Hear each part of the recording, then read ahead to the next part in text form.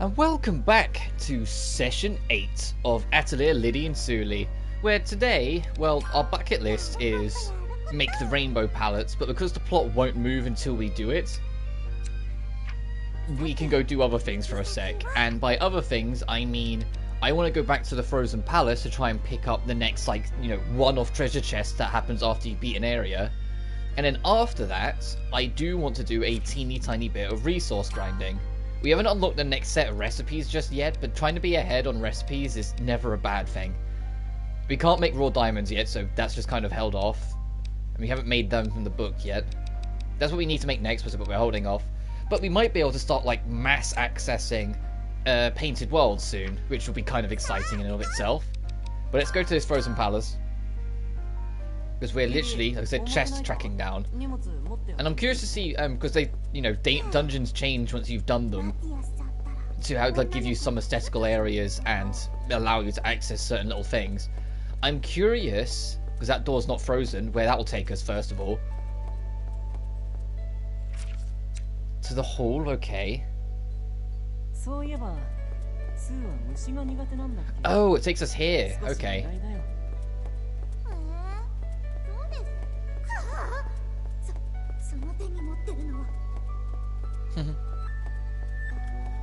Because as expected, we are here to try and nab that extra treasure chest. I love that this area's got more interconnected doors, it's not just a straight path. Oh, that's the teddy. So I saw it in the corner of my mind, I was like, what is that? Also, we're still trying to befriend this ancient painter, or this soul of an ancient painter, which I really thought, well, so I thought the same with the girl from the last dungeon, but they're just one-off episode characters, I guess. But I thought she might join the party, but no, I never mind. Is she over here though? Can we go pester her and talk to her? You know, despite all these enemies everywhere.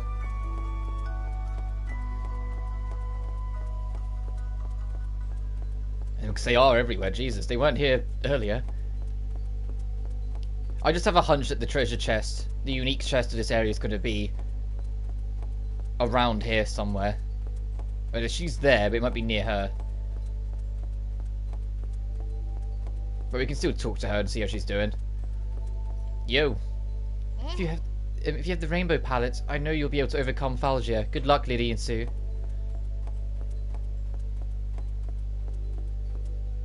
Oh, there are resources in here at least, so I was hoping I'd turn around the corner and the chest would be here. We don't need broken rocks, Gabe, stop giving them to me. Come back again soon.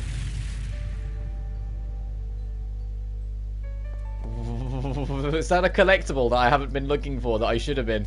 Uh-oh. But that wasn't the chest, so let's keep moving on. It might be in the back room then, since we never really had a reason to go there. I like how despite all the enemies outside, there's none in her room. That's kind of charming.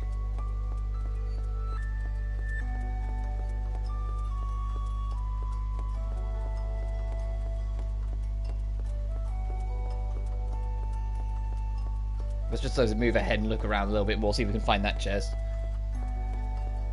So I don't want to do too much resource grinding because, we ended up doing quite a lot accidentally. Or inadvertently because of all the nectar fruit stuff. It's just a little bit. Hang on. What are those two guarding? Look at that.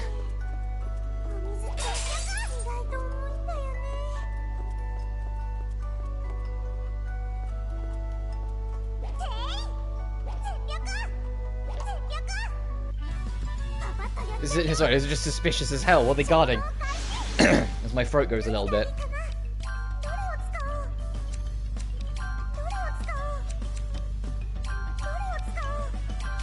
We're just going to be using the Ori Bomb anyway in a sec. Oh, we don't reach both of them? Oh, damn, never mind then.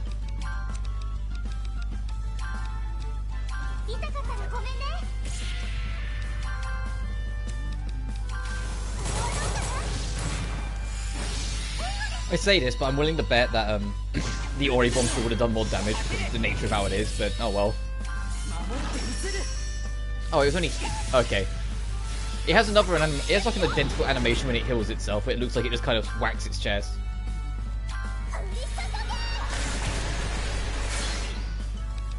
But now this guy's on his own, we can start bombing him to death.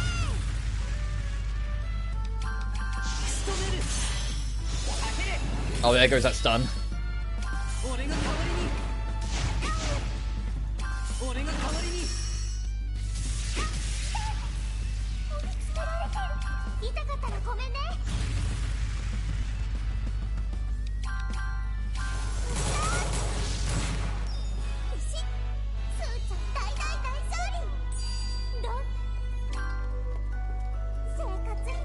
Alright, what were you blocking? Ooh.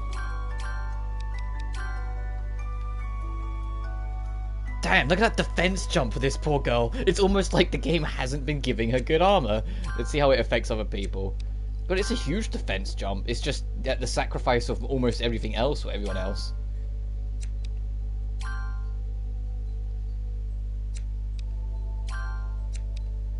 Yeah. Slight loss of MP, but more health, more defense, and more equip effect. Yeah, you have it, Lydie. You've been mistreated long enough. I am still pretty, like as I said before, happy with the party we've got. Even when Sophie and presumably Planchta join, I probably won't like rearrange my party. I might rearrange my backup and take Alt off because I'm never using him, but that's about it. There's just a random guy here as well. Okay.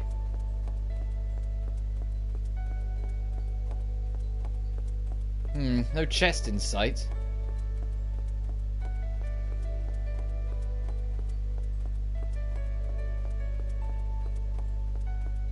So a bunch of debris and instruments. This door leads to something. I just want to check where it leads back to, see what it links around with. This links to the library. Oh, okay, right at the very top of the library.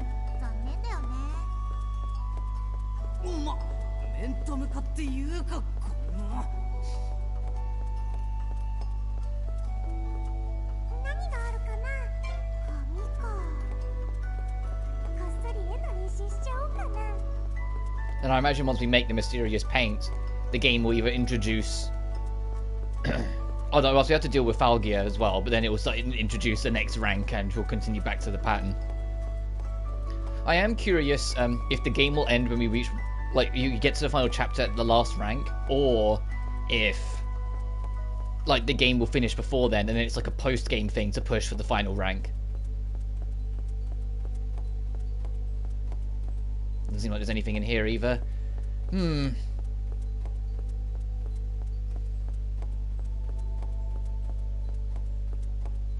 Oh, and here I was hoping. I'm still going to keep looking around for another second just to see if I can find it. There's a lot of, like, enemy barricades in this dungeon. You know, see those two there were kind of standing in the way. Like, there's, like, pre-positioned enemies solely to barricade and make certain parts more awkward. But I kind of just want to look around quick. We know that that door links to the other side. There's no more chests in here. Nope.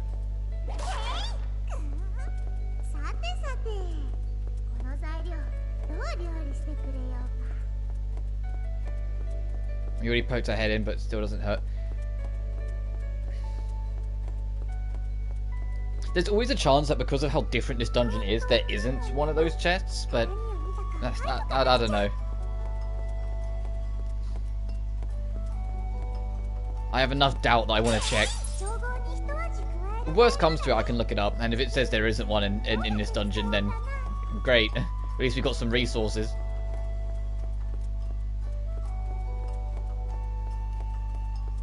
So the last real space to really check is over here. Okay, let's get out of here. I do appreciate you can go back to the gallery so you can jump between multiple dungeons a bit quicker. First is in or out there. Everyone's doing their thing. 84, you're nearly there. 54, 19, 29. Everyone's slowly building up. So once I know I've got the full party, I will definitely try and dedicate some time to grind up friendship level. Just because I know that's significant.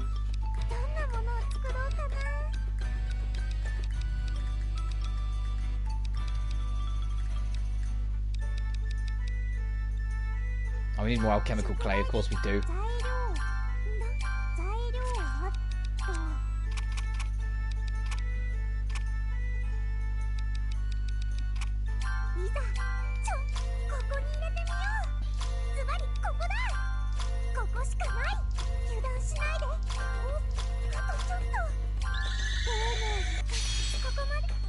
Why does it always take so long to make alchemical clay? It seems so crazy how much it just kind of spins around itself.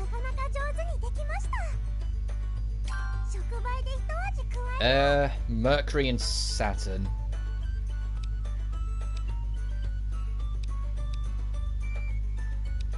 That's an odd combination. I don't know if we'll have it.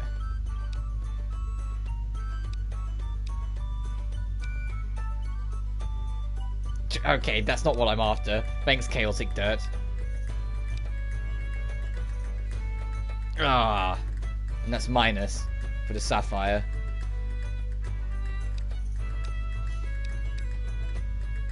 I'll just take this then. And we need to try and lean a teeny tiny bit more on purple. Oh, okay, that was easy then. So maybe I'll try and get a little bit more red in now.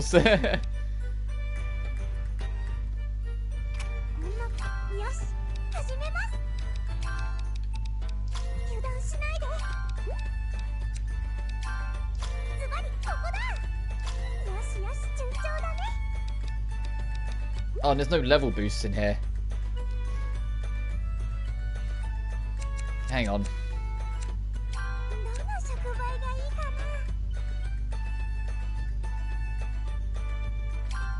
Yeah, I mean, since I've got like a million broken rocks, it just makes more sense to just take that, actually.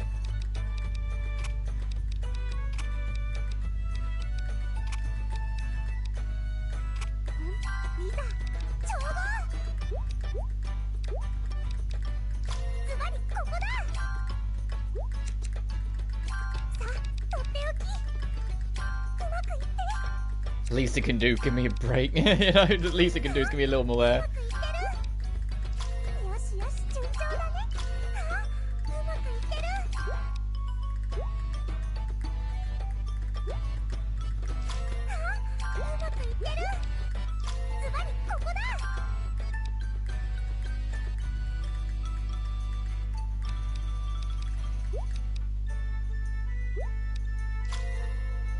We're not going to get it anyway. Oh well.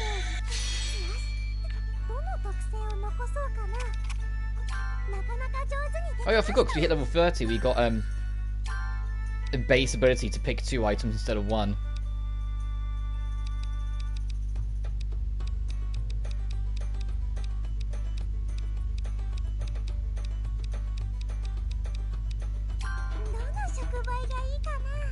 Oh, okay, it doesn't matter.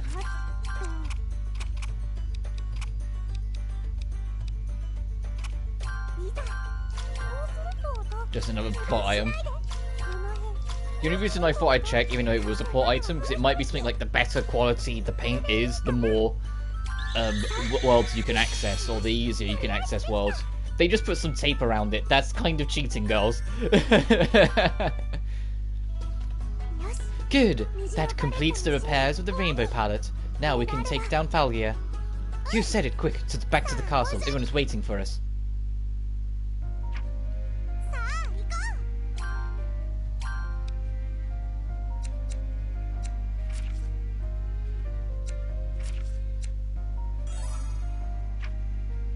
Fine, let's go over there. Just actually, no, I'll save first, just in case things go to hell, but because it might immediately go straight into the boss fight, and we're still, yeah, equipped with everything that we were before. We might go there and it says, "Are you ready?" When you do this, you'll go straight to it. Ah, hello everyone. Ah, girls, you found the key to defeating Falgia, I hear. Sophie, what's happening with Falgia? Don't worry, I just ran out of items. Platchta and Elmira are holding him back for now. But I don't think they can that much longer. We need to put an end to this quickly. Say no more. We prepared the item we need to finish this. Great, I'll go with you then. I already filled back up on items. Great! There's nothing we can't do with you along, Sophie. Right, just you wait, Falgia. Everyone, come on. Yay! So maybe no Platchta, maybe just Sophie in this game.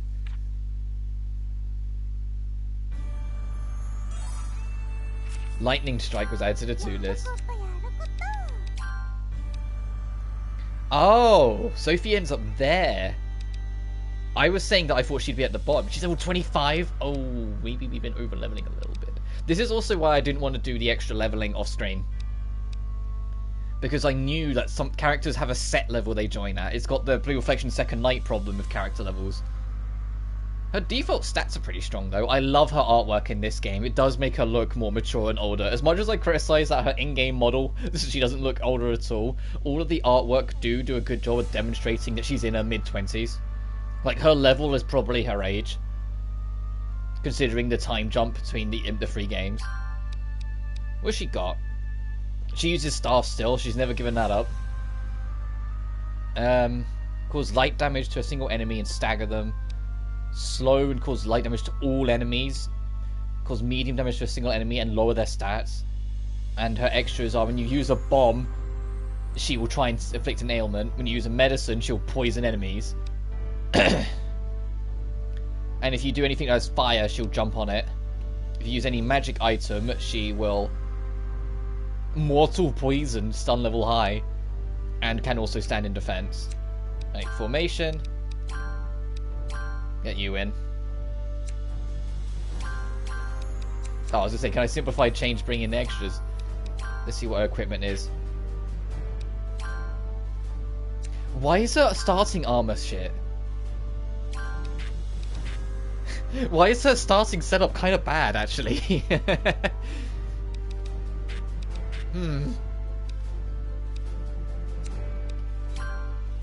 Oh, okay, fine. You can keep them.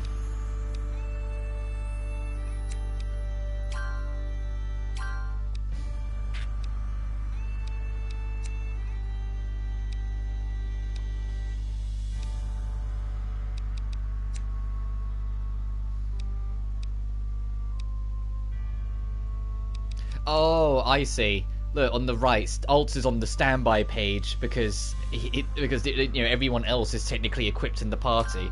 So when we, I don't know if it's the full roster. I don't think it is. I think there's still one more we need to get. But well, at least one more. It looks like there's 9 here, but I don't know. Because I think maybe Elmira could join us, but like that's it. That's like the last character that I think is like a maybe.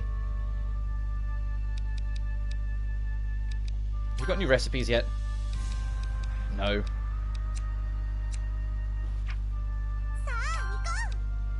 What have we got to do in our atelier? Hang on.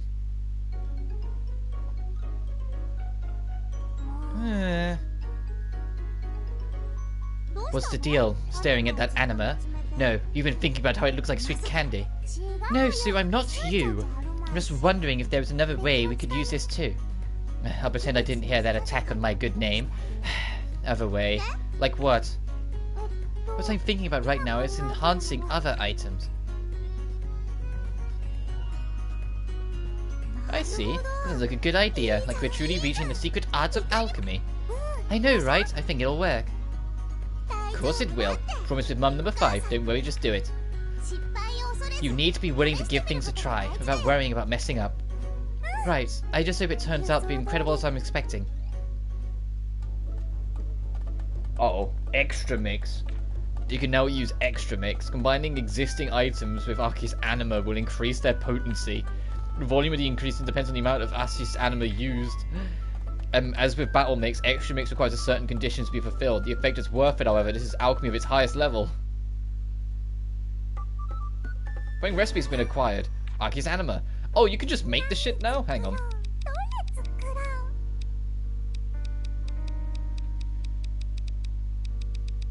No idea where it would be. It's gonna be like right at the very bottom, isn't it? Because it's so different.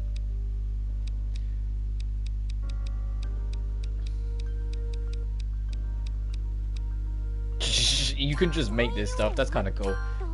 Do you get 100 per fuse? Hang on.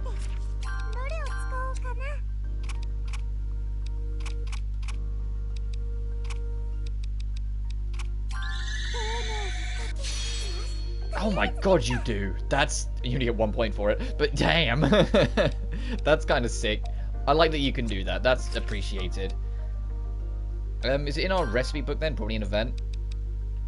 No, book.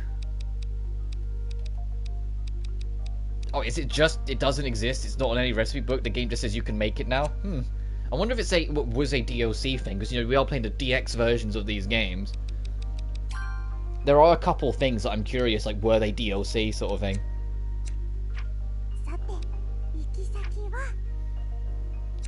Alright, I'm going to save again, and we'll head out and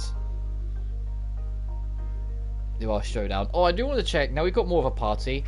Is it still just the twins? Oh, okay, no. So everyone does have different costumes. Oh my god. It's her favorite. I convinced her to let me wear it. Do I look smart? Oh my god. What's this? Oh no, Sophie.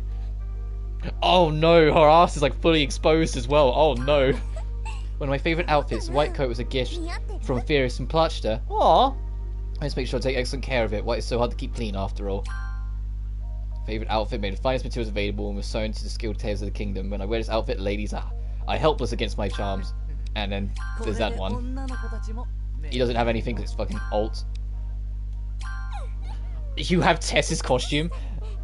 I'm told it is the costume of a waitress from a town from Kirkenbell. It's a little revealing for my taste, and though I'm kind of embarrassed.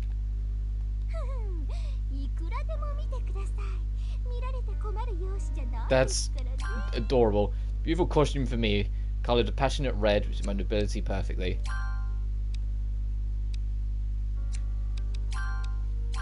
I love this because I loved this costume in Atelier Sophie, even though you can tell that this costume came from a different engine because the proportions on Furious and the way the fabric works is very different from how tiny it kind of looked on Sophie back in Atelier Sophie. But this is absurd. This is absurd. Like, I just feel so bad. Like, her whole back and butt is so revealed. It's like, oh no, I'm just gonna let this girl wear this.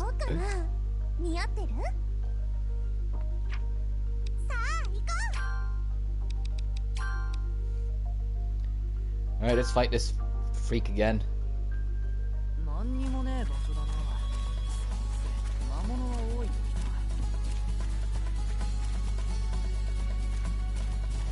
What the heck is this pot doing?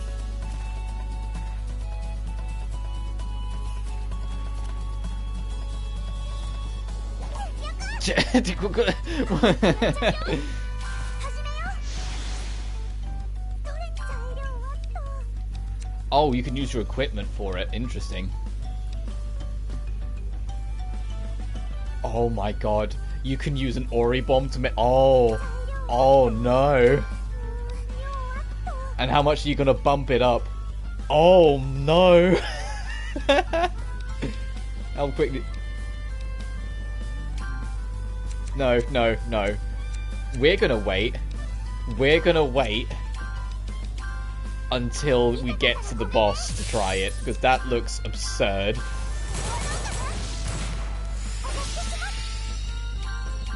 No wonder they let you just make it, because you could burn through it like nobody's business.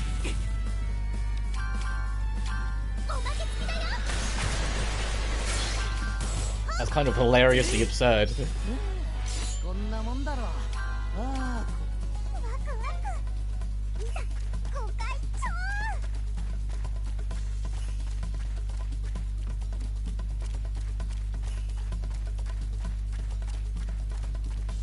Alright, Scorched Cave, here we go.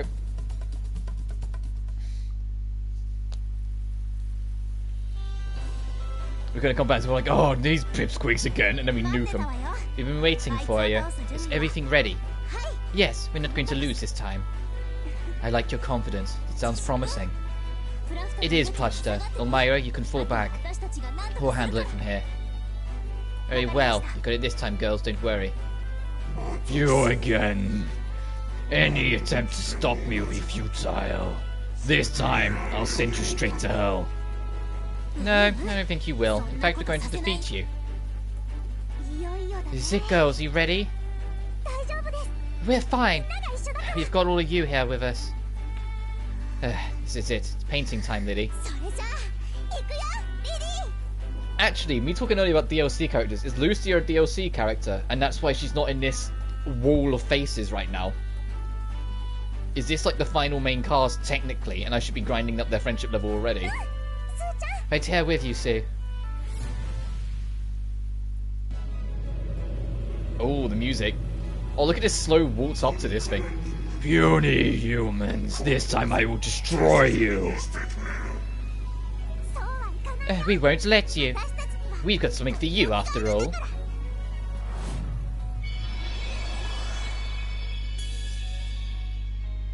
What? You insolent! Oh, song time. Oh, we haven't got access to Battle Mix. That's fine, we're going to... Oh wow, it's got a reasonable amount of health, and it's a reasonable level to get. Jeez, it's crazy how that works. They still nerfed the crap out of it a little anyway. Oh Jesus, this music. I gotta keep talking though. Do I just risk it? You know, no, it's going next turn, literally.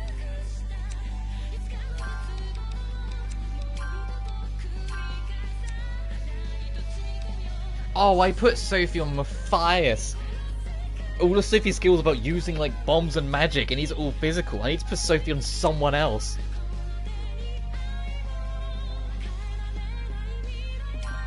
I might put Lucia on Matthias and Sophie on Fierce. Next chance I get. Ah, fuck it, I'll take the risk.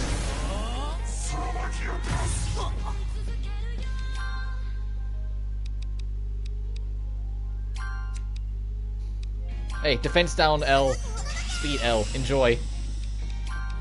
Let's see how this goes. Right, carve the moon, motherfucker. Go for it.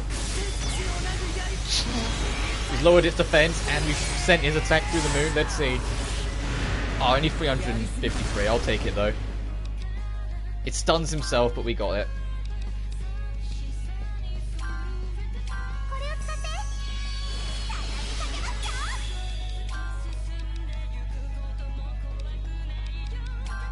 Oh yeah, we did make him weak to fire through our excess abilities. I am going to defend a turn though to make his stun roll around, and then we'll go crazy with Ori bombs.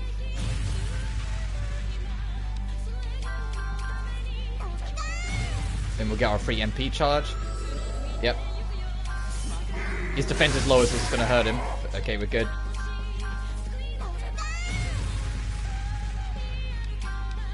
Yeah, see that none of this will trigger it. Ah.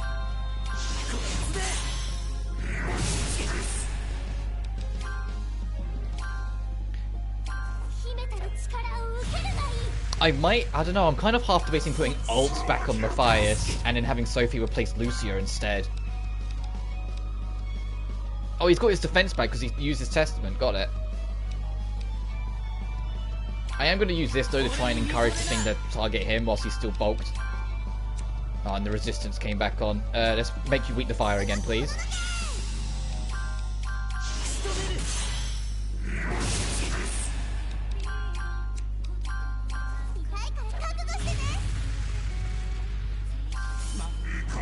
Tide lightning rod. Great evil flash. Oh, he's charging up.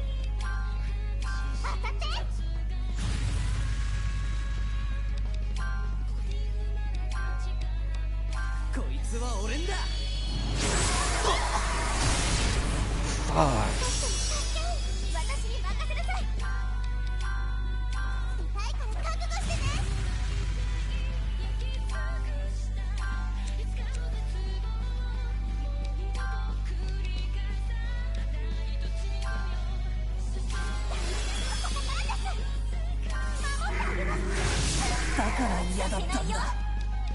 Sophie's time.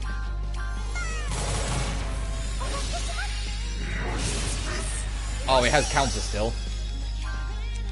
God, she's still got the same animation. Alright, light damage to an enemy and stagger. Slow and causes light damage to all enemies. And medium damage and lowers their stats.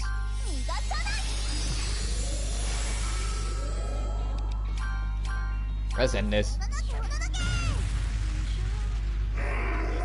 Hey, trick unlocked. Legend sinks to the past. Oh, I want to see Sophie's level up animation.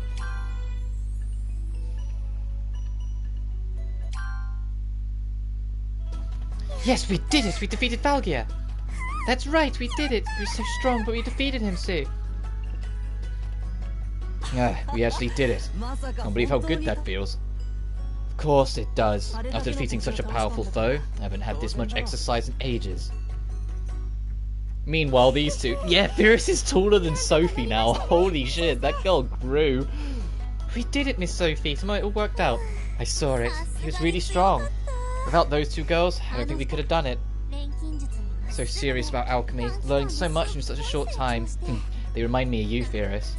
I don't know about that. They're far better than I was at their age, surely. Well, both of you, well done. Right, Sue, I think we better. Right, Lydie, time to go back home. Home to Mervale.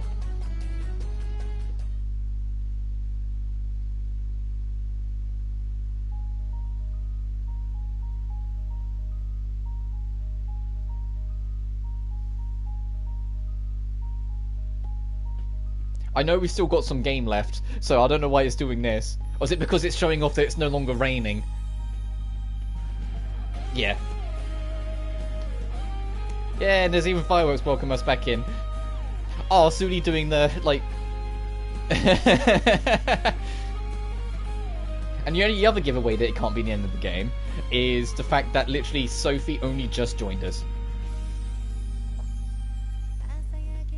Aww, and we're going to get more songs, which means I have to talk over it, because every single time there's a lyrical song in an Atelier game, that stream gets copyright claimed. Which doesn't affect anything because I don't make money anyway, but for the sake of trying to make it so that they still actually get advertised at all, I have to. Oh, and they went to Mervale instead of Teach first, and now they're going around and pestering everyone. Watching Leonie pester Fierce. I still can't believe after 3 full games they haven't given Plachta like anything better clothing wise. That poor girl has had like it's her clothing is only the front. It has been for 3 games. And it's so apparent when it's on Sophie if you wear that costume just how revealing it actually is. Like holy shit.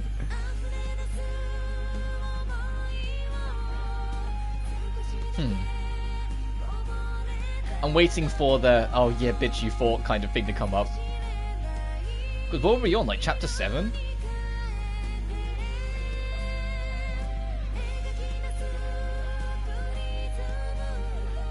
Oh, okay, I was going to say, are they actually going to animate them sitting down on the bench? No, of course not. They just hard cut to them already sit. Oh, I love these two. Falling asleep on each other like that, that's adorable. They tuckered themselves out after all their celebrating, finally sat down to have a moment between the two, and then just passed out for the trouble. That's adorable as shit. But yeah, no credits. That's no, we're not done yet. That's just a celebration for beating that part of the game. So, who's that approaching them? That was fun. Yeah, I'm so happy right now. Me too. I'm so glad we managed to defeat Falgia. It goes double for me. We defended Mervale. It's our home after all. Oh, everyone's coming to join them. It's not just Dad.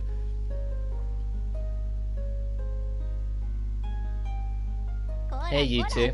You're too young to be getting all misty-eyed. Elmira, Fierce, and Sophie, what are you all doing here? We didn't have much time to talk after defeating Falgia. With good reason. The two of you were surrounded by people the whole time. Heroes of the city, people were shouting. You looked pretty happy about it too. You haven't really experienced praise on that level before. Everyone was saying well done and thank you. It was pretty overwhelming. To be honest, it made me super happy. All deserved. You both worked really hard for it. You can't take all the credit. It's thanks to you that we did all this, Sophie. That's right. You're the one who told us that alchemy can overcome any hardship. The power of alchemy is meant to help people. That's what it lets us push through and achieve all this. Oh, you told them all that? Oh, well done, Miss Sophie. So wise. Hey! That sounds a bit more like you're mocking me. Girls, make sure you remember what you just said to me. Feeling happy about the gratitude of others. You should treasure that feeling. We will. Right, let's go and get some food. I found a really delicious place. Of course you have, Fierce. When it comes to dining, no one moves faster than you. Right, as the oldest one here, I'll treat you all.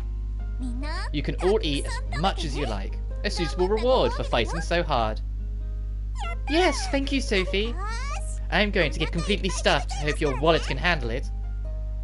That's maybe not something you should just be bragging about. If someone offers to get you food, and yeah, and then the twins' dad watches on, proud, hopefully, that they've come so far. But yeah, but if someone says, oh, I'm paying for food, don't then buy everything. Don't take the piss.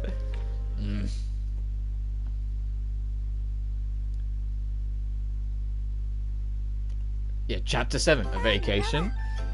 So we were in chapter 6. Yeah, there's no way. I imagine it's 12 chapters then, and that was like the celebration for beating the first half, like the first arc, the first story arc.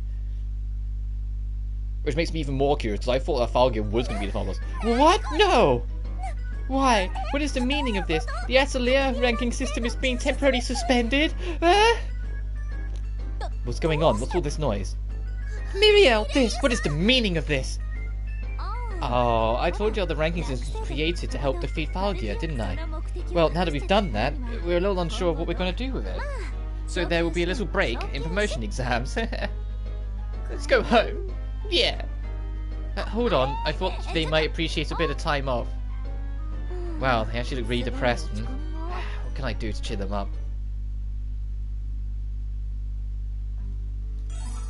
So just gonna, it's a list, yeah, just go home. Okay, but we got a lot of other shit to do.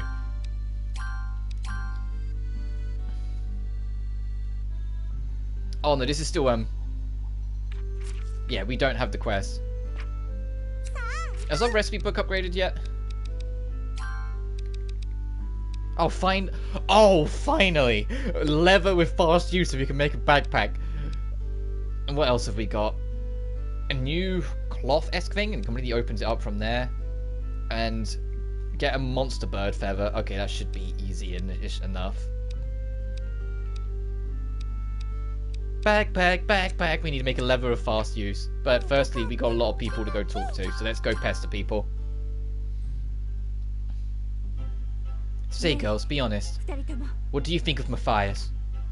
I mean, that's not an easy question to answer. He's not a bad person, but a bit flaky. I see where you're coming from. He's funny, though, so I like him. Funny and flaky. It sounds like you think he's a pretty poor example of a man. I do, a poor example. You don't hold back, do you? Although I guess he isn't all that reliable. At his core, though, Matthias is a serious fellow. He's always thinking about the kingdom first. But he's also a little bit of a coward, a trait not easily explained away. I don't know how it happened. There is that side to him. I wonder if there's any way to remedy it. A remedy? You know what? I've got an idea. I think I'll need your help with it, though. What? Our help? To do what? A secret, for now. You can look forward to it, though. Maybe not. That smile is telling me there's nothing to look forward to for us. We better be ready for anything. What do you plan to do to that poor boy? Yeah, sure, let's go pester Elmira. What's wrong? Why are you suddenly shouting like that? This here! It's cute. So cute! You're right. Is this yours, Elmira? Yes. Do you have a problem with that? No problem. I'm surprised you like cute things. What? I'm not that fond of them. Not really. Really? If I take a better look around this atelier, there's actually lots of cute stuff in here. They were gifts. All of them. I didn't buy them myself. Let's see. I mean, that's not necessarily a lie. Theorists, we know, brought Elmira a couple things from time to time. Elmira, I really like this doll. Do you think I could have it? If you don't actually like cute things, you don't mind if I take it, do you? It's not a problem, right, Elmira? Please. No, Chirpy is mine and no one can take him. Chirpy? Elmira, did you just say Chirpy? Don't laugh, so what if I like cute things? You're the one who denied it. You could have just said so from the beginning. No, I mean... Having a teacher who likes cute things is not very cool, is it? So cute! Too. I think Elmira is the cutest thing in here. Yes, I agree. My heart just skipped a beat. Elmira, you're so cute. Stop that! Don't mock me! I didn't want you finding out about this. Please, will you forgive us? We'll tell you about a place that sells all sorts of cute things. Really? Oh, darn it. That's so cute, Elmira. It's so cute. I can't believe this. Getting teased by my own students. I'll remember this, both of you. What do you mean, Elmira? You didn't want us finding out about it? What do you mean you didn't want us finding out about how cute... that you like cute things? What? What do you mean, woman? Let's get out of here.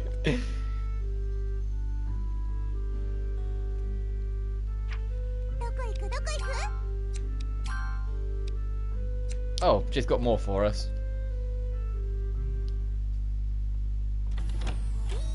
Elmira, I've come to visit. Oh, Fierce, sorry, but I'm a little busy right now. I'll be done in a moment. Won't you come in and take a seat? Sure, I'll just relax here for a bit. She's going to see how much of a mess everything is and start tidying up. Let's see, things have changed around here since I last saw it. Huh? What's this? Elmira, is this... What? That's... I remember this. I gave it to you, right? Is that the exact one they gave when they had their falling out like 5 years ago? That's really fucking adorable. If that is. That's really adorable. Wow, it's so nice to see you've taken such good care of it. No, you've got it wrong. It's a different one. Different chick. Oh, really? You mean this isn't Pico? That's right. This is Pasuke. He's an energetic young boy related to Pico. Pico isn't here anymore. That's right. And if I say she's gone, she's gone. That's right. That's a little sad. Huh?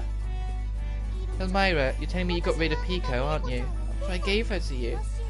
I've still got the original Gyoromaru that you gave me. Really hates it though, so I keep it away in the box, but still. It's hard to hear that a present I gave you just wasn't special to you at all. That's not how... You know full well that isn't true. Alright, I confess, this is Pico. This is the original Pico. You know I would never throw away a present you gave me. Elmira! Oh, thank you. You've made me so happy. I hope you'll think of her as she were me, and take good care of her.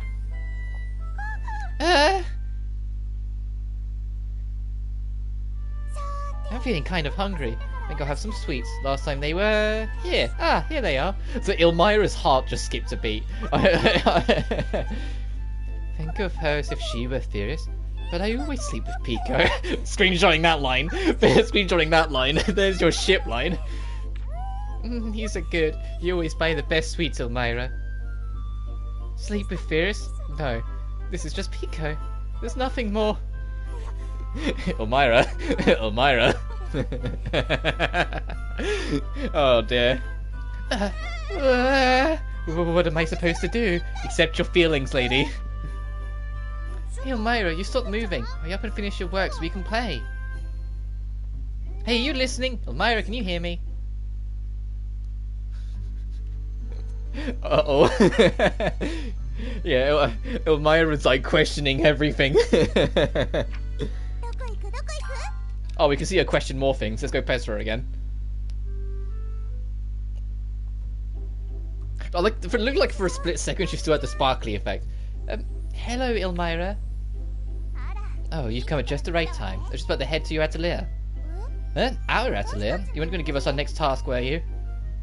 How terrible, lady. We've been caught completely unprepared. Wait a minute. Just calm down. Stop acting like I'm some monster who's always testing you. But that's more or less true. What was that? Nothing. But Elmira, if you didn't want to give us a new task, then why? Well, listen and be amazed. I wanted to come and offer to help you gather new materials. Help us? You mean... You're going to come with us? Precisely. Things have calmed down a little, so I thought I'd teach you the fundamentals of gathering up close. Be well aware that this won't be easy. Make a mistake and you'll pay for it. Yay! Huh? So, we finally get to go on adventures with our teacher! I know, Lydie, isn't it wonderful? You always said that you wanted to travel with Elmira. That's right, it's always been my dream to go places with her and gather materials with her. You too. So, Elmira, once again, we're in your hands. I love these two. Then leave it to me. After all, I am your teacher. Just sit back and trust that you're in good hands. Lydie, Sue, let's make the most of this. Elmira joined the party! And I genuinely think that's the whole squad now. Oh, maybe not? No, actually. Alt's thing is too low down, so I don't think there is another slot. I think this is the whole party. I love her artwork. Why does she actually start at our level? Why did Sophie get mistreated? And yet I love Elmira's artwork. Look at that. That's so cool. It's genuinely crazy. Like, I know I'm slightly biased, but why does Firis and Elmira have the best artwork in this game, in my opinion? And then closely followed by Sophie. And then the actual twins, then Matthias, and then Alt at the bottom. I don't know where Lucia fits. She's kind of in the middle. And the only reason I don't like Alt is because I don't like his face. I think his face kind of ruins it. But look, Elmira, she looks so cheeky, yet so bouncy and fun. Like, ugh. Anyway, what's she got? Fireballs. Has she still got the group-wide Fire Slam? I hope she does. Medium fire damage to enemies in a small area. Okay, it's not full Fire Slam. Restore. Okay, so that's like MP split. Like, there's a huge MP cost, which she gives back to everyone else. Heavy fire damage to a single enemy and remove all enemy status changes. Inflict additional damage when enemies overpowered. Restore all MP, but burns through 30% of her health. Oh. Oh, she's a charge burst kind of character. You burst through all this like super quick, and then you get it back, and then you burn through it all, then get it back, then burn it through all. It's a constant trade-off of her skills.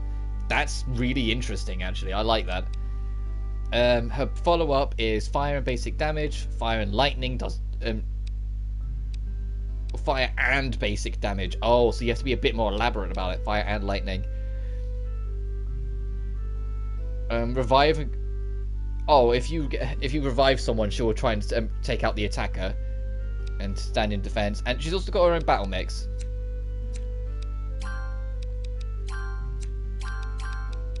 I want to keep the twins together. I just feel like that makes the most sense. But Sophie backing up Furious, I think, makes more sense.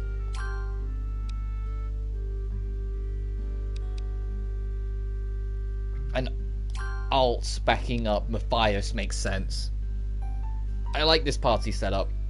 I know that means like the two, because I think Elmira is DLC originally, which is why I think the actual reason why she starts at your level.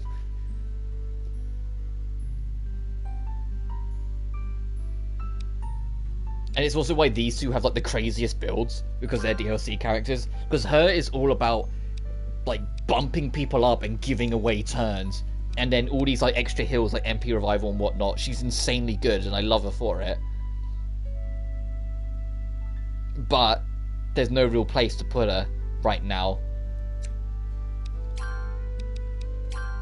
Because I could put her there, because it's when a healing item is used, and Matthias can use healing items, which is a tank. So actually I might rock that.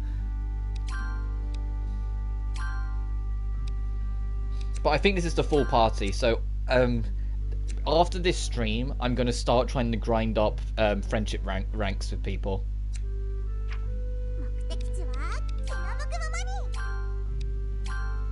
Please tell me there's a reunion scene with Sophie and Corey.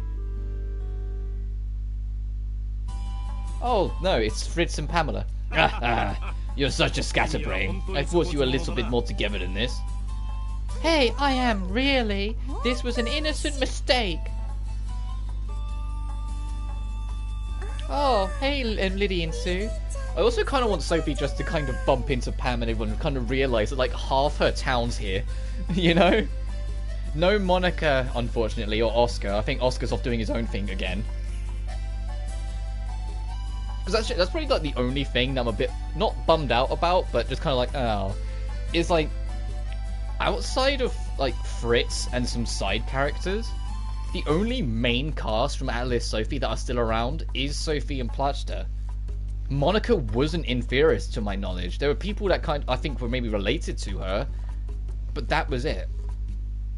Oscar even came back, and I was like, oh, cool. But we didn't see Harold. We didn't see, we didn't see the Knight. We didn't see the Gunman. We didn't see I can't remember everyone's names. Like, you know, we didn't see most of the side characters. I miss Tess. The only constant has been Pamela because she's a constant of the series, and Fritz. And I mean, even like Fierce's cast come back, got better end of the deal because we got Fierce, Leonie, Drossel, Elmira. You know, like we've got more people around, more people from that game just showing up. Hey, Lydie and Sue. What's it? Oh, Pamela, you know these two. Yes, of course. We're already really great friends. We are. I'm most surprised that you two know each other, to be honest. We stayed for a while in a town where Pamela lived. A while back, she was a nun there. Fritz was a big help. Everyone at the church loved his puppets. Glad to hear you say that. You helped us a lot too. Pamela has been a nun for a long time then. I thought maybe she was something else. Hey, I can hear you. That was rude. You still have a way with kids, just like always. In any case, I sense destiny behind this meeting. If you need anything, just let me know. And I extend the same offer. If you need to chat about anything, I'll be here for you. Oh, and one last thing. I'd love to see another of your puppet shows sometime. Ah, that can easily be arranged. See you later. That took me back. Tell me, is Fritz the same as before? The same as... Oh, I think I know what you mean. His reaction to puppets? Yes, that's right. If you know about it, I guess he is the same. Good. I'm glad to hear it. That's how Fritz should be. No doubt. And off she hovers. It confirms that Mr. Fritz has always been a little bit odd. Yes, if he's not going to change, we just need to get used to it.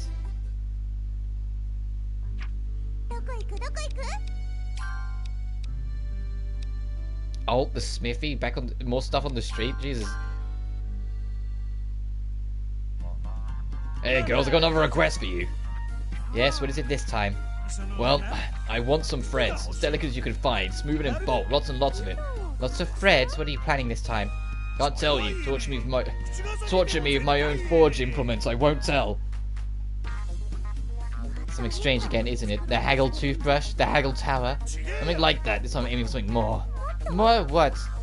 I'm not falling for that either. It's one is top secret. It didn't work. You try harder than that to trick me. Go and get to it. Fine. If it's going to be more worthless junk this time, though, isn't it?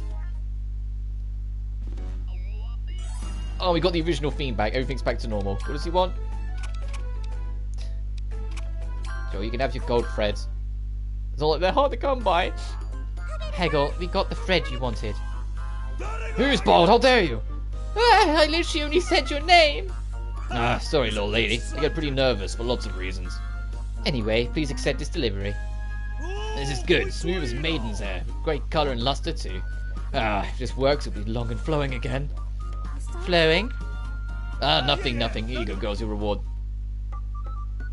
Alright, fine. I guess that's worth it.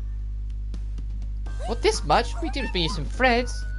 It's fine. Don't worry about it. However, don't tell anyone else about this. Understand? Understood. Good. Why did his forehead just sparkle? Maybe it's going according to plan. Hey, Sue. You guessed what Haggle's planning to make, right? Yeah, I got a pretty good idea. But why now? I don't know how I'll react if it comes up wearing, well, you know. Let's just leave to it, shall we?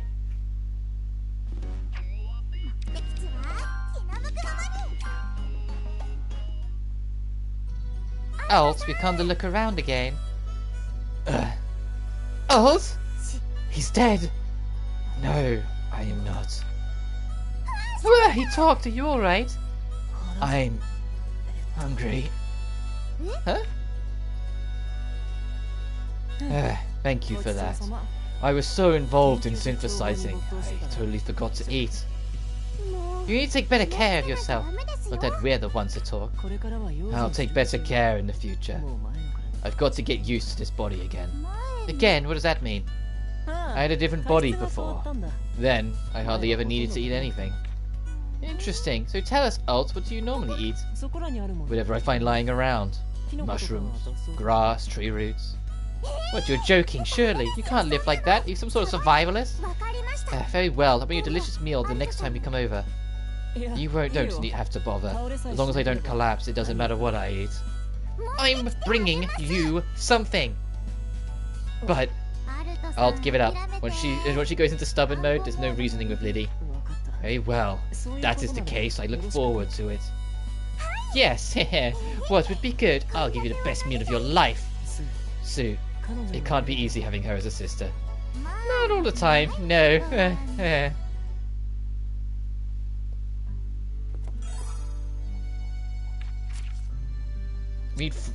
Okay, we need to make free meat.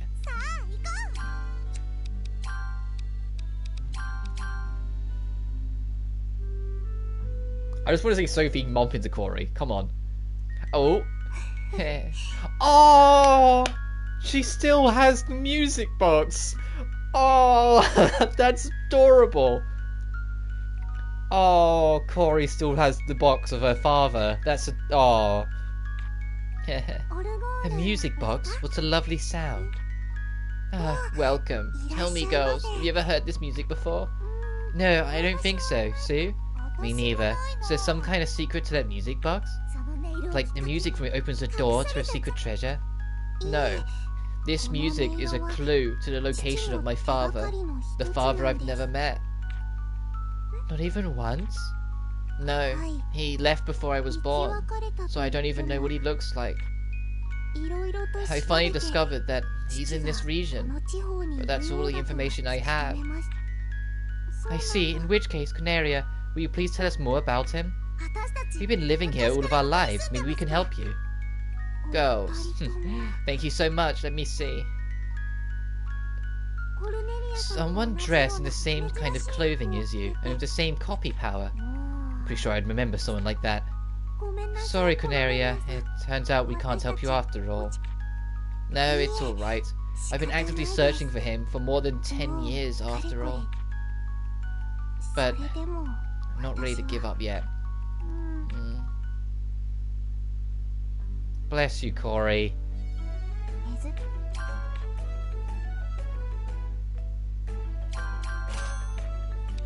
That warms my heart that she still has that. That genuinely like made me smile.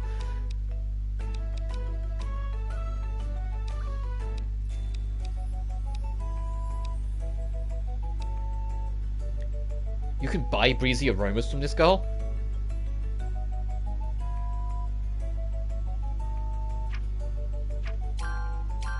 Which tells me we're going to unlock it soon. And hopefully make our own.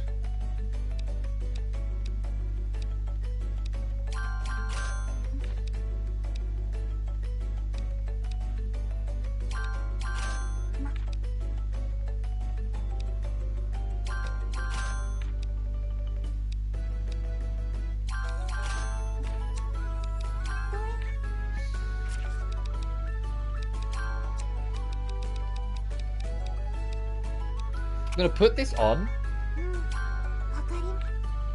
but only until we make our own. Ooh, let's go say hi to Ferris. Spin it and spin it. Like this, Plachta? Yes, that looks good. Next.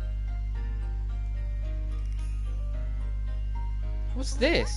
Ferris is learning alchemy from Plachta. Well, yeah, but isn't Ferris Sophie's student? Hey, you two. That's right, I'm Miss Sophie's student. But since that also makes her the student of my students, I sometimes also teach Ferris myself. Yeah, I love, like, the, almost like the family chain of hierarchy in these games. Because Plachta is Sophie's teacher, Sophie is Ferris's teacher, Ferris's best friend is Elmira, and Elmira is Lydie and Suelle's teacher. Well, I love the link going through like that. It's just nice world building to see the connections grow. Plachta can teach really well. It goes without saying that she's a great alchemist too. Wow, she does look like she'd be good at taking care of people. Thank you, but please don't tell Sophie about this. Why not? It's not like you're doing anything wrong. Well, it makes her jealous. If I teach Ferris, Sophie gets mad and starts going on about how she's Ferris's teacher. Honestly, she's a grown woman now, but inside she's still just a kid. She still relies on you a lot, Sophie. Oh, you bet she does. Sometimes I think she'd be better without. Plachta, I baked some cookies. Let's have some tea. Yes, I'm coming. Sorry, girls, but it's time for tea. Sophie, what's on the menu for today? Some of my special cakes and some lemon tea, too. She just stopped mid-sentence and went off to eat, didn't she? That might sound odd coming from me, but Plachta's first loyalty is to her stomach. That's unexpected. I guess Plachta might also be more of a little kid than I thought. So it's like, oh, is Sophie and, like, Plachta just chilling in it? Oh, they are! Oh, Lydie, Sue, I made some sweets. Would you like to try some? I like how Sophie's always just the sweet giver. She was the same in Fyrus. Hello, Plachta. Please make yourselves at home, of course. This is Fyrus' atelier, not mine, but still. Well, technically, this was a gift from Sophie. So technically, Sophie made this. Alright, I've had enough. Let's go. I'm getting too carried away. I love the deliverance that this game is by acting as the last of the trilogy. You get to see all these characters from the past few games grow. I know I was just saying that not enough Sophie characters come back. Hey, he's Mr. One Man Cast. Hey, dude. I was just talking about how much, like, I love the fact that this trilogy, you know, leans on the fact that they not expect you to play the first two, but give you so much if you have. Seeing, you know, Fyrus be taught by Plachta and Plachta talk about how they have to pretend not to when Sophie shows up because they will get jealous. It's like, you only know that if you play Fyrus and you've seen her get jealous. Like, yeah, I love these little details of the characters. I love that you see, like, Fritz and Pamela catch up and get to and see how each other have been doing, which, you know, they've had a bond before and got to know each other and even done a puppet show because of Atelier Sophie. I love the way it all links together. It's the same sort of, like, reward that you get when you go through the Yakuza games when they reference the older stuff that you only really get if you've played it. Thank you for coming. Oh, it's a Leonie scene. Uh-oh. Leonie, hello. How is the shop going? Very well, thank you. Here. What's this? A survey I've been having my customers fill in. Take a look. A survey, let's see. Offers a wide range of fresh produce. Shop owner is cute. Lots of items. Shop owner is hot. Shop owner is funny. Oh, wow. You have a pretty good reputation, although half of these are about you. I love Mysterious so much. I like how one of the comments was just, she's hot. Like, just some guy was like, lady hot, buy from her. Like someone's just simping. Well, Leonie, you are attractive and kind too. You only sell the best as well. I'm not surprised you get a lot of customers. That's very kind of you to say. I need to make my shop even more famous now.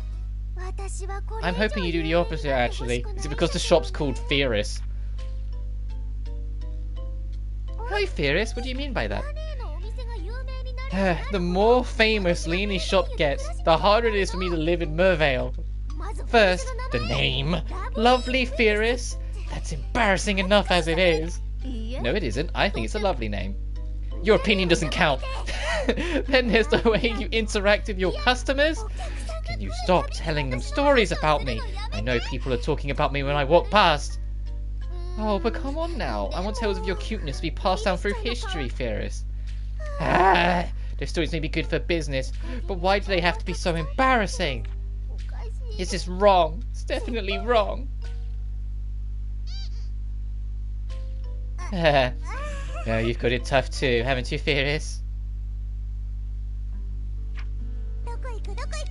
Damn, it's nighttime and people are still wanting to hang out. There's more stuff at the gates. So yeah, because Sophie and Plachta are hanging out in Fyrus' atelier. There's another thing at the castle.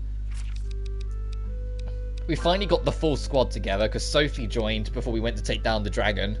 And Elmira only just joined us, which is why both of these girls' friendship levels are 0, because you haven't really been out with them yet. Sophie's starting at level 25 is painful though. Like, everyone else is 31 and she's just 25. I'm like, ugh, she'll get there. Yeah, Megukyo is suffering. Yeah. To be honest, it does really put me, after I finish Demon of Zen, like, a lot of the Atelier games really does put me in the mood to write something a bit more lighthearted. That has, like, a big gang of characters, like, different things like this and different dynamics between them. It does kind of, like, inspire a little bit and make me want to try it. Because I don't really... It's not that I don't write lighthearted stuff. It's just I don't write this lighthearted stuff, if that makes sense. I'll have lighthearted and goofy moments, but they usually have some kind of serious and maturity about them. Can't we do the ambitions journal yet? Because we have to return back to our Atelier. We need to make more strength meat for alt. We can kind of get breezy aromas now, but we can only buy like the basic ones from Corey's shop, so I'll just hold off for now. Let's see where else we can go. We have to circle back. We'll go to the entrance hall and circle back around. Uh-oh. Hey Miriel, it might seem odd asking this now, but does time inside the painting stand still? Daytime paintings stay in daytime, and night ones stay in night the whole time, right? Well, saying time stands still isn't quite the right expression. When you come back to the painting world, time has passed here, right? So while it might seem difficult to see, time must be passing in there. Hey, don't look at me. I don't have a clue about this stuff. Alright, Sue. Sue's just like, look, I'm an idiot. Don't ask me about anything. Thanks for that, Sue. So the time of day doesn't change, but still is time passing. But time is still passing. Yes, that sounds right. Well done, Lydie. So day can be day at night, and night can be night during the day, and night is night when it's... I think that's enough about this. Poor Sue is starting to foam at the mouth. Yeah, you're right, Sue. We're leaving. No night, only daytime. Sun in the I need to think some more. It's okay, Sue. Just be head empty. No thoughts. It's fine. We understand.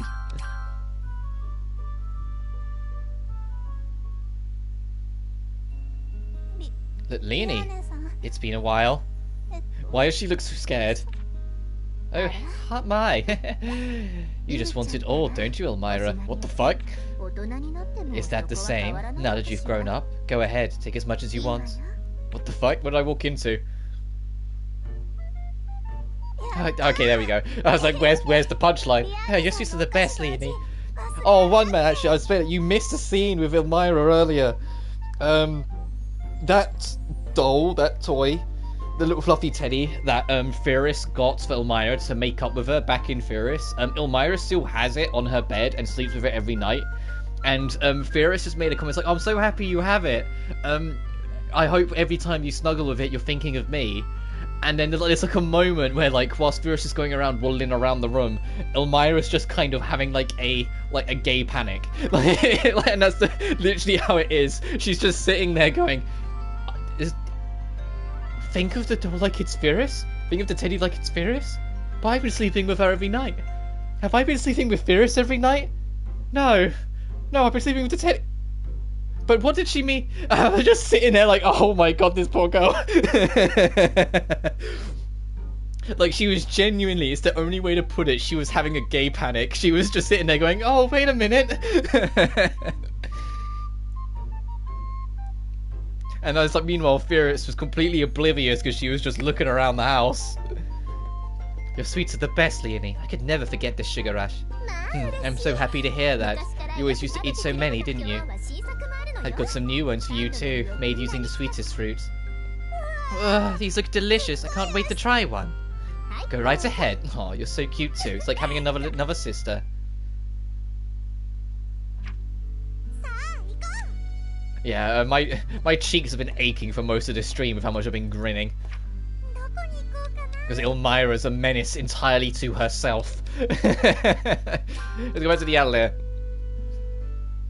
You just might make those strength meat anyway. We're back! Oh, and these two are feeling a little depressed because the Atelier ranking system's on pause.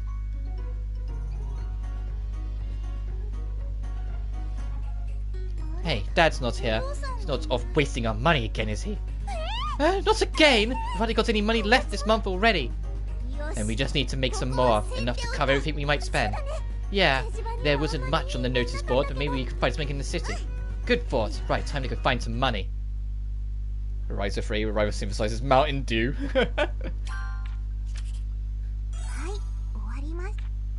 Oh wow, that haven't been refilled since the boss fight. I was like, why do we just burn so much money? I will have to rearrange this soon. I don't actually need to rearrange it much. Once we get Breezy Aroma properly,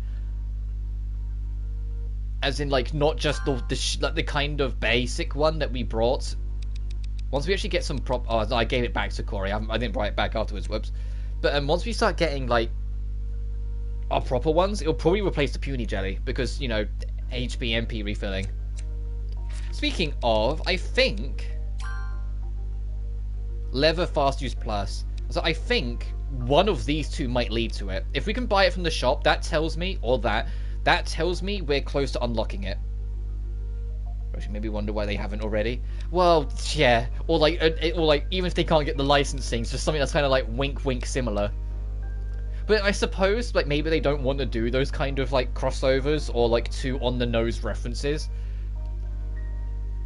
Like, just in case it compromises on the fantasy. Like, I think a lot of the industry is a little bit more hesitant to so brazenly have, like, crossover and advertising in their games after Pot Noodles had an entire side quest line dedicated to it in Final Fantasy 15. I think after that, everyone was a bit more like, Alright, Leather, Fast Use Plus.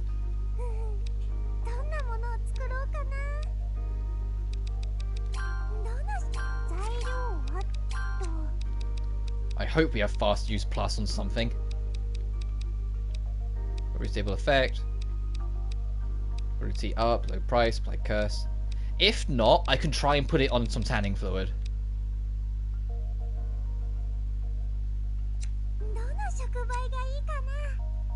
Hang on, I'll mark it as favorite. I'm just making double sure, yep.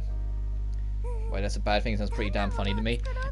To me, it was, but it was also kind of like, I don't want to say cringy funny, but kind of cringy funny in 15, where you had Gladiolus going, "You can't deny the simple beauty that is Pot Noodles."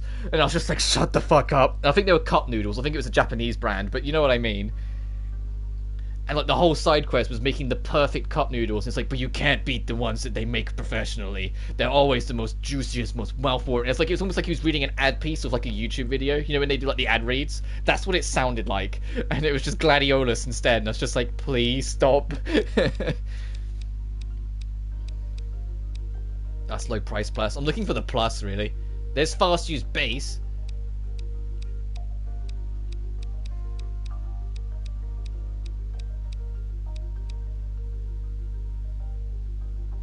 Daddy humor, fair enough.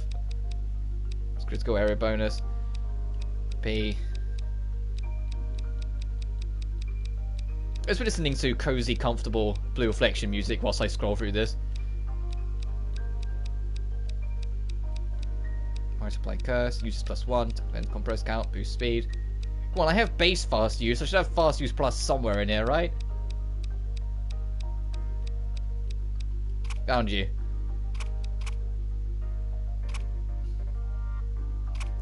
We're only making this lever to unlock a page, so I'm not that fussed about... Well, we haven't got any normal colours for it anyway, so it's fine.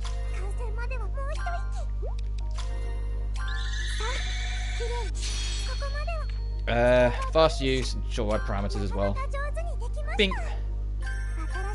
Now we can make the backpack. And then from the backpack, we can make the DLC Super Backpack. And then finally, we can start carrying more shit when we go on expeditions. Sue, hey Sue, I need to ask you something. The recipe says to add materials like this, but why do you think that is? Why? Because the materials fight, surely. Excuse me? Because if you put this one in first, it gets all crabby and upset, right? In Second Light and the first dungeon. Imagine being like Far Cry New Dawn. Guys, I haven't played Far Cry New Dawn, so I wouldn't know. For me, Blue Reflection Second Light's first dungeon, like, Kokoro's, Heartscape, it was like, when I did my second playthrough, it was like returning home. It gave me such a feeling of nostalgia, especially because you spend so much time in that first dungeon, because the whole tutorial's in there too. You do both the prologue and the whole of Chapter 1 in there. And so it just felt like a second home coming back to it in the NG Plus playthrough. And it's crazy how something so recent to me can suddenly feel so nostalgic.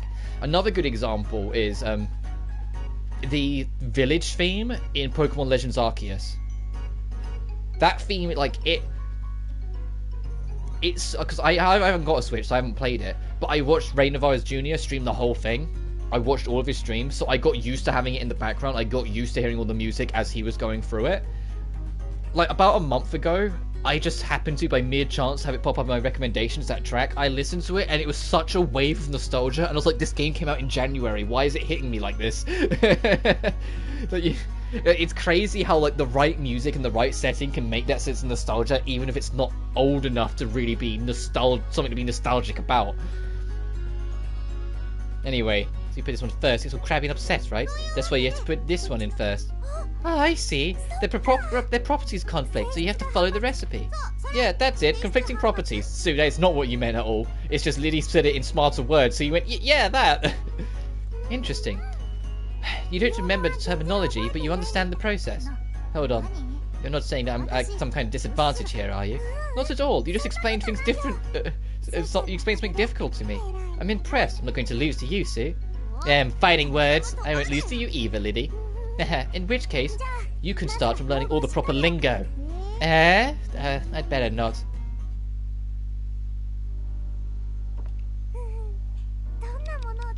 Because I think, / hope, it'll work like this. Where is it?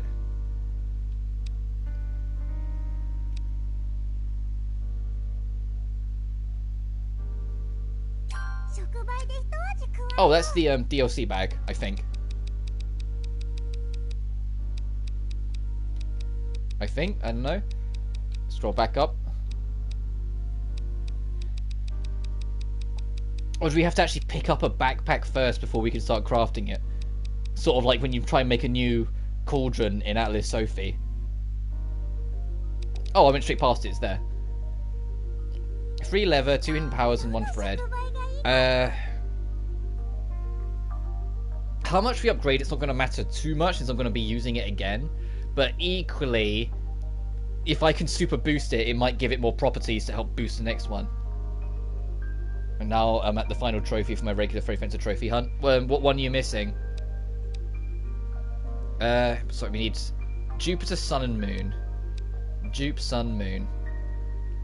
There's Jupe and Moon. Jupe and Moon, but max level. That might be good. Ravenwood. Sun and Moon, but Broken Rocks. Good. No, I'm good. Only Moon. Oh my god, the Judgment Cooling Stone is amazing. We got that from the Thunder Dragon guy. Before we just throw that away like a psychopath. Oh, it's more advanced plot, but Corey, can you duplicate this? Potentially. I doubt it because it's kind of rare material, but hopefully she can before we just throw it away like a psycho. Everyone, do you have any work for us? We'll do anything you need. Hey, it's the twins. Can I get an autograph? Hey, me too. Can you tell me about the fight with Falgia? Autographs? But Falgia... Hey, hold on. Stop pushing. It's quite a fight with Falgia, wasn't it? Thanks for telling me all about it. Oh, taking down 10,000 monsters. Yeah. Ugh. The grind one. I should have known. Tell me all about it. I'll treasure an autograph forever. Keep it up, hero twins. Wow, that was quite a surprise. We both seem very happy, though. It's nice to have everyone supporting us, isn't it? You know the other thing I like about the twins? When they first came back after defeating, Falgia, and everyone was celebrating and cheering them, they were embraced in it for a while, but then what happened? They sat down on the bench and passed out. Their social batteries burnt out. They've said a few times at the game that they're not used to heavy praise. They're not used to praise at all. They were always kind of in the background.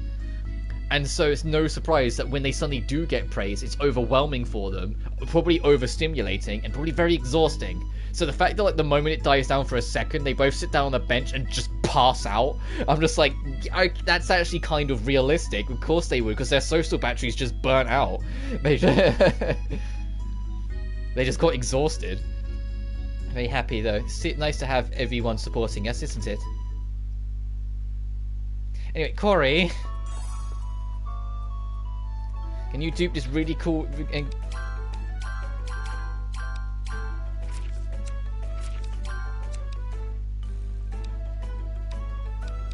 I don't think she will.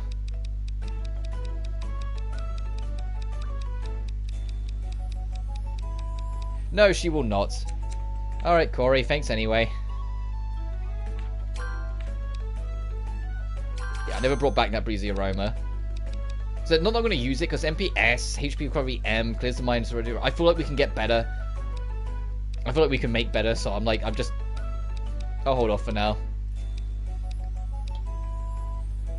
Sort of like how we got a way better pure aroma now, so we don't really need that one.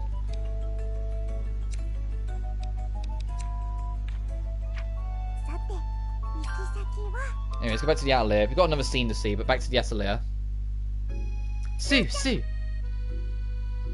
Puny! What is it, Lydie? Hey, why do you have that puny with you? I'm here to show you how much stronger I've become, Sue. What are you talking about? No matter how many puny you defeat, it won't prove a thing. I mean, you need to at least be able to shred a puny with one hand. Oh, is that all? I could do it with my eyes closed. Puny? Oh, sorry about this. Puny, become a sacrifice to the proof of my strength. Lydie, stop it! That puny is innocent! Hold on! Ah, you're awake. I'm sorry, Sue. Are you okay? Hold on, what happened? You told me to hit you as hard as I can, so I slapped you. Jesus, Lydie, you do knock this girl out. How much muscle is she hiding? A bit too hard, I think. I think I knocked you out. I'm really sorry. So that stuff with the puny was all a dream. Ow. Now that I'm back and my cheek really hurts. Ah, but look how much stronger I've become. Sorry, too soon? Strength to slap your sister isn't something you need. I shouldn't have asked you to do that. Why does it not surprise me that Lydie would be too innocent to realize she shouldn't do it, and Sully would be too stubborn to make that happen?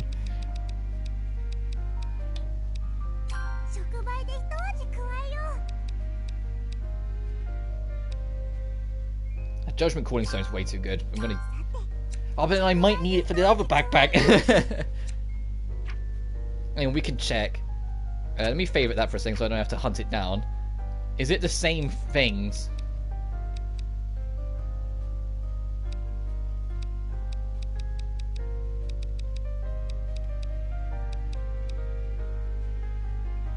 It's not. It's Mercury at the top. And does this also give Mercury? It does. Okay, I'll hold off because that's the real backpack I want to get. So let's try and find something better.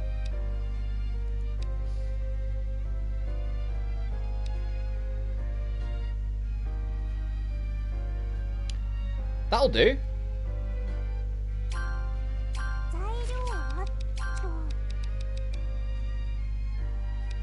Okay, these don't help at all. Let's see what else we got. Do I do it? Do I commit? Just saying it is like, do I do it? Do I finally commit and use it? Because that would be amazing for the filling up the purples. Look at that.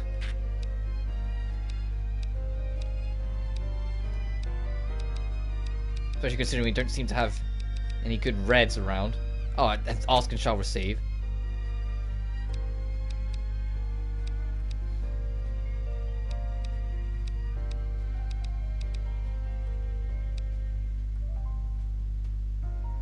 Oh, that would be good, but we have a 2 to try and throw away.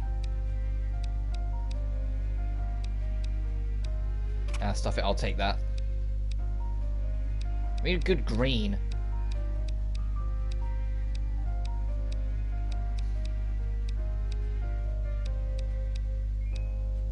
Okay, so that's 2 at least, but still not much. God, we need one of these but green.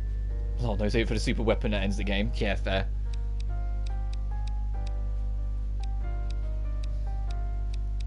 But backpack space, one man, come on! No, I'm kidding.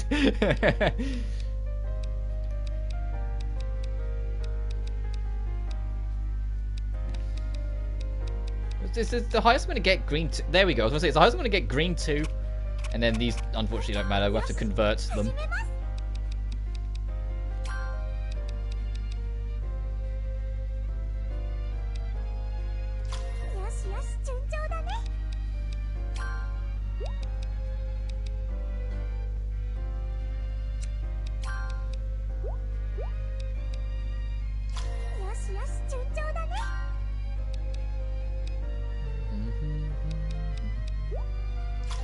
Sorry. Humming along. The yellow's a throwaway. But I can, actually, hang on. At least get it on the moon.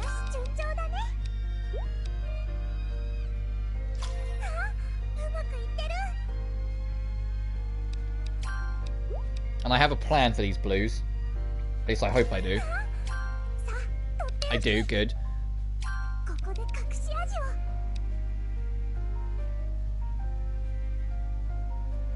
That's kind of absurd.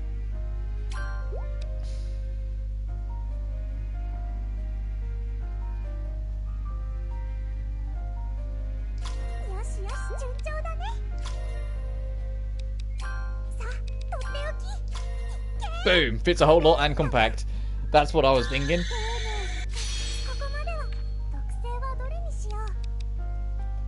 Thank you. And that as well. And then there's probably going to be a cutscene saying back, back, back. We can make breezy aromas and ice bombs out of this. This is an amazing chunk of the recipe book. Why does Lydie have all the stuff I want? Well, we have to figure out what we need to do first for him, but come on. I've had enough of you. You stay there, paralyzed in fear. Ah, that's going too fast, sis. Ah, a sense of deja vu. Hello, we're coming in, twins. Hi. It's just like last time, even that business-like smile. Oh dear, you heard us again. Maybe I should try and keep my voice down. Anyway, topic for another time. I've got another request for you. Yes, what is it this time? Ready for this? We want you to take the royal trial. What? Are you serious, sis? Yes, of course. The royal trial? That's quite the name. What does it involve? It's a trial to become the ruler of this country. Those who pass and the right the role. Seriously? And it's fine for us to take the throne? If we complete it, we might become royalty. That's fine. The two of you will make much better rulers than the pathetic Matthias. Ugh. Okay, twins, once you're ready, head to the place for testing. Matthias knows where it is. Have him show you. What? I have to do that too? What have you done, Matthias? Why have you pissed her off this much? Of course you do. No complaints from any of you. Ugh, she's a real tyrant. Sorry about all this. This is what I was talking about, the thing I need your help with. Will you please just play along? You've clearly got something in mind, in which case we'll do all we can to help.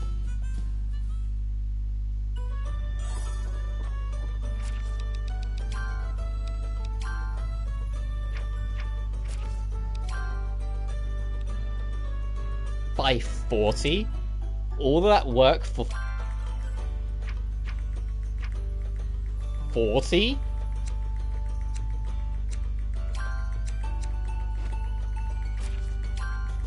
Only 40? Wow! Okay. Let's see if the DLC backpack is better. That seems almost insulting, gonna be honest.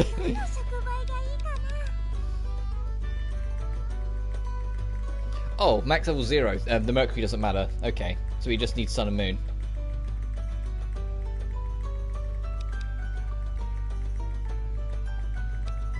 Actually, let's I need to actually take shit off favorites. I don't need you.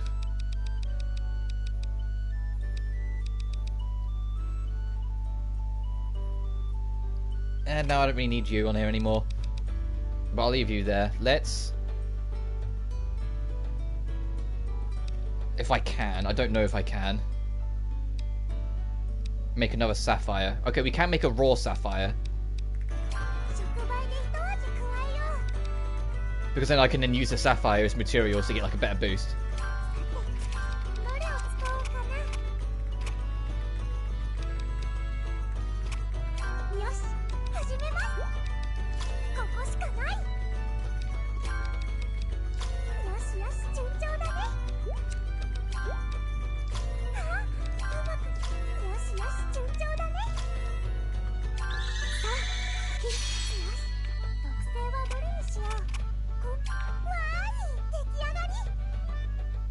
Oh.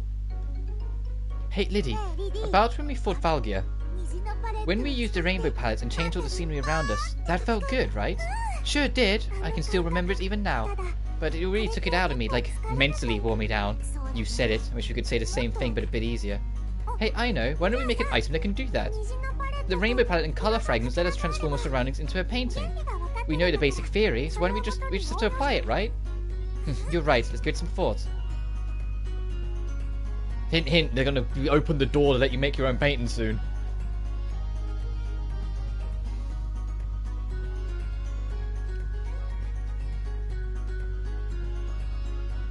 There we go, so this is the recipe. Yes, and with it we can make the same abilities as the rainbow palette. So let's make this one as quickly as we can. I can't wait to see what it does. Me too, me too. Oh, I hope it works.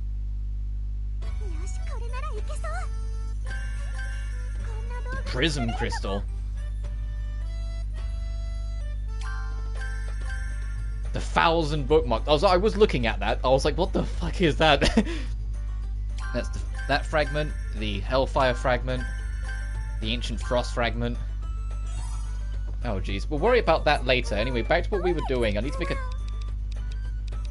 Jesus, look at that thing. Anyway, like a sapphire.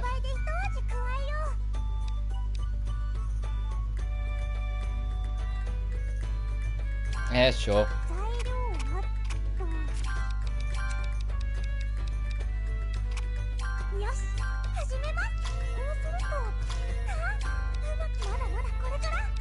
Hang on, let's be small. At least give some kind of bonus. There we go.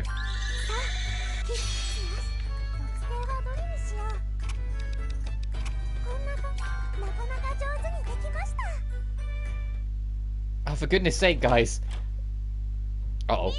Lydie! Sue! I'm so sorry.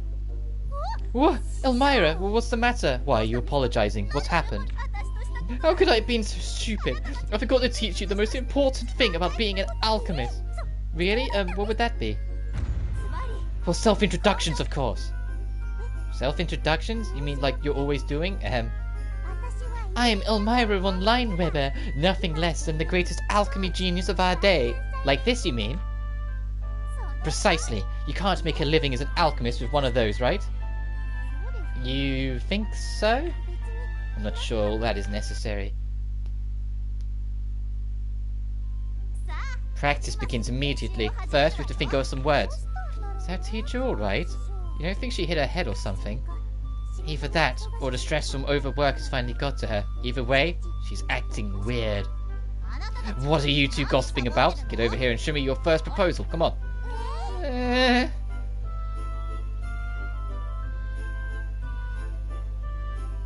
Time for you to show me what you can do. Are you ready? I guess. I feel pretty embarrassed, but apart from that... Fine, Sue. You go first. Wow us. Okay.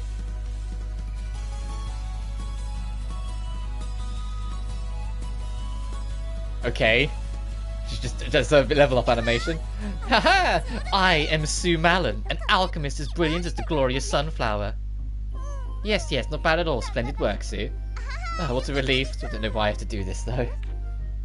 Well then, next up is Lydie. Don't let your sister show you up. Lydie's like, please don't make me fucking do this.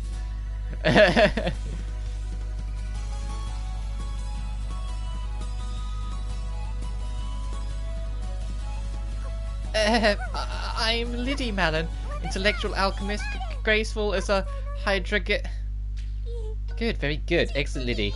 But you did seem a little embarrassed. You need to work on that.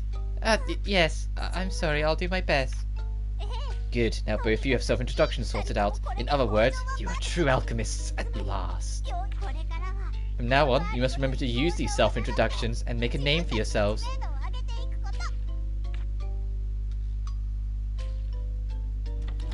Hey Sue, I know she's our teacher, but I know, Lydie, those self-introductions, we're never going to use them. Anyway, back to what we were doing.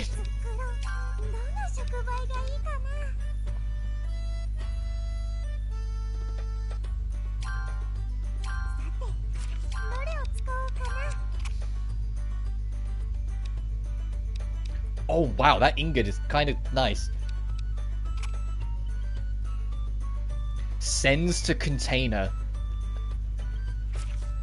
Hang on. No, I want to read that. What does it mean, send a container? Does it mean there's no storage? It just goes straight into your big box? Because if that's the case, then that's busted as fuck. That's busted as fuck if that's the case.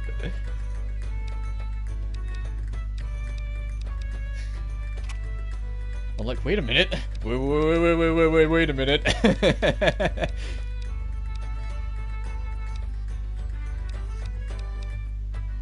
There's no way that's what that means. There's no way. There has to be like some kind of translation. There's no way to send it straight to container, because that deletes the problem. That literally eviscerates the problem. It doesn't exist anymore if that's the case.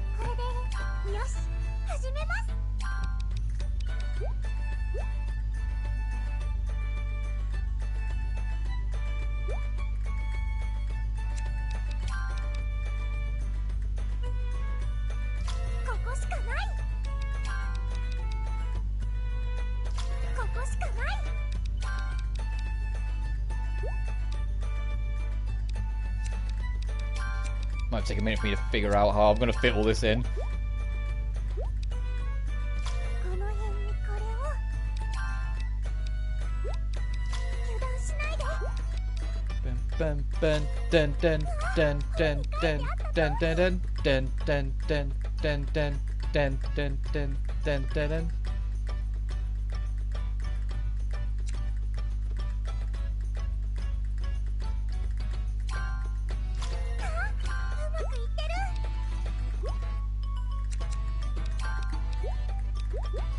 Actually, before I put that down... Okay, I don't have it. I was going to say, can I put a green on it?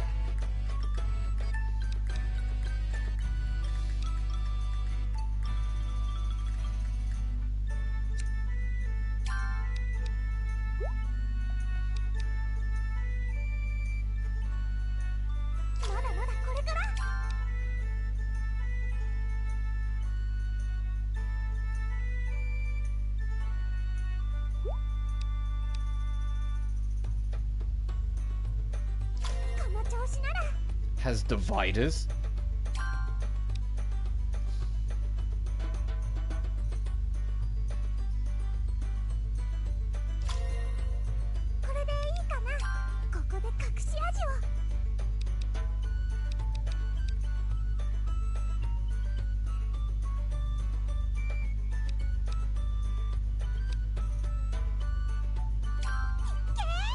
Ooh, okay, no, we'll keep what we have. I was gonna say, how will that change things?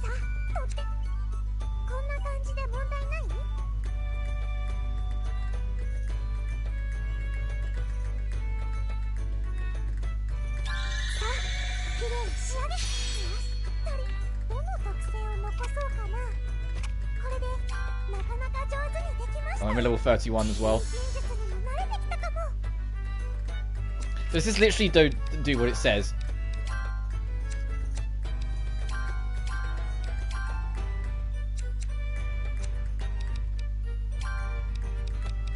Where is it? Where did it go? How do I use this? What do I do?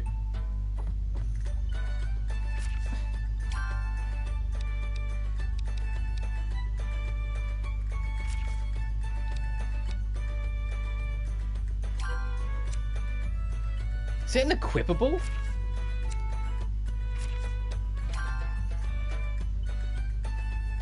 Okay, I think that... Hang on.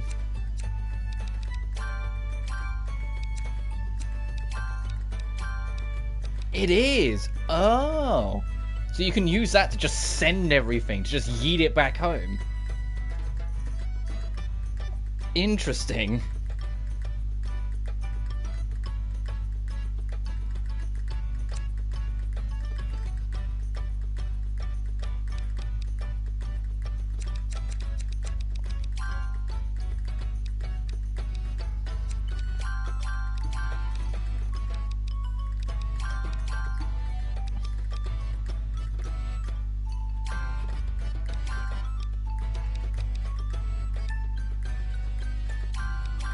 And I'll do that for now until we make our own breezy aromas.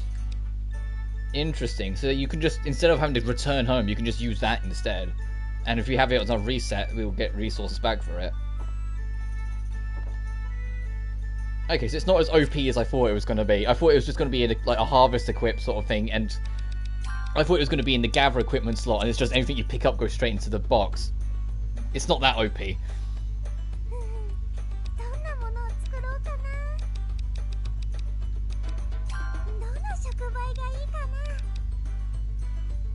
But now that means I do want to make another one of this, so I will just try that. The temptation, but no, I'll hold off. I can show some restraint.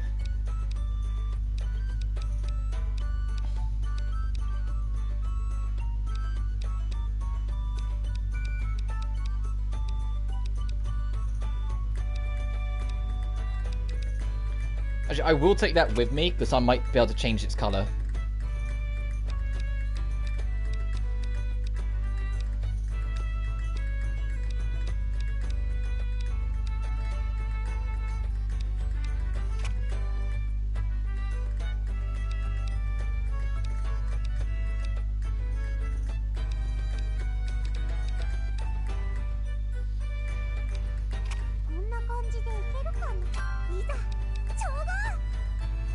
Ooh, actually.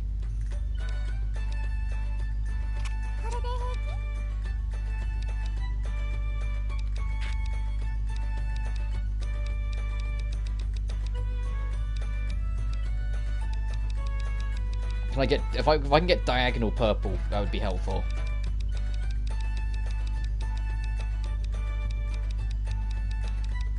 I don't think I will though. I mean that, like that, but purple instead. As I said, there is that we can use instead. Triple taunt, in truth quad. Cheeky.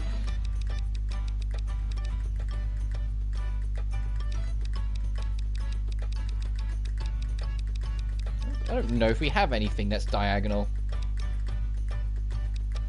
I'll take this instead.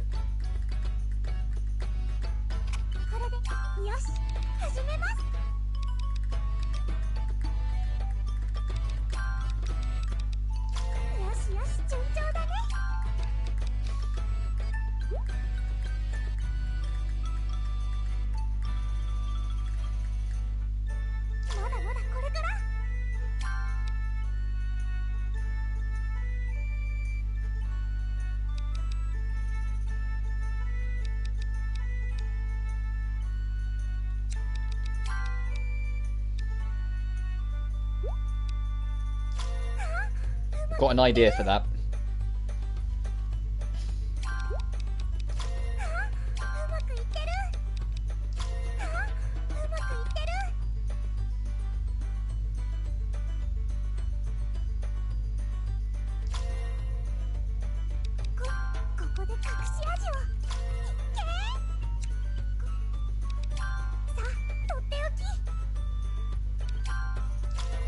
Oh jeez. I mean, it's actually in our best interest to entertain it, but oh jeez.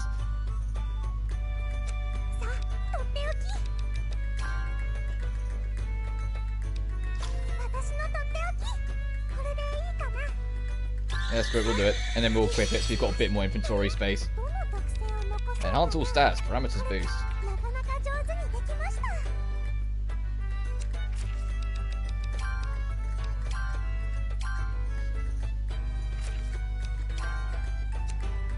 $40 just, it just seems so little. I'm gonna save again for all that chaos.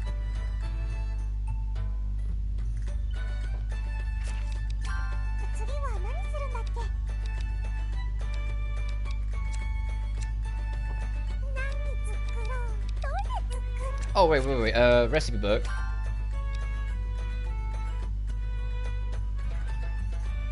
Perfect pure aroma with area boost. And gather some eternal ice. Okay, so they're easy enough. Pure aroma. What was it again? My memory has got awful. Area boost bonus.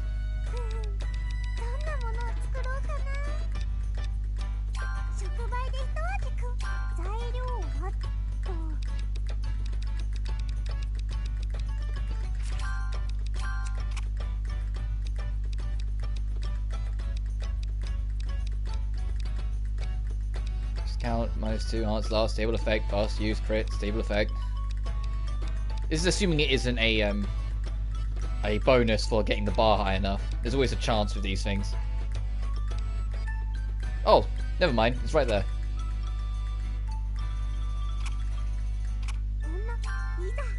We're just making this to give us access to our secret weapon, so I'm not too fussed about what recipes we put on this right now.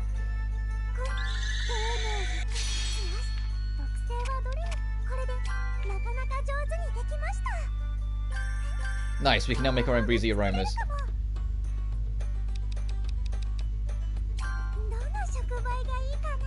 Okay, Mars, Mercury, and Saturn. Oh, that was nearly perfect. It's like, god damn it, Jupiter. There's Mars and Saturn, so fresh meat can be tempted.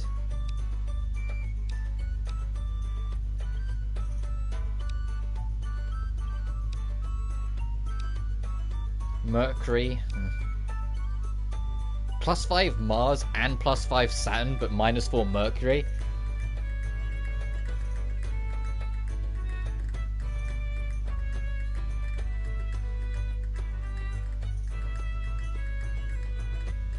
But both of the minuses are locked. The two of the minuses in the corner are locked up. Yeah, I'll just take it. That makes the most sense. Is everything all okay? The thing we just made.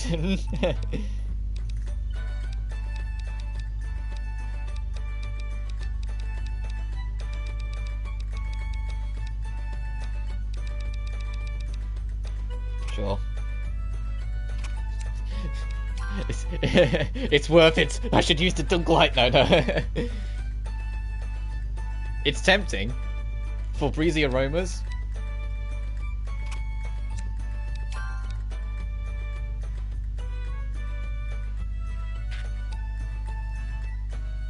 For breezy aromas, it's very tempting to use the dunk light. Gotta be completely honest with you, considering what we'll get out of it.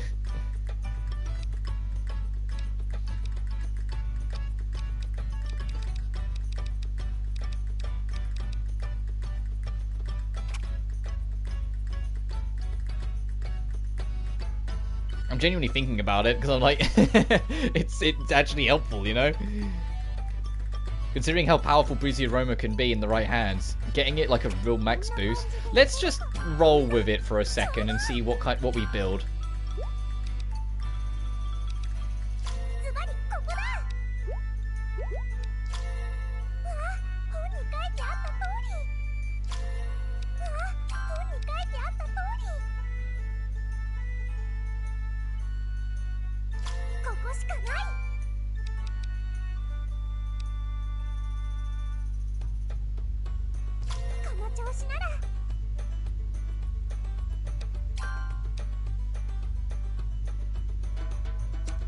You know, yellow's already maxed out, so it'd make more sense to.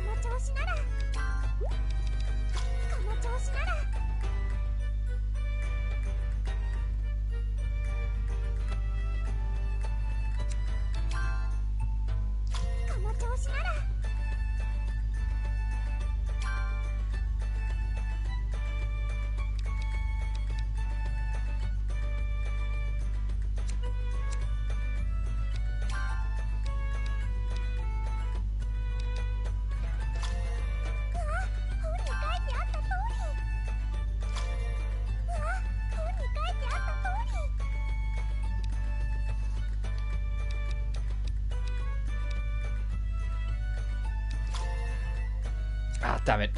I've got...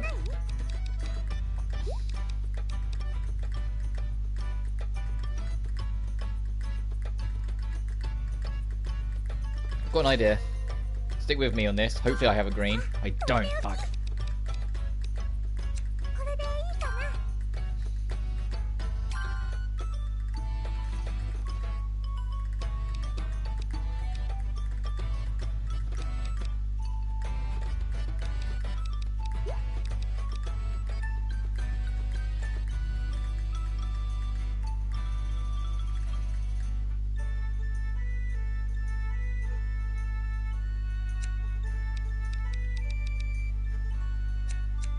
I wish I didn't have to unravel it like this.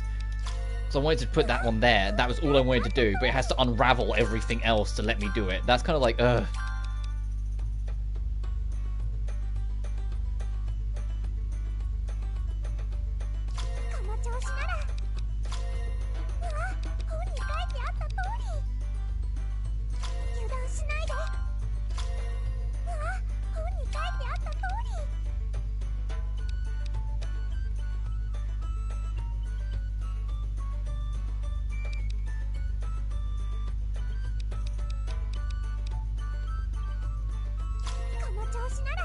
Perfect, we got it. Okay, I just had to rearrange. I knew, I could see it in my mind's eye. I could see that there had to be a way, but that piece needed to move. There. Soothing aroma. S. Awakening and reduced consumption. Only S?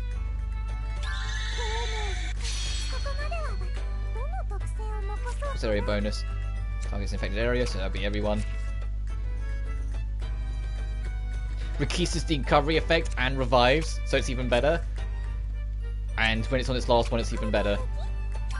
So we just made a god tier breezy aroma.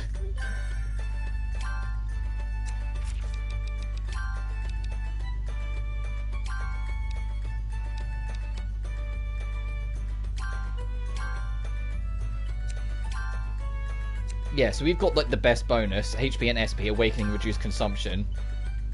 What's that? Just adds to each regen and it's done. Aha! Right. Corey. Corey. We need to change which one you're duping. That sounds like Mr. Fritz. Is he making another puppet? I don't know. Maybe we should go check it out. Hey girls, what's up? We heard you from outside and wondered what you were doing. It seems this place has thin walls. I guess for 3,000 coal a month, you can't ask for much. Pay 3,000 coal for rent? Atelier is 500 coal, and when it rains, well, enough for that. Ouch. Mr. Fritz, what were you doing? It doesn't look like you were making another puppet. No, I was practicing with a sword. I'm getting a bit rusty. With a sword? Mr. Fritz, aren't you a puppeteer? Yes, it often surprises people, before I was a puppeteer I was a mercenary. I still sometimes have to make a little extra money by fighting monsters, so I have to keep myself in shape. Mercenary and a puppeteer seem to be at complete opposites. How did this all come about?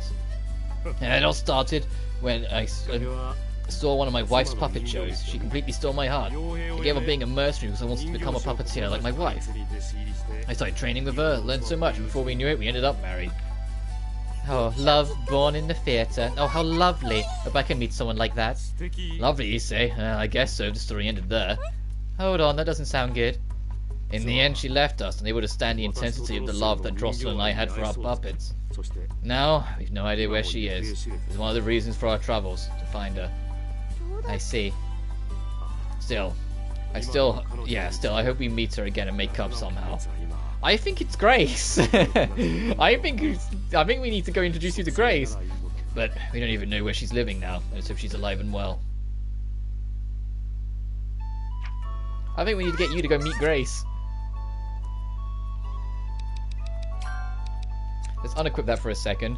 Corey. Hello there, beautiful.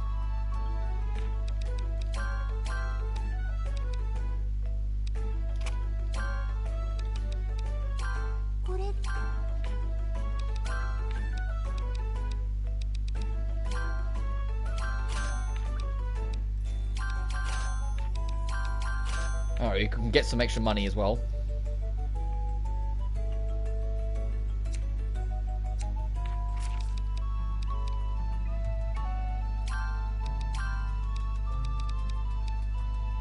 Because eventually I'll get rid of this, and so we can have 2, maybe even 3 if I decide to get rid of the elixir nutrient. And just go from there. Or, you know, if the inventory expanded at some point for whenever. That'd be nice. Anyway, to-do list. Raw trials. We need to make some strength meat for alt. We're going to wait for the breezy aromas to restock before we think about... Actually. Corey, you sell your own, don't you? No, that's pure aroma. That's what we're after. I'll just... There we go. And then we just... Next time we stack up, I can give 2 of them and 1 of my own. It'll be fine.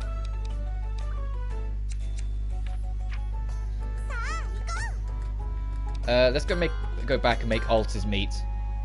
So the moron remembers to actually have food. We're just giving it away, so the quality doesn't matter.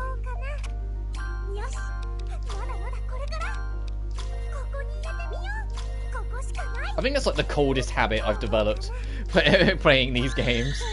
When I first started Sophie, it didn't matter what it was for. I always tried to put the effort in and try and figure it out. Whilst now I'm just like, it's for plot, who cares?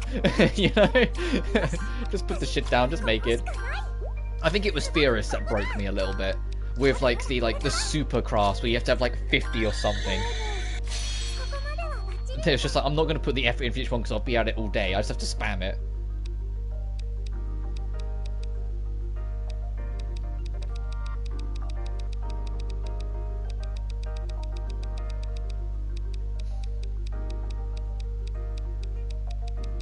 Where's those crazy plot items that we can make? We've already gone past it. Where the heck was it?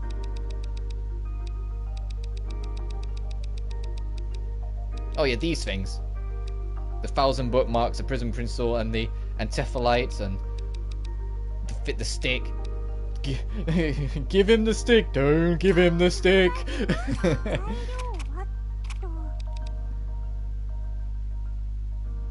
The sleeping castle scene and bonuses? Hang on a minute.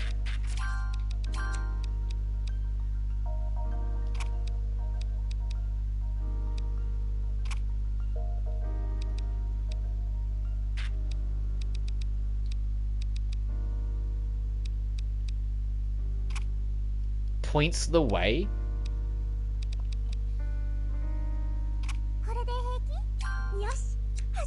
Hang on.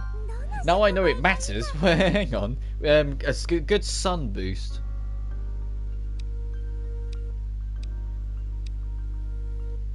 Since Mercury's all 0, so it doesn't matter. +2 sun, broken rock. -3 sun, +4 sun. Ruby. Yeah, fuck it, we can make more.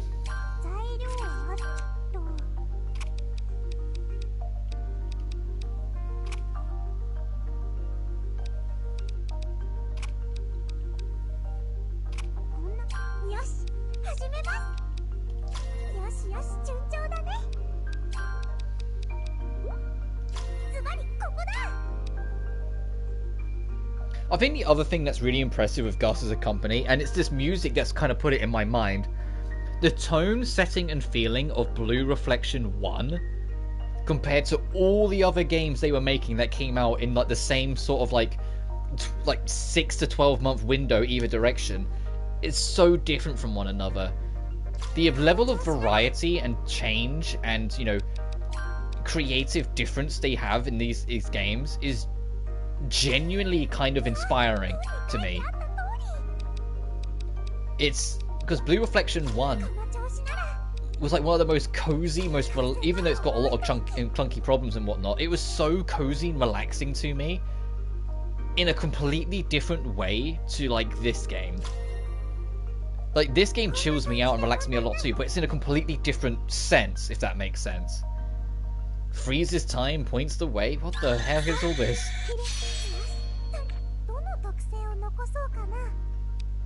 Oh, I can put all 3 traits on.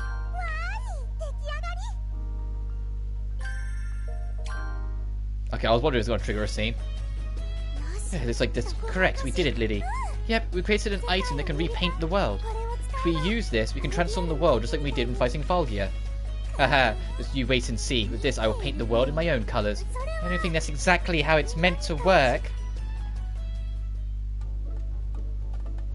Items that alter the world.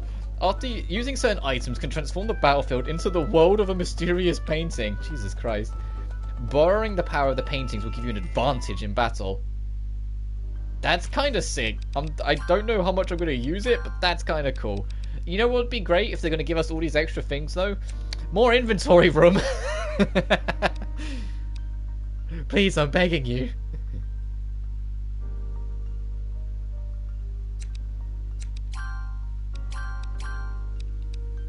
I'll put that there, but that's cool.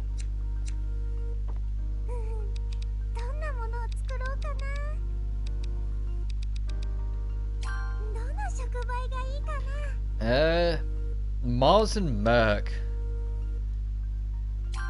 Nah, screw it, I'll just take this. Now I know how these work, I'm not as fussed.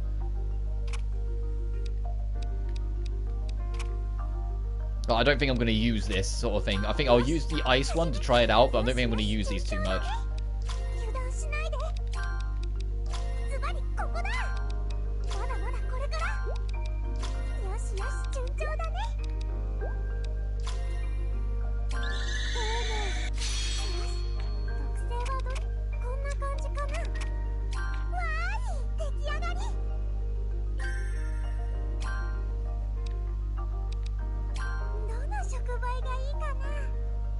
All in on the sun.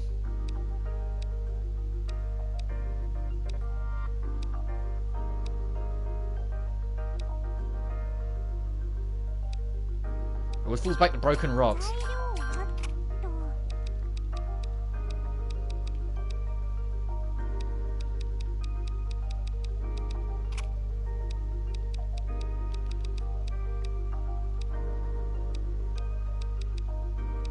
I always usually have green and purple, and one time I need them together, they're not around.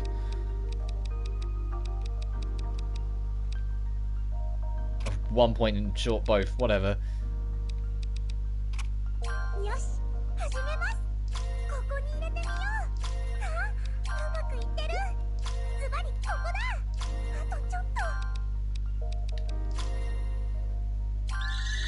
So now we can make the spooky forest scene.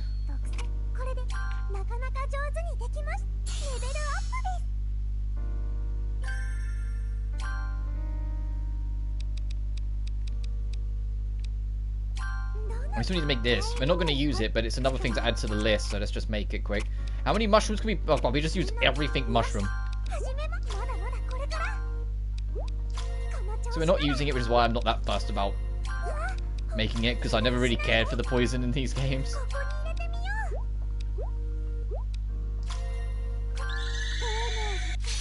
It's more just to tick it off the box and get some more experience.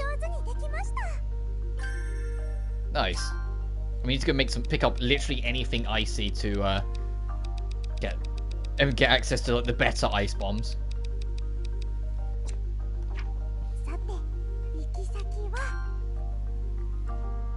Oh right, to advertise ourselves. Like, what's that about? Let's go to Alt and stuff his face full of meat. Here you are. Alt, we've got some delicious food for you. Hi. That does look good. Is it really alright? Of course. Eat until you're stuffed, please. Thank you. That was really delicious. How long has it been, I wonder, since I ate this well? 3 years? No, longer than that.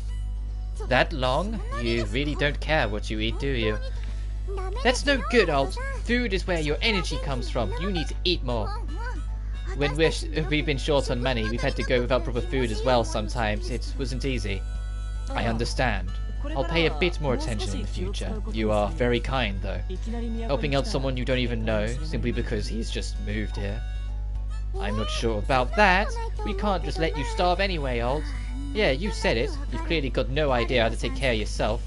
What? That's not true. Not really. I can at least do housework. No need to get defensive. If you need our help with anything, just let us know. Hey, Rob, been ages since I caught a stream. Because life, but I'm back. Hey, it's good to see you, Camo. It's been a while. Hope you're doing alright. Australia life is treating you well. It's good to see you. Ow, as my arm cracks. I don't know if you heard that on the mic. You've missed a lot. We've had a PS5 die on us and I had to get a new one. That was fun.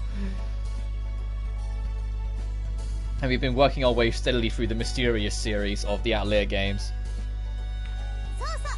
So I took a break on Knights of Azure 2 because the game crashes all the goddamn time and it was starting to get kind of frustrating, which is a shame because I really like Knights of Azure 2. We was doing a Resident Evil marathon, but because the old PS5 was giving up, I paused that for a while. But we'll get back to it. And Soul Hackers 2, there's a big overhaul patch coming out next month, so I'm kind of that's on pause as well until that patch comes out. It's not that the game's got bugs. No, it's not that's why I'm waiting for the patch. It's because the patch is adding a bunch of quality of life features that I really appreciate, like, you know, a sprint button.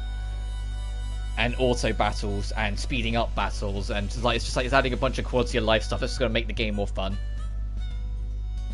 But it's good to hear from you, dude. Cooking, washing, cleaning, anything. Lydie will handle it all. Ah, that's good to hear. I may well take you up on that offer. Anyway, I need to go back to my research. You take this and off you go. This is a magazine? You sure about this? All we did was bring you some food. The ornament catalogue received. It's fine. You fed me well, so I want to thank you. In which case, thanks very much. We'll see you again soon, Elt. The readiness to help others. You two will make great alchemists, no doubt about it.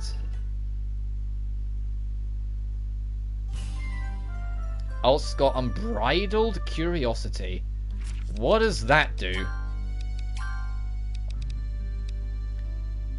He has more MP? Jesus, because he really needed more. Just because he really needed it, gee.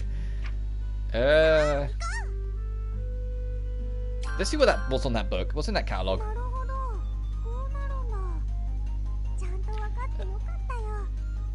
Nade rings and knuckle guards. That's actually pretty damn good. We don't have to keep on buying them anymore. We can make our own. Because we have this. I forgot to equip that on anyone. Whoops.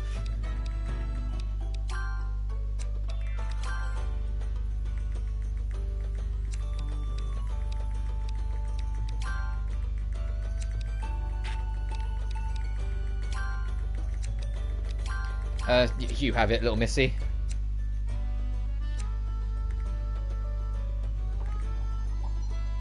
And you'll be happy to know that this game allows you to play Blue Reflection music. So on my playlist, I've got 2 Blue Reflection 1 tracks on here. This game came out before BR2, unfortunately. We're getting closer to Sophie 2, where we can actually finally, you know, check out that Blue Reflection 2 dungeon. But I ended up doing the entire Mysterious Saga instead of just going 1 and then 2. Which I'm glad I did. I'm really enjoying these games. Right, Elmira wants us. And the church wants us? Okay. Has Corey I'll take Corey's shop first. Because if Corey's restacked, we can get that other quest done. We get Lucia's quest done as well. No, well I suppose that makes sense. All we did was sleep the night. We didn't actually go out adventuring.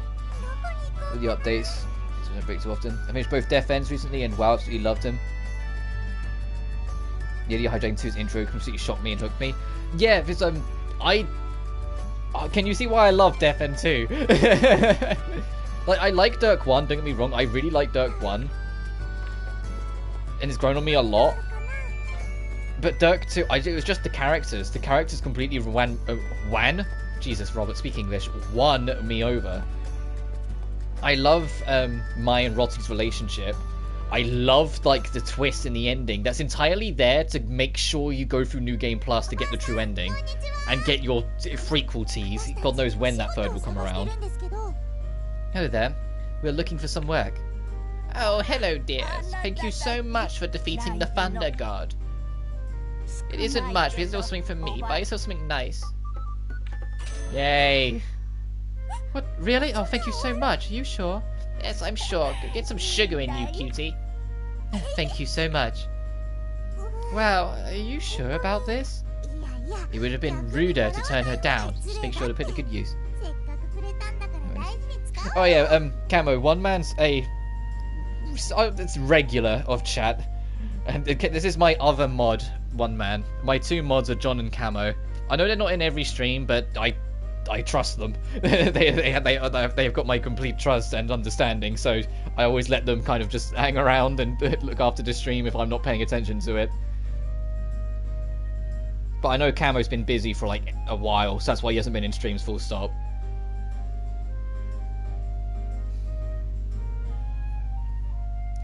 It would have been ruder to turn her down. Just make sure we put it to good use. I guess so. We still didn't get any work though, did we? Good point.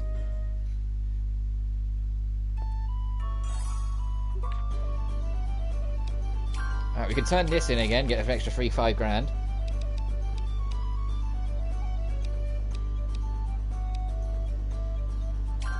Sure, I'll make that even more.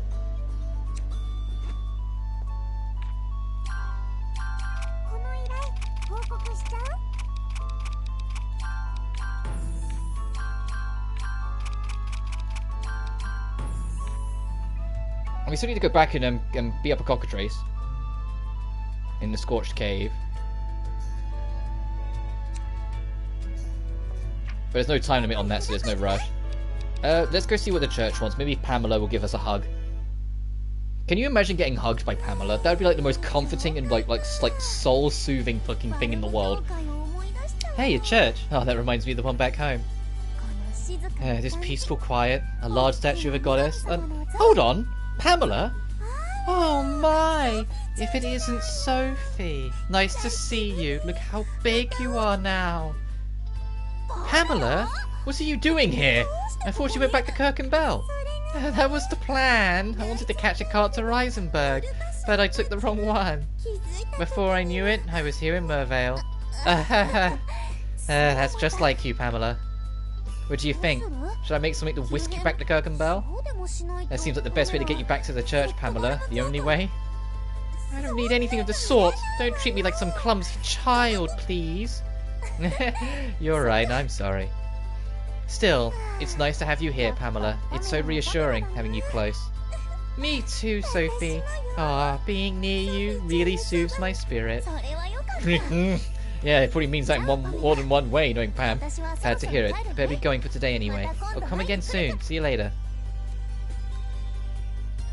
Hold on, I've just realised something. Sophie is so big now. All the kids at church must have grown up too. Oh my, I hope they've even forgotten about me. Oh, I'm quite worried.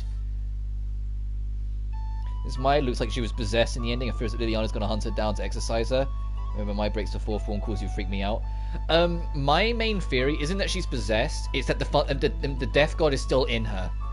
But it doesn't possess her anymore. She has control of it. But because it's still in her, that's enough for Liliana to be like, demon needs to die. Which is why she's still happy and she just wears contact lenses. And it's why Rossi encourages her to wear contact lenses. It's not that she's... I think it's still a part of her and still a thing. They didn't get rid of it. But it's enough course corrected that she's got more control and dominance over it. But the fact that that threat even exists is enough that Liliana's like, I must kill. And so I genuinely hope they go down that road whenever a third game comes around. I really, really do. Because I think it'll be fascinating. And hopefully really like emotional if they handle it right. To have you have to fight and try and stop Liliana from literally fucking killing you. You're a shop? Hang on a minute. Since when?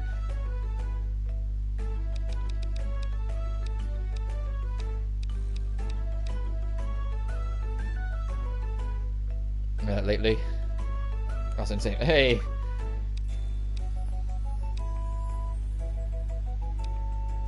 But the thing is, like, we just gotta wait and see.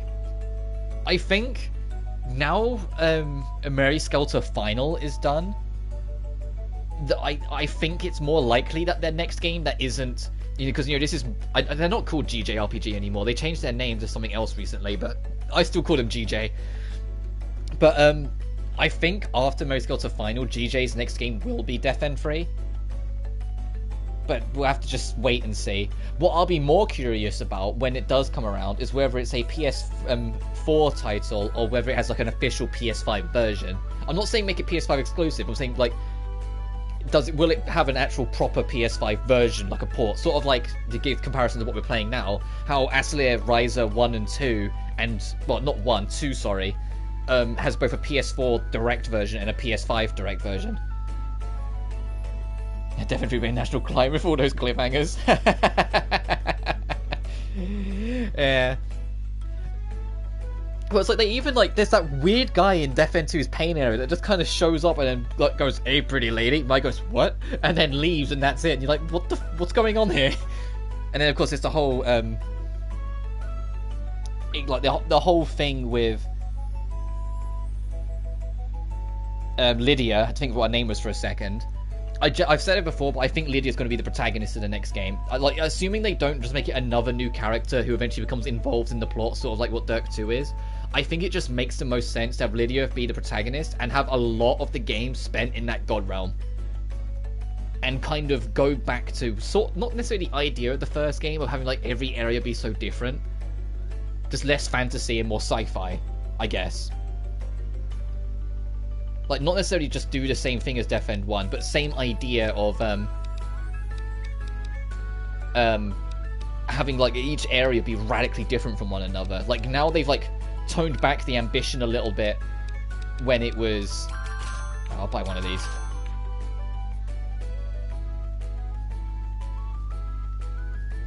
Like, even though, like, because I was like... I don't know how to word my point. I'm trying to think. That's why I'm shutting up and, like, stopping and pausing a lot.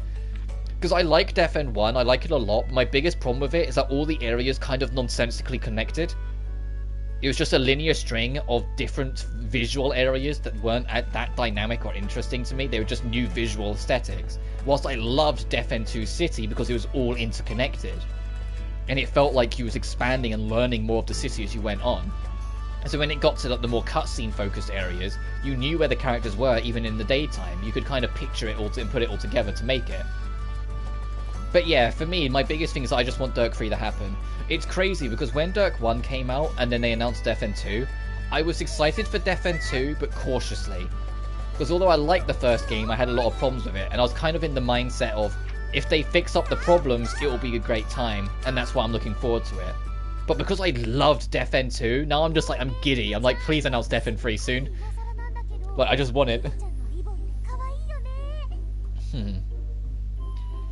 Hey, Elmira, I don't really know why I never mentioned it before, but your ribbons are really cute. They always seem to wear one. It's kind of like your trademark now. Oh my, what a lovely thing to say. I do think very carefully about my ribbons. I figured as much. Why, things in particular... What things in particular do you look for? Let's see, the most important factor is size. Size? Oh. Yes, size is obviously vital. Don't you think bigger ribbons look cuter? Plus, when I wear a large ribbon, you can always tell it's me, even from a distance. In order to really stand out as an alchemist, a ribbon is absolutely essential. Yeah, sure. Bigger is better. Though, to be honest, I think the real reason she wears one is to make her look taller. But I can't say that to her, she'll be furious, and besides, she's very sensitive about her height. No, I'm far too mature to poke fun at her for that. No, far too mature. Theorist, I can hear everything you're saying. What? You mean I said all that aloud? Very clearly. And now I know exactly what it is you really think of me. I know you think I'm a tiny little pixie who needs a big ribbon to make herself look taller than a young child. One's ending was Arata resetting thousands of times till both worlds seemingly fused. Then my story was in that, so figuring it out. Okay, I spent fucking... When Dirk 2 first came out, I kid you not, I was in like the Death End subreddit, and we spent weeks piecing this shit together. Let me help you out. It's a little book called 1.5, and it fixes a lot of problems. It was on the... my story takes place on the last loop of Arata. Because Arata, the reason why the loop keeps happening eventually, as it's revealed in the book, isn't just because they can't find a way to not stop the world from fusing. It's because the Devil Lady is actively interfering. She's 110% aware of what Arata is doing, and is making sure in every single cycle he gets killed. to make sure that there's no way of him getting further into the mystery and finding a way to stop them fusing. And so it became a backup plan. Arata made it so all of his power, how fucking who knows, all of his power and all of his ability be transferred into a message that would have a time limit on it. That message with a time limit ended up on the laptop, and that laptop ended up in Mai's possession. However, because Arata had done this thousands of times, he knew the string of fate and how it was going to work. He knew for a fact the one person who was going to pick it up was Mai, because he can literally see destiny, sort of thing. So he set it up so Mai would get it, and all that power would surge out. What he didn't account for was that he assumed that power would just go to her the same way it goes to him. What he wasn't accounting for was that that power would mutate and become more powerful and then try to take her over in a demonic form, which is what it did for a while. So in the last possible loop is the one that Mai is in, but then Mai makes her own loop when she kills the devil monster, which is why all the kids grow up normally, because they finally get to have their life back. But her, Arata, sort of, Sheena, sort of, Rotti and Liliana all remember it. Rotti completely remembers the events, Liliana completely remembers the events, which is why she's after Mai. And the reason why I say sort of with Arata and Sheena is that both of them, when they first meet Mai, like in the ending scene, recognize her, but it takes them a minute to figure it out, because it's there, it's in the back of their head, they just haven't kind of unlocked the memory yet, sort of thing, but it is there, they do know it. So right now, I think, we're not even 100% sure if the worlds are still fused, but that's because of all the shit going on with Lydia as well. Because, you know, in that god realm, Lydia is literally fighting for her life with the now returned version of her sister, but there's something up there actively shutting it down and actively trying to stop them, and that is that mysterious voice we hear in the NG Plus ending. Like, he's the real mastermind of the trilogy, who's like the absolute one ruling it all and killing them all and everything, to sever the ties from the gods to exactly that planet, solely so then it can be destroyed, because according to the gods, the world couldn't be saved, so that world had to be destroyed. But Lydia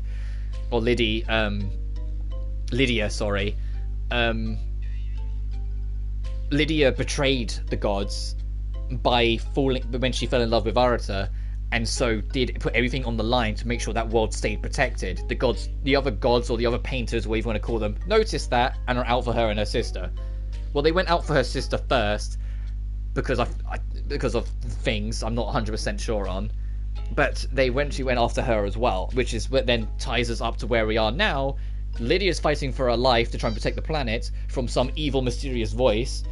Mai and Rotti are in a temporarily happy ending, because, you know, they're together, they live together, they love each other, you know, they're all tickety-boo and everything, but that's not going to last forever, because Liliana's out for blood and wants to kill Mai because of her firm belief of the demonic activity needs to be squashed no matter what, you know, like with her parents. But then there's also the whole thing with Sheena and Arata still trying to figure out how to make it so the worlds never completely connect, but now there's an interruption that was previously there that's now gone, because, you know, the demon lady's no longer interrupting the cycle because of all the godhood stuff. So it's going to be like Death End 3, which is fisting for the number, could potentially have 3 story arcs going on at once. It could have Liliana going for Mai, it can have Arata and Sheena still trying to figure out how to stop the merge, and Lydia's godhood trouble. If they want to go super ambitious and put like everything into one basket, they could go like full Sonic Adventure and make it like 3 campaigns, like an Arata campaign, a Mai campaign, and a Lydia campaign. And once you beat all 3 of them, you unlock the true finale or something. I doubt it. I think that'd be way too much for a Compo Heart published game, but it would be sick if they did that and they got it well. But I'm just theory crafting at that point. Anyway, hang on, Elmira, I never said anything like that.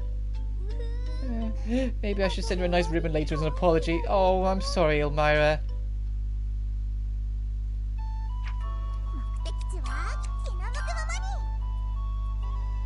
Came just to Age of Empires 10.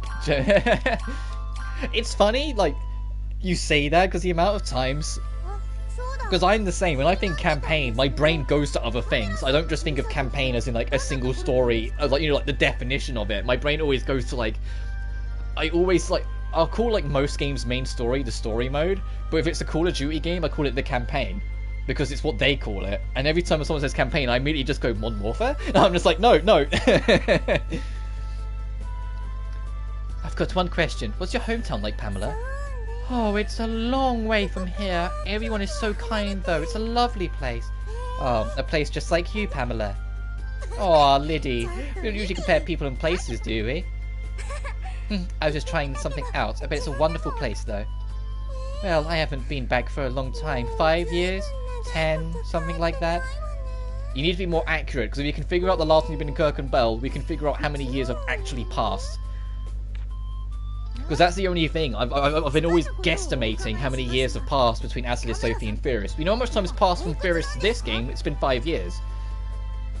Which is why Furious is now an adult. But how many years has Sophie been on her journey? That's the real thing.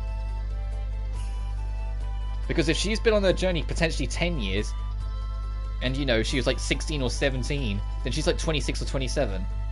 Which once again, she doesn't look any older, she just wears a different costume in every game.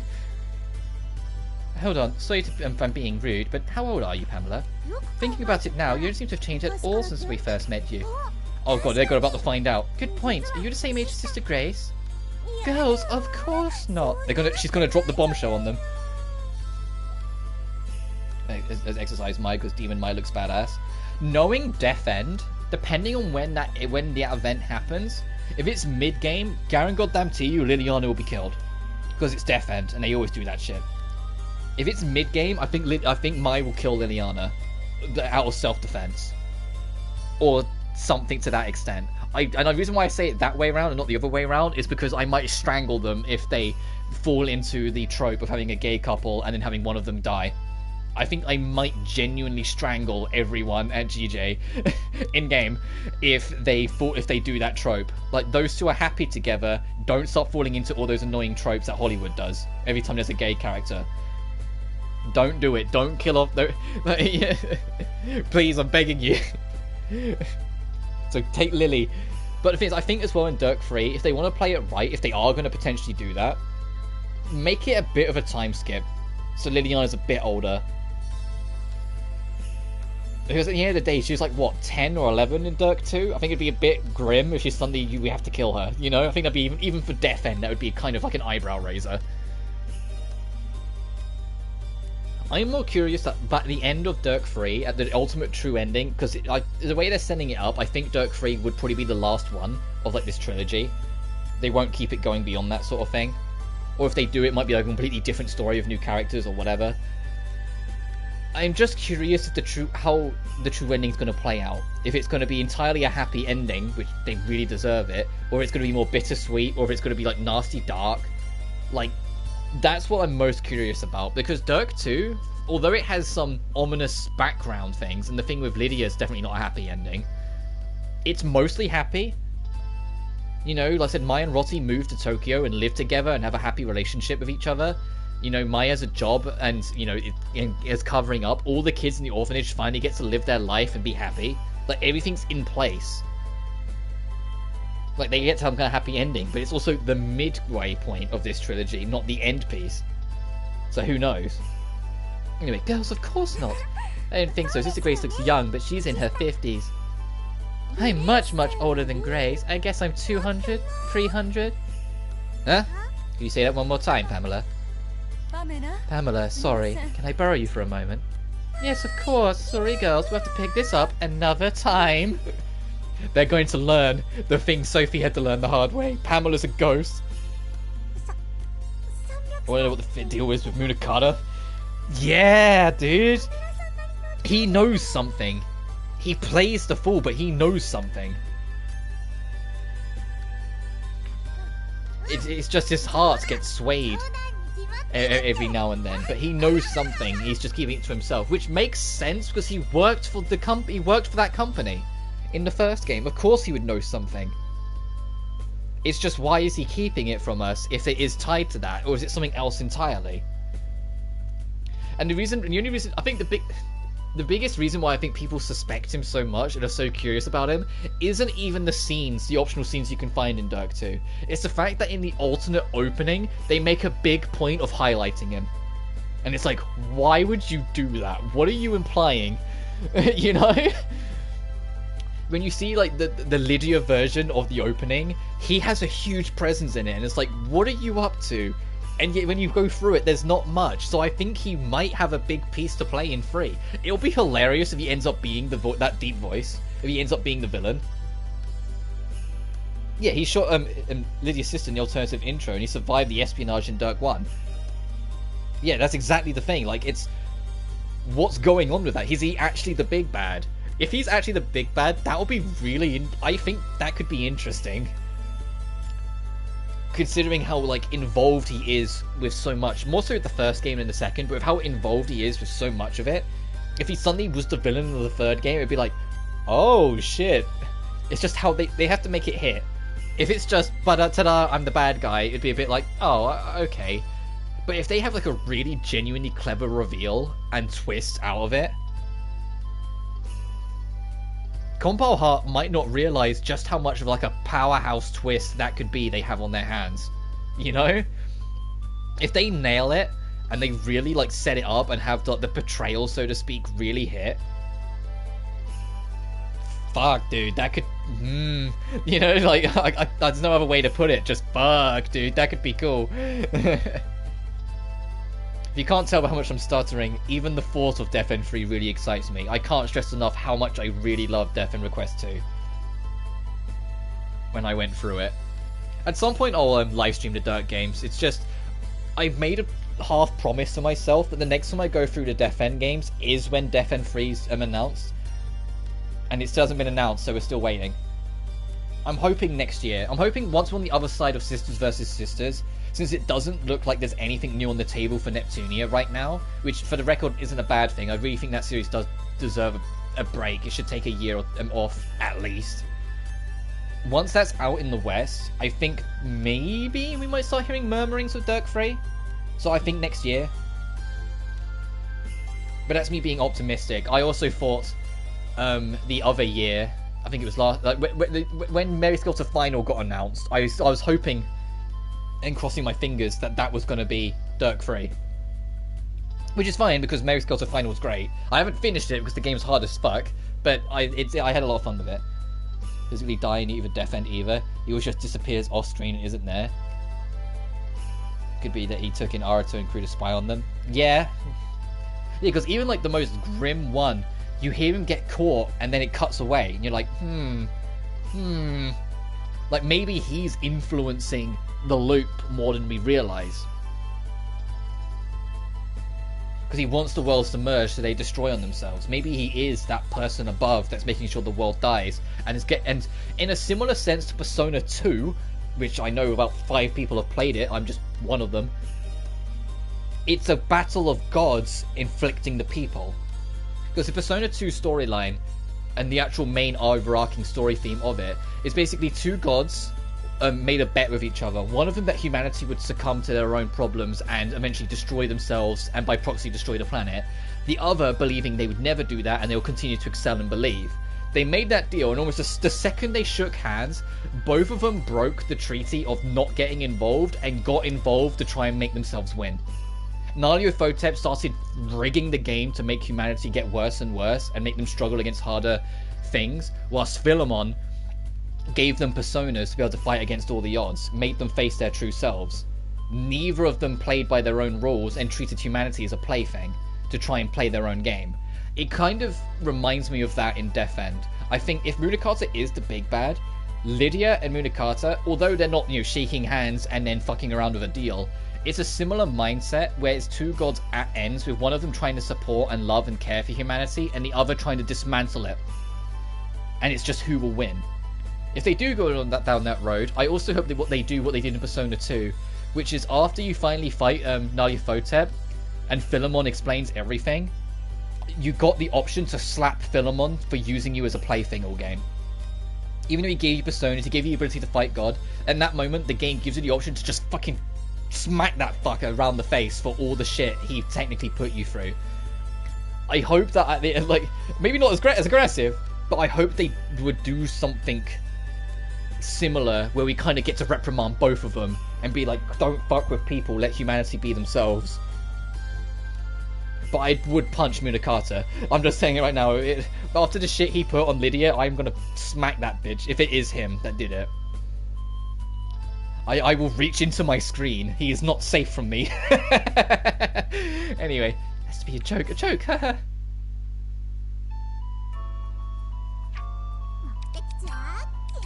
let's talk to Elmira again. It's in the same vein as I won't live stream Blue Reflection again until a third mainline game's announced. And the reason why I get away saying that is because they're currently working on Ryza 3. And I know like they've got different teams doing different things, but I think honestly we're more likely to get a Knights of Azure 3 before we get a Blue Reflection 3. That's just me making a hunch because Knights of Azure 2 was like 2017. I think Knights of Azure 2 was actually the same year as Blue Reflection 1. So I think maybe a Knights of Azure 3, and I really hope so because I still stand by my fact that I think instead of doing the time limit fiasco, they should make it a 3D Metroidvania. And I don't mean go full Dark Souls, I mean have all the level design be interconnected and take inspiration from things more like Castlevania or Metroid, where there will be certain like ability upgrades you pick up in the world, like a double jump or a glide or an ability to break walls or whatnot, which allows you to then go back and explore other areas in new ways, which leads to even more areas. I genuinely think Knights of Azure's gameplay setup, if they could get that into a 3D Metroidvania environment like that, they would have something. They would be on it. And the only reason I have more hope for it is because of Ryza 3 being open world. They're clearly getting more comfortable with much bigger environments. The idea of making it an interconnected non-linear maze, with each area having its own theming, maybe bosses scattered around depending on where you are and what you do, I think all of it coming together, Gust could have it. I think Gust could really nail it. I have a lot of confidence and faith in Gust. Even if not every decision they make is something I like I wasn't the biggest fan of the time limit in Furious, I have a lot of faith in the company and their constant strive to improve. I think they could do it. And it might even be why they haven't made Knights of Azure 3 yet, because they want to get more comfortable with different ideas first before they integrate them into it. What's the matter? Why did you start sulking as soon as you saw me? Well, here's the thing. You're really strong, right, Elmira? Well, yes, I suppose. I can certainly handle most monsters you'll come across around these parts. That's the problem. That's why Sue's a little upset. Why? If you're so strong, then why didn't you help until now? If you'd helped us, our investigation of the painting would have been much easier. Oh, I see. You don't seem to understand my intent. There was an important reason for me not to help you. An important reason? Precisely. If you have your teacher by your side all the time, and rely on them, it would hamper your development. That's why I decided to not go with you, even though it tore me up inside. Can't you appreciate the sacrifice I made? Teacher, that's all nice, but you should tell us the truth. I was just really busy. I knew it, you see. Put all the work before your students. That's why I'm so upset. Don't be so demanding. I'm helping you now, aren't I? Be satisfied with that. I mean, I also wish I could have spent more time with you. Come on, Sue. Let's cut some teachers some slack, okay? You know full well that she's been busy, right, Sue? I wasn't really angry with the teacher to begin with, but you have to make us a promise as our teacher. From now on, we come first, not your other work, okay? You really are demanding. Alright, I understand. Promise I'll go with you whenever you want to go. Is that what you want? Yes! Oh, and one more thing. You have to bring some sweets, and something to drink would be nice too. Hey, I'm not your servant, you know. I'm not doing that. I knew you were cheap. Can't even do that much for us. No, I'm the teacher. You're my students. If anyone should be bringing treats along, it should be you. Oh, Jesus Christ, these two.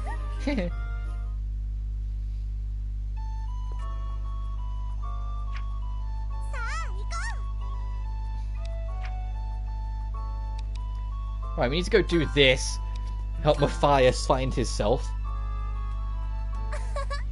What are we doing in here anyway?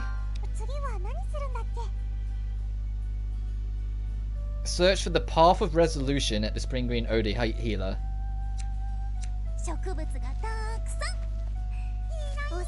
This plant reminds me of Oscar. Hey, Oscar got name dropped at least. He hasn't been forgotten.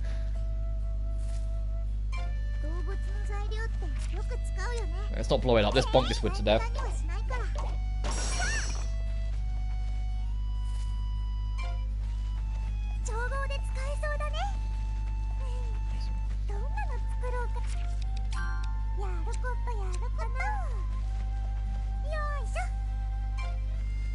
I'm just kind of like wandering around like, what are we after when it says path of resolution? We can't break this open yet, can we? Oh, Jesus Christ, for a split second I thought the game crashed. Oh, the Atelier games, never played them. From my humble experience, I'm enjoying them a lot. I'm started with the Mysterious Trilogy, which is the second most recent. Just because, you know, Sophie's the name of my older sister, and Sophie 2 is a Blue Reflection crossover dungeon, so that was enough to pull me in. They are... Well, this game is a little bit more so, but the first two Mysterious games aren't the most story-focused in the world. They're a lot more character-focused. You're more intended to kind of just do side quests, get to know people, build up friendship values, and then work on the crafting system in this game and just keep on slowly building yourself up. And eventually all those little scenes and all those little moments build up into something usually near the end.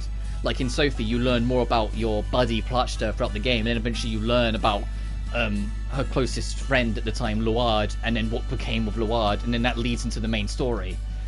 Whilst Firis is even more laid back technically, despite having a time limit, because the game's about passing the the alchemist exam to become a licensed alchemist, but you have an in-game gear to do it, and time keeps ticking. So you have to travel the world and pick up all these merits and whatnot. So it's a lot more almost episodic, because it's what happens in each town as you go to them. I really like the games. I do think Firis is a little weaker than Sophie, but so far I'm loving this game. I think this is the best one of the lot. But there's 25 years worth of Atelier games, so I can't speak for the whole franchise. Because, like, One Man, for example, his favourite saga of the games, at least that's my impression, is the saga that came before Mysterious, called the Dusk games. And you can always tell which saga they belong to, because it will name drop it in the subtitle. Like, all of these Atelier games have subtitles. Sophie was Atelier Sophie, Alchemist and the Mysterious Book. So you knew it was part of the Mysterious saga, because it had Mysterious in the title. Firis was Mysterious Journey, this is Mysterious Painting. And then Sophie 2, the next game after this, is Mysterious Dream, so you always know it's part of that saga. It's the same deal with the Dusk games. The only reason I haven't gone to the Dusk games yet, other than the fact that they're older, is because all of them have time limits. Because all of the old Atelier games had that sort of time limit system. It was actually the Mysterious game that broke away from it. It's probably why Knights of Azure 2 has a time limit, because it was just what they were used to. But apparently the Dusk games time limits are very strict. Whilst in Firis, we beat the time limit with like over a third of the year left. It had like 100 days left. It was absurd how quickly we did it. I've already completed Ayesha, and only Ayesha's a bad end. Reserve whether it's my favourite after complete the trilogy. Ayesha's a wonderful game. Mysterious is my favourite overall. Oh, well then, there you go. From the man himself. But then after this, the modern trilogy, or like the most recent one, which isn't a trilogy yet, but it's about to be because Ryza 3 comes out in February, is the Secrets trilogy. But because they all have Ryza as a protagonist, I just call it the Ryza trilogy more often than not. But that's Secret Hideout. What's the second one called? Because I know the third game that's coming out is Secret Key. But the second one's like Lost Legends and the Secret... no idea. Secret something. Either way, that's what I'm going to next. But as a whole, I do recommend them. I think if you're looking for these kind of more cozy, more laid back, more figure out yourself, or more character-driven games, you'll like it. They call it the Ever trilogy. Well, because the first game called Ever Darkness.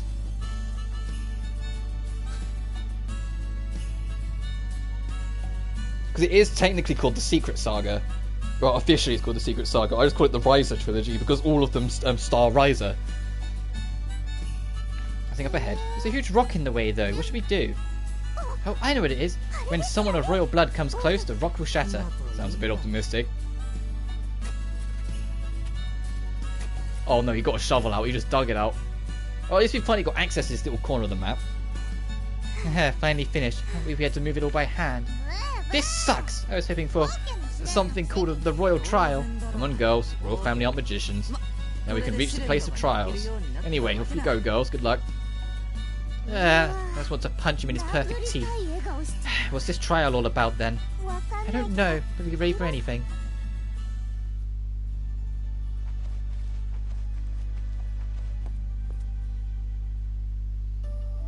Is this the place of trials? I made a joke about DMC5 being a story about oh, what, you mean the Maxor thing? The game about Virgil hiring... The game about Virgil and Virgil hiring Dante to kill Virgil with Virgil's son, which ends in a fight against Virgil, starring Virgil. I would get one, which we recommend. Having him have the cozy blue reflection vibe. Oh my Jesus Christ, I need to advance this text box. What the fuck? They did not think about this. Oh my god, what is the place of this trot? Move the camera away, I think like all the Mysterious Trilogy do have a cozy vibe, but not to the extent Blue Reflection does. Because they do have a bit more adventure, going out and fighting monsters that might be too strong for you. Like, they've got that more traditional JRPG-ness in it. Like, you might go into a fight you regret doing and get wrecked. There are side quests you can do. There are sub-events you can handle. But equally, you can spend a whole chunk of time in Atelier Sophie teaching Sophie how to play the piano. Instead of, you know, going out and adventuring all the time. You can help Corey find her, find a bit more information about her dad, a story arc that's still continuing in this game.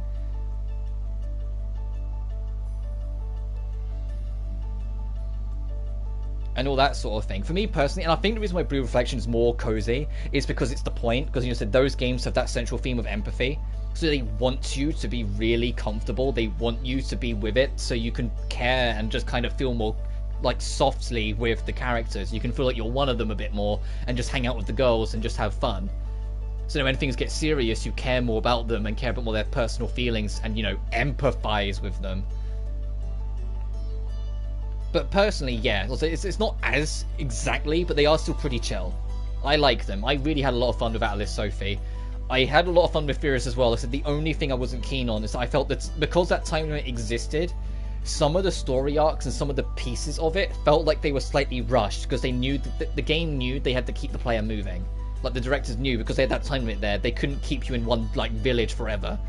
They only hard stop you dead in your tracks in one area in the game, because there's only one way to travel from the west side of the map to the east side of the map, so you have to eventually get to this one town.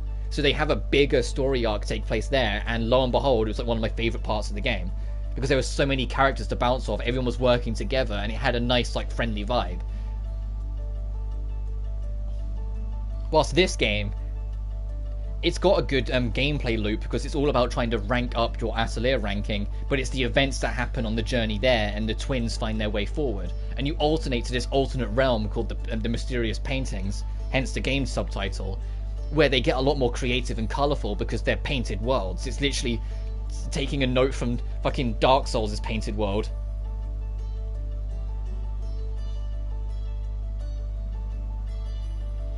I was doing my favourite Atelier. I don't know. I'm waiting until I go back through Ryza, because Ryza was my very first Atelier game, but I played it when it first came out 3 years ago. One Man isn't as big on board on the Ryza games as you've probably already noticed, but I still had a lot of fun with it, and I'm looking forward to getting back to it. I don't want to like compare it in yet until I've gone back for it now with more experience and more knowledge of the series. Because, especially because it was, you know, also, it was years ago, so I don't even remember that much from it. But I still think highly of Ryza in memory. I still think very highly in it. I think currently my favourite is Sophie, but this game, if this game continues at the rate it's going, when I reach the credits, I'll probably prefer this. I just don't want to say this is my favourite when I haven't finished it yet. You know? It's just kind of like a thing. I don't want to suddenly throw everything at it and then suddenly, like, I don't know, the second to last chapter is like the biggest drag of my life or whatever. So it's going to be this, Sophie 2, and then I'm going to start the Ryza trilogy. Point of that. I see what they go for, but it's not as enjoyable as Mysterious. I see plenty of positives, also plenty of negatives. Yeah, and that's fair enough. I said I look forward to when I get to it, now with knowledge, how I start to compare it, how I see it different. I mean, yeah, having to completely learn an entirely new crafting system again, it'll come back to me, but I've got so used to the grid in these games that going to the like the hexagon graph system with like the bonus points and all that shit that they had in Ryza will be an adjustment to get back to. But once I adjust, we'll be fine. It'll just be nice to compare once now I have more knowledge of the series and I understand how things work better. But we still got the rest of this and the whole of Sophie 2 to get through before we get there. And Sonic Frontiers comes out in a few weeks. And Genshin 3.2 comes out in a few weeks. And at some point I want to get back on the Resident Evil marathon before the 4 remake comes out next March. So it's just, we'll see how it goes. We'll ride it out. But I just love Ryza as a character. So I think even so, I think I'll still gel with it. Because Ryza is everything I wish I was, which is, you know, extroverted and good looking. Anyway, it's a sacred place where you'll be tested to see if you're worthy to rule. Hey sis, I thought you were working. Who do you think you're talking to? I finished all that work in a flash. What I've played from best to worst is Sophie 2, Lydie Suelle, Ryza 2, Sophie, Ayesha, Furious, Ryza 1, Verona. Which one was Verona? Verona's Ireland, isn't it? Or is Verona part of Dusk as well, in terms of the sagas?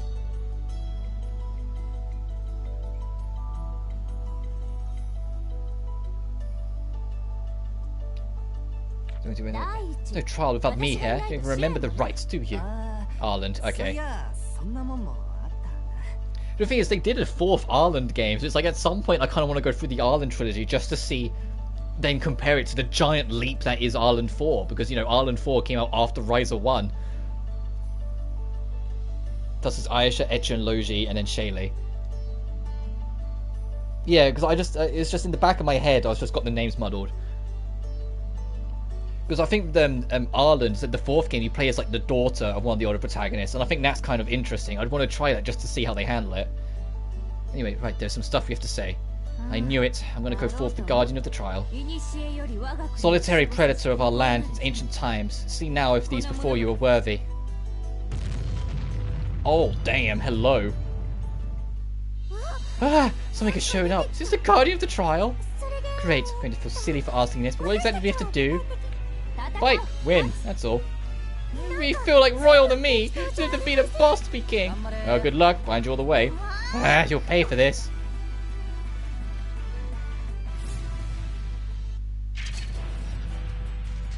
Oh, be nice. Please don't. Oh, God.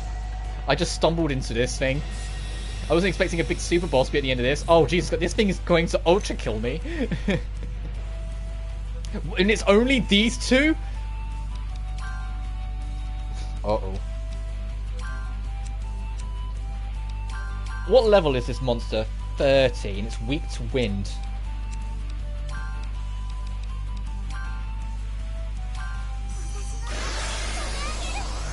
Oh yeah, that guy. Woot woot. Trophy unlocked for painting the world. We painted surroundings during a battle.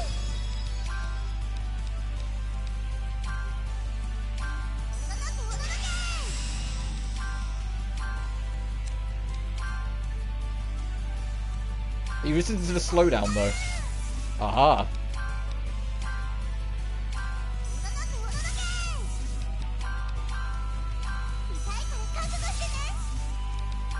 Now we'll use this. Ow.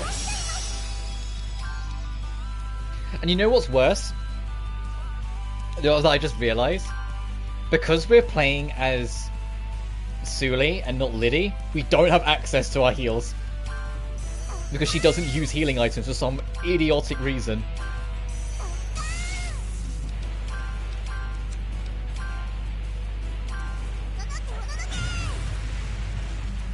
Oh my god, we got the stun.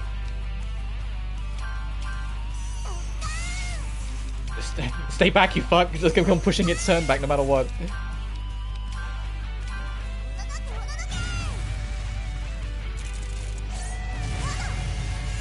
At least it's not doing much damage. It's actually kind of fair. I was terrified they was going to throw us at a super boss and make us fight it alone, but no, they're actually being pretty reasonable with this. Like, it's barely doing any damage. We are very close to being stunned though, which is terrifying.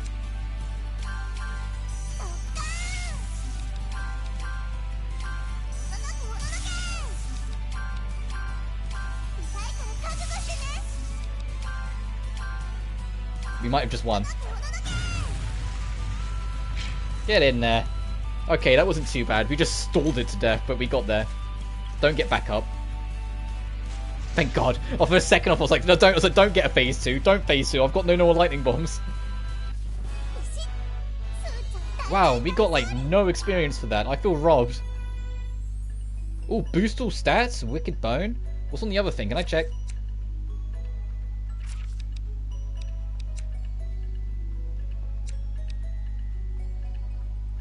Nice. Okay, let's go. One question. Only one would it be? Blue reflection free or death end free?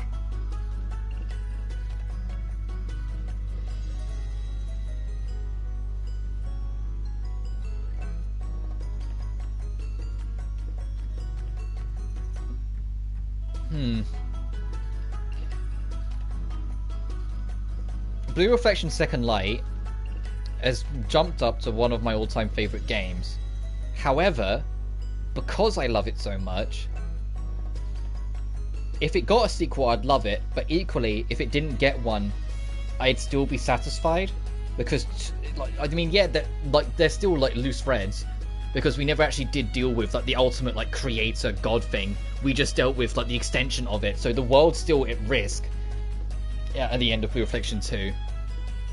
But that's only one loose thread, but if we go over to the Death End side of the map, there's, like, a million loose threads, and if they don't touch upon them, it's going to make the series get more frustrating through age. Like when new people happen to bump into it and discover it and try it out, to see its story never got ended, it'll be more annoying. So if I had to pick, the logical side of me says Dirk 3. Personal preference, of course, I'd say BR2, BR3, but I'm sorry. But logically, for the sake of wrapping up its story, Dirk needs its third game more right now, or needs its third game more than Blue Reflection needs a third game. Which is really difficult for me, because I hate to give up a Blue Reflection third wind, or whatever they call it.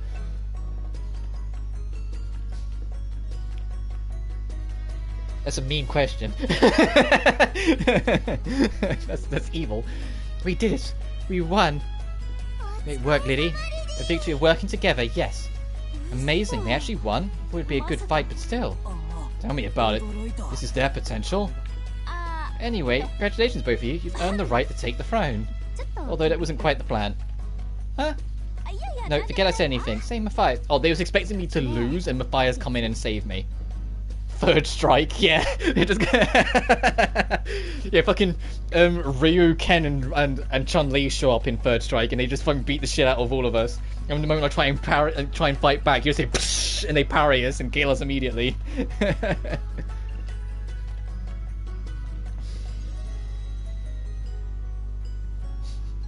I'm just imagining Al running up to Ryu with a scythe, trying to smack him, and he's going tsh, Al. Anyway, I forgot to say anything. Same with Fires. These two might really take the throne. Are you alright with that? Just a little more time. Give me a little more time. I'll decide soon, I promise. Please, sis. Okay, twins, thanks for your help. I'll reward you in due time. See you later. Community guideline strike free when she gets beat up in return. When this fully grown muscular man beats up a teenager? Yeah, probably. Fires, you alright? I'm okay. All the time, you bet. Let's go back anyway. Must be exhausted after that battle. Yeah, sounds like a plan. Matthias is a veteran player, except he didn't do anything in that fight. He didn't earn it. Increased defense when not under an ailment. Okay, that could be quite helpful. It's not like he's got enough defense.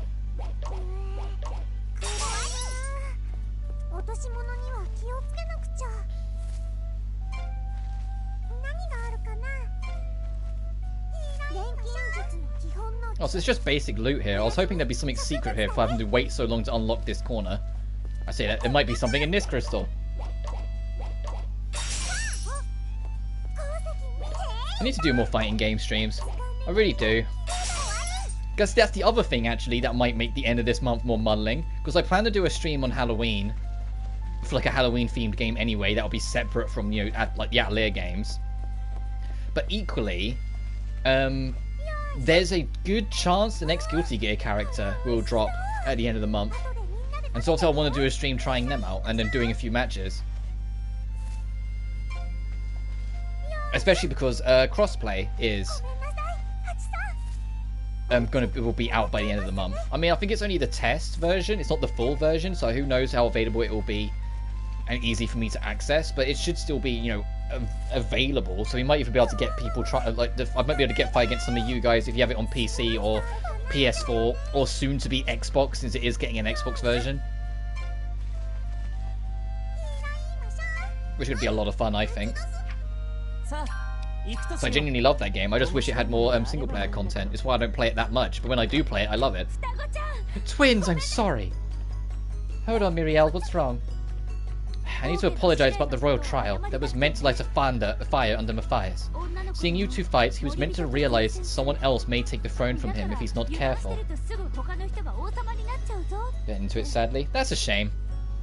I love it. I genuinely do. I have a lot of time for it.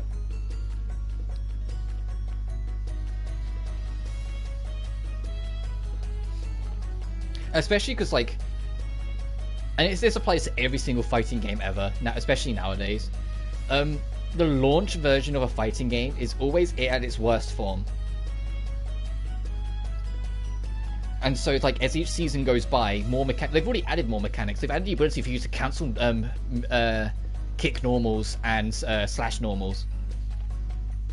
In fact, you could dash cancel that shit. Just opened the door to so much. It's beautiful. And they made it that if you cancel out a Roman cancel super quickly, you don't spend all of your meter. It will slowly build down instead, so you can then act on it. So you've got to deal with Xbox. It's like a Japanese published games. That's because Sony and Nintendo are Japanese companies. Xbox is American, and there's your reason. Xbox doesn't do anywhere near as well in Japan, so most Japanese companies don't bother.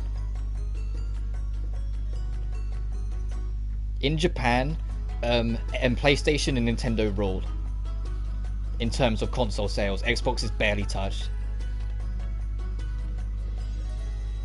I remember a very specific statistic, and although this was nearly a decade ago now, it still holds merit. The month the Xbox One came out in Japan, the Xbox 360 sold less than 100 consoles across the whole country. Whilst, you know, when the PS4 came out, the PS3 was still selling in thousands in Japan alone. But the Xbox 360, in the month the Xbox One came out, less than 100, because Xbox consoles just do not take Japan's market's interest as much. It has changed a little bit, and they are more accepting, mostly because Phil Spencer is adamant about putting a Japanese footing on the market, so he always tries to push for it, and it's starting to pay off. He is starting to get more games on Xbox that are Japan in origin. But it doesn't change the fact that Xbox is that one American company between two Japanese companies. If you're a developer in Japan, what consoles are you going to favor? Your home turf. You know? It's always going to be that way, unfortunately. I said, although it is changing and it is getting better, it's still like that. Another good comparison is, I don't know if it's still the same way with Compile Heart, because I haven't paid enough attention, but for the longest time, the Japanese version of Compile Heart games wouldn't come out on Steam. But it was only when they translated the Western version that they'd come out to Steam. Because equally, Steam's a Western company, so it just didn't cross their minds on the Japanese side. It was only when it came to the West that the Western devs were like, no, there should be a Steam version, and they'd make it. Not necessarily always immediately, like Dragon Star Varnir, I think it was like a good 6 or 9 months after it came out on PlayStation before it came out on Steam, but still. So fight, he's not careful. You pretty much guessed that much, but why are you apologizing? I know you defeated the Guardian, but actually the rules state that it has to be fought alone. So you haven't actually earned the right to take the throne. I'm sorry I tricked you, used you, and gave you false hope. I'm really sorry, girls.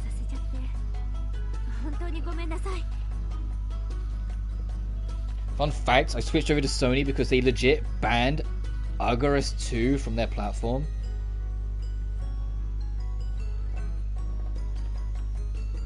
What's Argarus? Hang on. Am I going to regret looking this up? What's Argarus 2?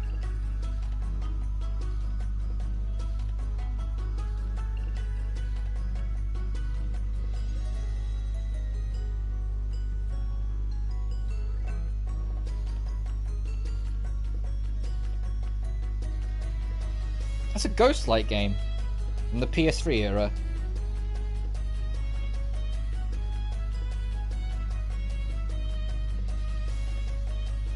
Came out in 2010. Oh Jesus! Oh.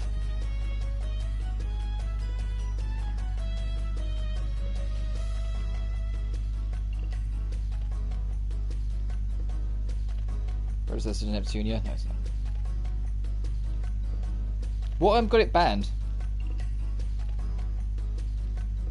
Published it as the Steam. Oh, they did the Steam version. Got it. Yeah, I'm curious what made it get banned. Lewd. Oh, right. Oh, right. It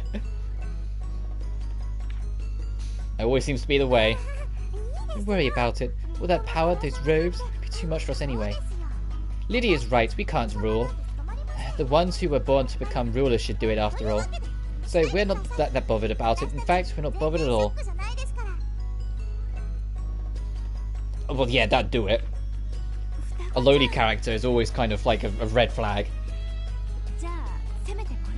I mean, it was my fucking red flag. As much as I love Dragonstar Vanir, why can you romance...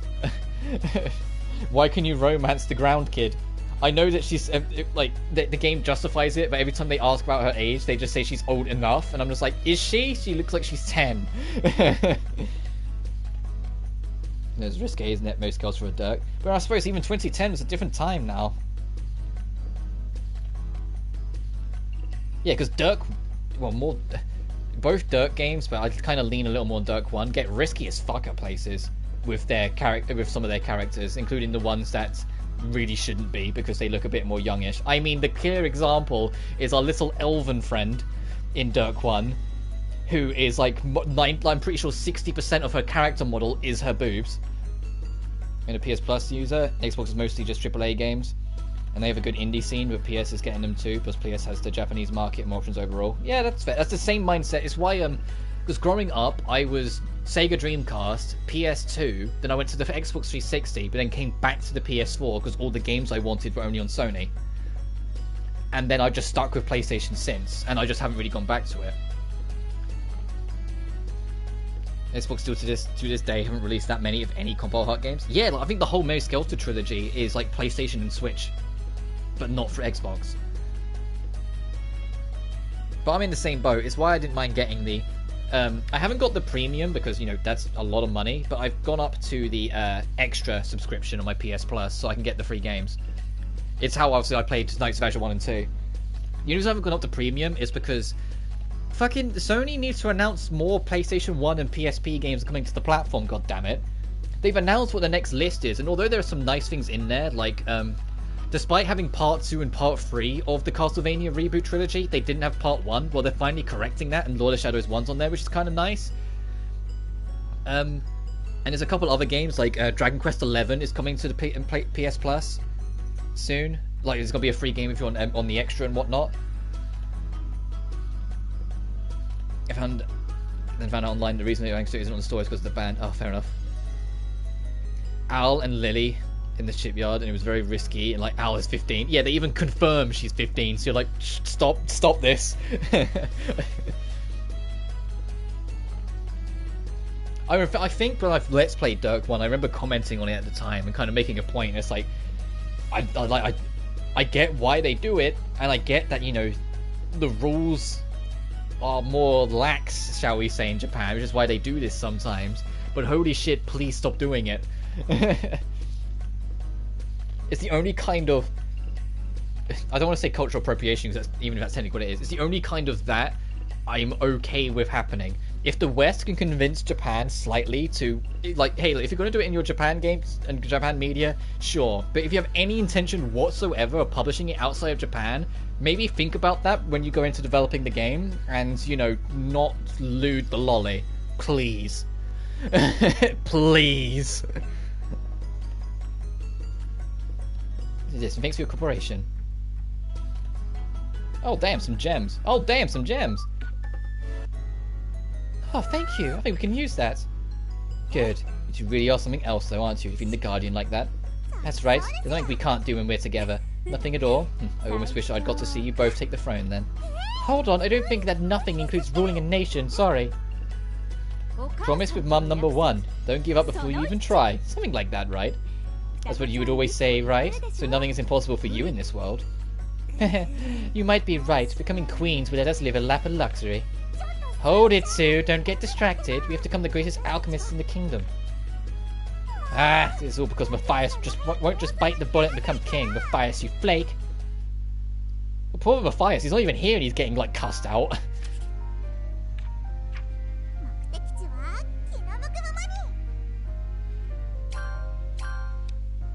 Oh, we'll have to see if we can buy another Breezy Aroma so we can actually do Lucia's quest finally.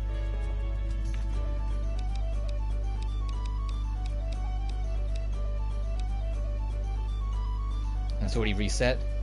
Nah, we're good for now. Where is Corey's? And Lily, I said Lily more so because what the fuck? You know, like you take one look and you're like, okay. And then she glitches. You go into glitch mode with her, and then you're like, "Oh, okay, okay." And you just, like, I got secondhand embarrassment, you know, because of how overly revealing it is. I think we've got enough Breezy Aromas. Considering we get them restocked anyway, I think we're fine. I will get some more healing pads though. Pierce all this. Might try it next off the Knights of Azure. Fair enough. If you do try Knights of Azure 1, I love it. I do like it. It's got problems. I give it like a 7 out of 10. It's got problems, but I did really enjoy it, and I like the dynamic of using your demons in battle with you. However, it's janky as fuck in places. It's super janky in places, and it's also very grindy, but I like that the map is interconnected.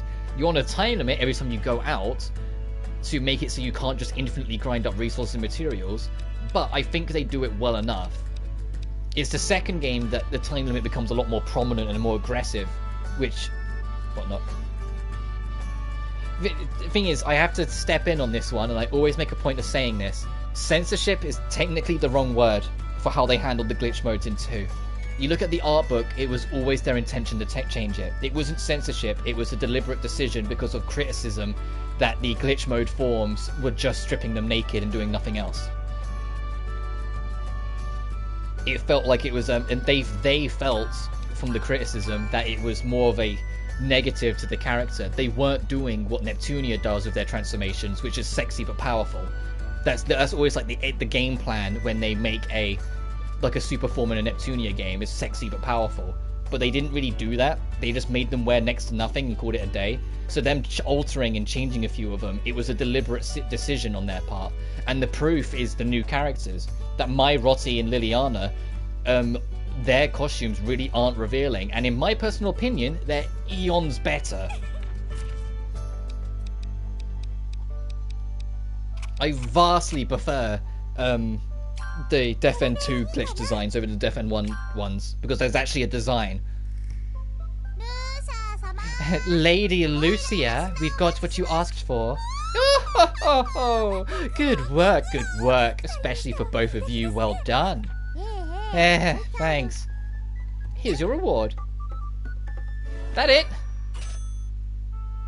Wow, thank you, Lucia. Although does this qualify as a reward? You've been a big help. Now then.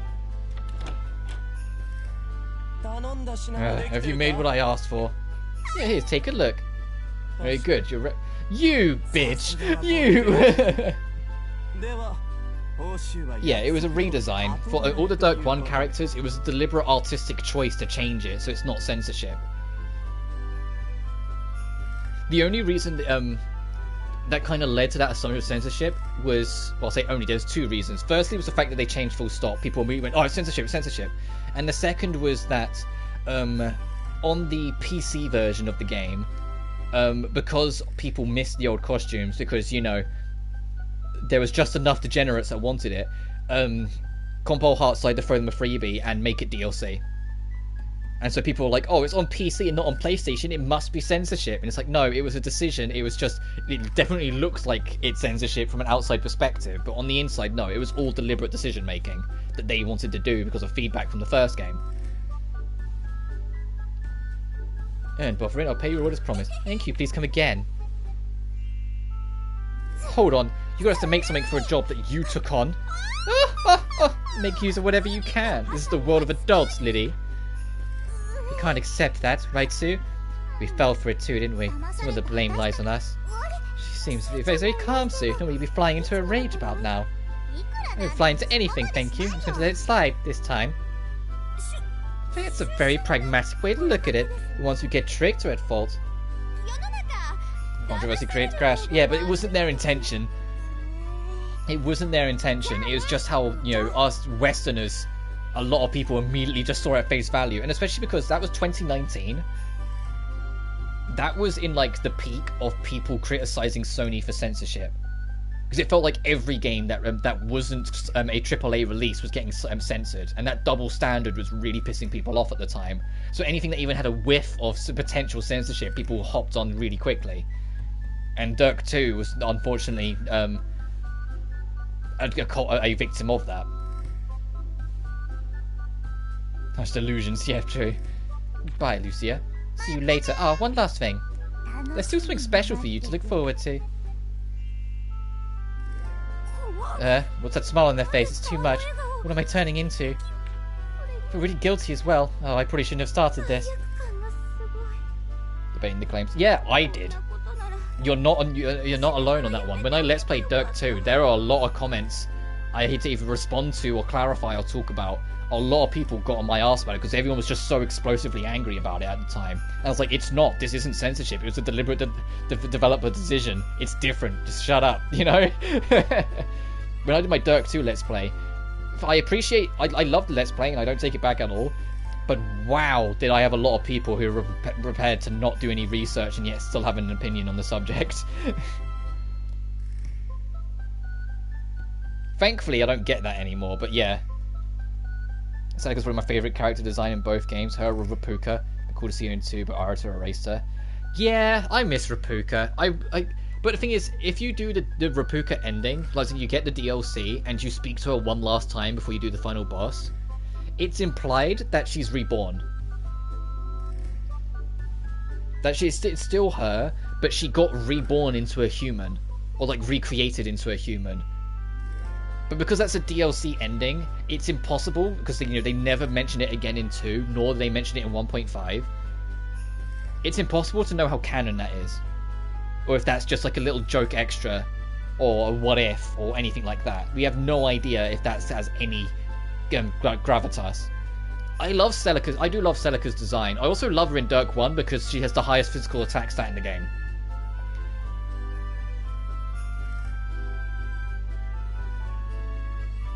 Super NEP RPG, not much was different from the Hot Spring CGs.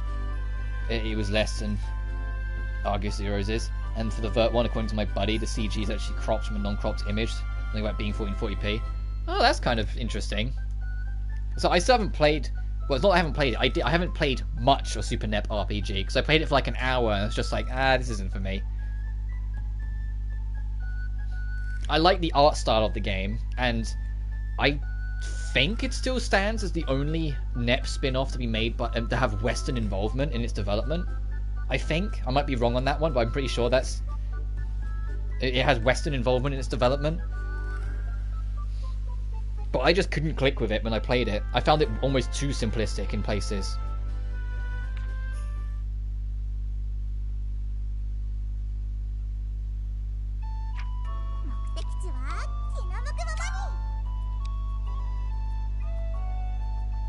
Sony PR got something way out of context, everyone bought it. Yeah, that makes sense. But the thing is, I said, I got why everyone was so angry and so vicious on censorship, because I don't agree in compromising art. For any reason. And the fact that Nintendo weren't doing it and Steam weren't doing it just really put the highlight on Sony even more. Which is why I'm so thankful for Sense and Cyberpunk Ghost Stories developers making as big of a stink about it as they did. Because they took it directly to Sony's doorstep and made a Twitter campaign and made it ride out for so long that Sony conveniently stopped censoring games. And at least to my knowledge, have either not done it since or only done it very minorly since. And I do want to stream Sense a Cyberpunk Ghost Story. I brought it to support the devs because I felt like they deserved it after everything they went through to get their game to go out and be uncompromised. But I haven't played it. I just kind of brought it and immediately shelved it because it was like, I think when it came out, it was like a couple weeks later, I got my first PS5.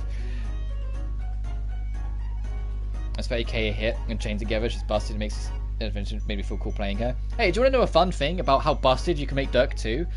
When you get the clone version of the characters, put Clea on. I think that's what her name was. It's been a while. Our little Oni friend. Her gun tricks, if you use them in a certain way, I've seen speedrunners use it. Speedrunners, as soon as they get her, put her front and center on the party. You can one-shot major bosses with her. Because of a trick with her gun and wallbang makes the damage on bounce back absurd. Sony loyalist. Yes, so I'm not a loyalist. For me, when I think of like a loyalist, I think of the people that get angry when games aren't exclusive to Sony anymore. You know, the ones that you laugh out the room because it's like, no, games being available to more people is always a good thing. The only ones that win are those corporations if you make it that everything's individualized. Which is why I'm so glad that Sony, finally, are coming around to putting things on PC. Now, if they could just put Bloodborne on PC, then I might start getting, they might start getting on my good side again. Instead of ignoring it to fucking, let me check my notes, oh, you know, make a full remaster of Horizon Zero Dawn using the second game's engine, because we really fucking needed that. Considering on finishing Cross Edge once I'm done Fairy Fencer of Steins getting some other Yuri visual novels. I haven't like really gone for any VNs in forever. I know there's like that, it's like I want to say it was Maid-esque one that came out ages ago because I saw it on sale for like $3 and I just ended up not getting it. Because I was like, even I couldn't justify it for myself, but I don't know, I haven't really found any VNs I'm like super want to try out yet for ages. Ah. Jesus. Oh, I did it again. You're right, Lydie. It's been a while since you failed so badly. Yeah, that thing Pamela said has been on my mind. Oh, about being 300 years old? That was just a Pamela-style joke. She came up with it really smoothly for it to be a joke. Maybe Pamela's actually a ghost. Uh-oh, they're figuring it out. No, that can't be. It can't. Maybe it could. Ah, Pamela, what are you doing here? Those VNs are... Those VNs are... Yume to remaster and re-after. Are they actually making a Horizon Zero Dawn remake? Technically, yes. It's only in the rumor mill and it's like leak file suggesting, so we don't know for fact. But everything is suggesting they are doing what they did to Last of Us to Horizon Zero Dawn, which is funny because you know, even people that were like super into Last of Us kind of raised their eyebrow to an alternate version of Last of Us that's a full-priced game when you can play the normal one off of the same hardware for like £3. Or for free if you're on any version of PS Plus, because it's on the PS Plus library.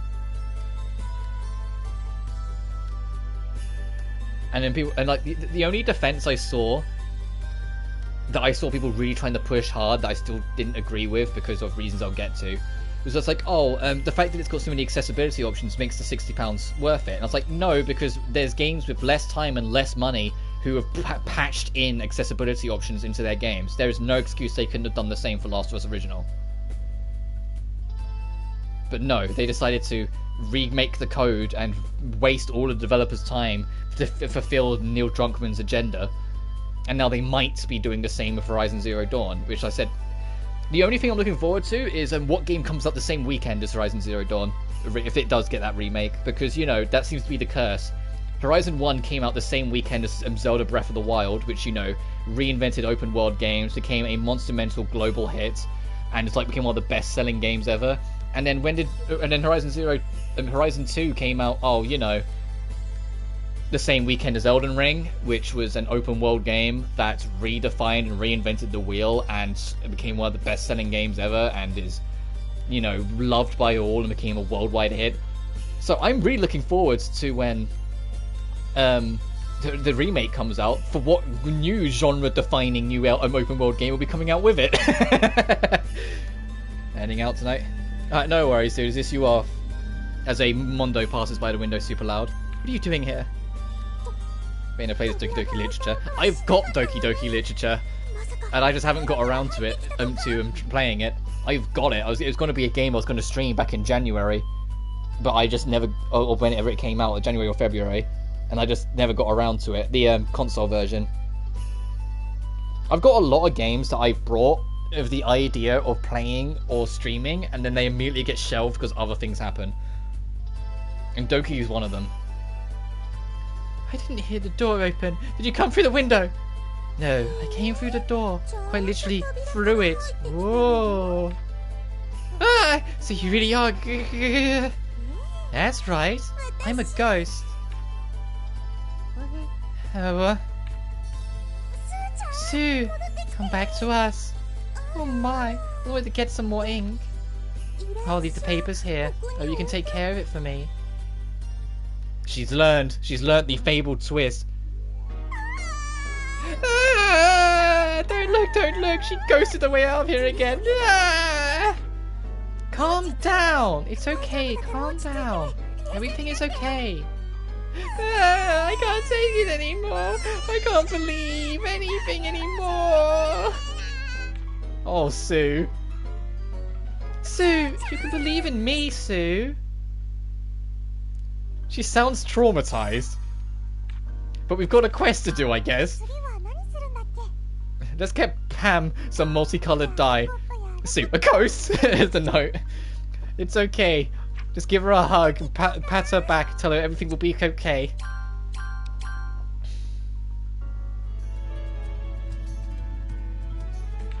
It's okay, Pam. Alive or dead, you're still beautiful. Oh, Sue!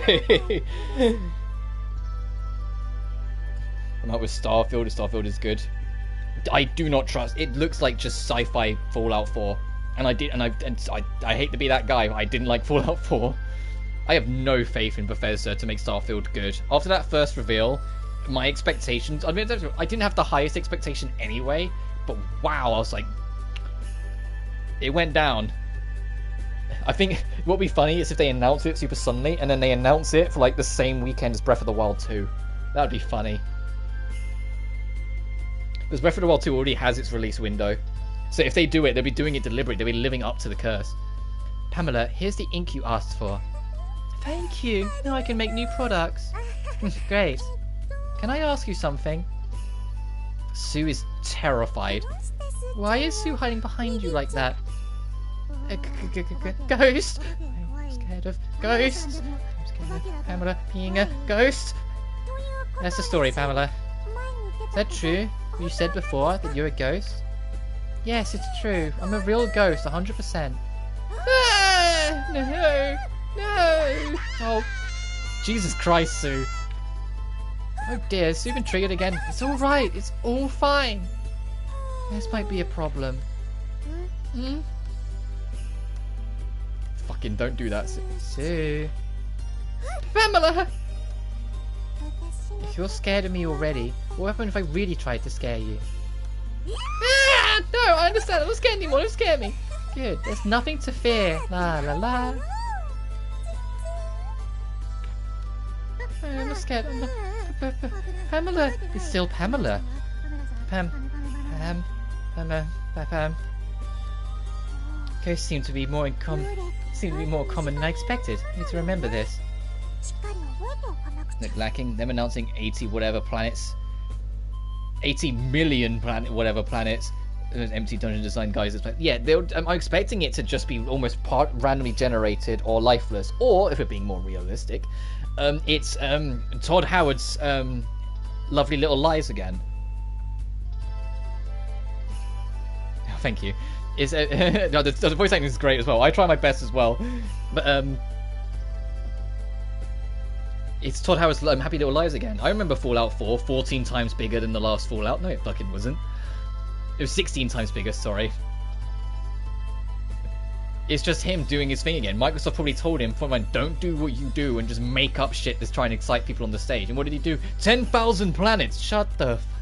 No one could have expected to remember this.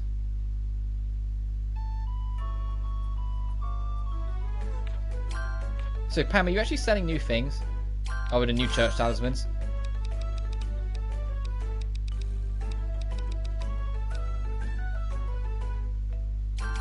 Yes, I'll take that. That's new. Seems to be it, though. Alright, Pam, bye. There's another side quest event we can trigger in the Atelier. How's everyone's friendship rank, actually? I haven't actually looked at that. He's close. He's nearly at max. He's at 86. 56, 22. Uno, because we only just got them. And 32. Fallout 3, One Habit 200 endings, Howard. Yeah. Because Todd Howard's happy little lies that he always does. His sweet little lies and everything that he always does to advertise a game. Lydie, Sue, I'm sorry, but there's something I want to ask. It's very formal. What's up, Matthias? You seem a lot more serious than usual. Good reason. My dad has been laid up in the bed with a cold. Your dad? Matthias? You mean the king? That does sound serious. Yes, it does. There's been no mention of this in any proclamations. Under my father's orders, he doesn't want to worry the people. It's more than a common cold, though. He needs to take some special medicine. So we need you to make it very quietly, and we trust you with this. Of course. Are you sure you come to the right place, though?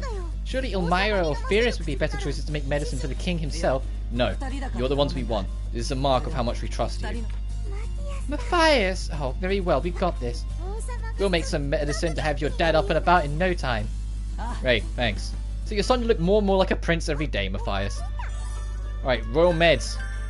It's an event item, so we have to make it. This is what I mean, Camo. This is like how the crafting stuff works. Like, I've got my favourite bars here. You make things, and then you have ingredients you pick up from the field to use to make it. And depending on what you add to it and what you make, can make them better or worse. To then bring with you into different environments. But sometimes it's things like, you know, making other ingredients. Like, say, making leather that we can then use for something else. These ores here, which I've all favorited. If it's got a triangle, it means we can make the ingredients we're missing. If it's an X, it means we can't. We don't have everything. And if it's a flat line, it means our alchemy level's not high enough. Because every time you make something, you get alchemy experience. There it is. Since it's a plot item, how we make it doesn't matter. So I can just throw... I'm not going to throw these god tier dragon scales in though, but I'll throw in something random. And then you just... They can overlap, but when you're making items, there'll be color bonuses for like getting so many slots of a certain color on the side. Engine. But BR1 is a modern school setting. This is fantasy because versatile as fuck and impressed me with their budget. Yet the crazy thing for me is that this was I believe 2018. So and the previous game in the Mysterious Trilogy was 2017. And I went there and I thought about it. And I was like, okay, so in the year Furious came out, that's the game before this. It was the same year both Blue Reflection 1 and Knights of Azure 2 came out, all from the same company. And there's each material can carry traits, and then you can apply those traits to items to make them better. Like you can get an armor piece and have a trait that says all stats boost or something like that. Which is actually, if I show my equipment, exactly what I've done. So we've got an armor there, it's like steel defense and high class, they're traits I picked up. The effects are what we got when we crafted it, the traits are what was on the material we added to it. So it's like here, Lydie's a good example here with her gun, with the amount of bonuses I have on it. Oh yeah, right, we got this. We actually brought this. 2 ailments when HP is healed. Easier to score higher so higher damage calculation. And increases loot. Reduces number of items lost when you're killed. Oh, if you die in this game, you don't game over. You get kicked out back to your hub and you lose about half of your loot that you picked up. But only on that run. So if you get returned home, everything's banked and it's safe. Extra 10 MP. And things cost 20% less MP.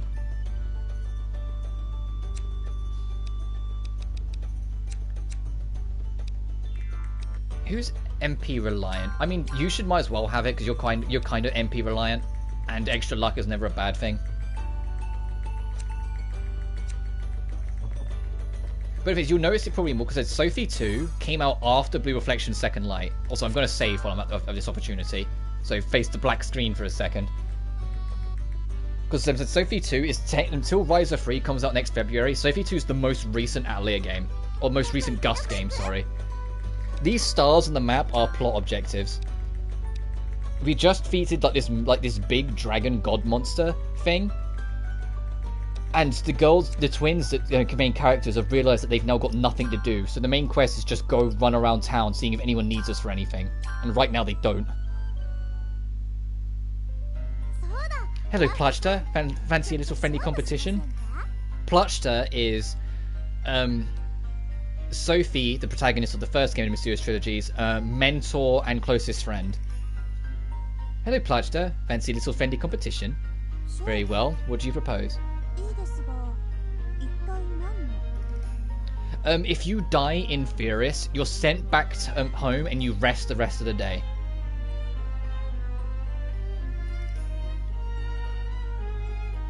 And yeah, you can sort of technically soft lock, but the time limit in Firis is egregiously generous. And if you play the DX version, which is the versions I've been playing, because they made like a HD trilogy of them all together, and it's like it's the director's cut versions. Firis has an alternate costume where if you wear it, halves the speed of time. So when I say I finished it with like 150 days left, genuinely it's easy.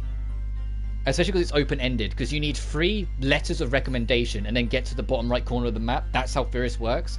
There's 5 towns that can give you a letter if you do their quests, so you can pick and choose what you want to do. It's genuinely really easy to keep on top of the time limit. And then once you beat the exam, the time limit goes away, and you basically unlock the second half of the plot. The credits roll, and the game makes you think it's over, but I learned going back through and going into supposed post-game, there is a lot more to do. Because afterwards, the main quest becomes Firis doesn't actually know what she wants to do with her life now she's passed that exam, and it's about her discovering what she wants to do. And then whoever of your party members' friendship rank you max out will lead to a unique quest line that can lead to an ending option for Firis at the end to go adventure with them. And I chose to have Firis adventure with her older sister Leonie, which seemingly is canon, because in this game, Firis and Leonie are travelling together, and it's been 5 years since the events of Firis. What do you propose? Nothing less than a test of alchemy knowledge.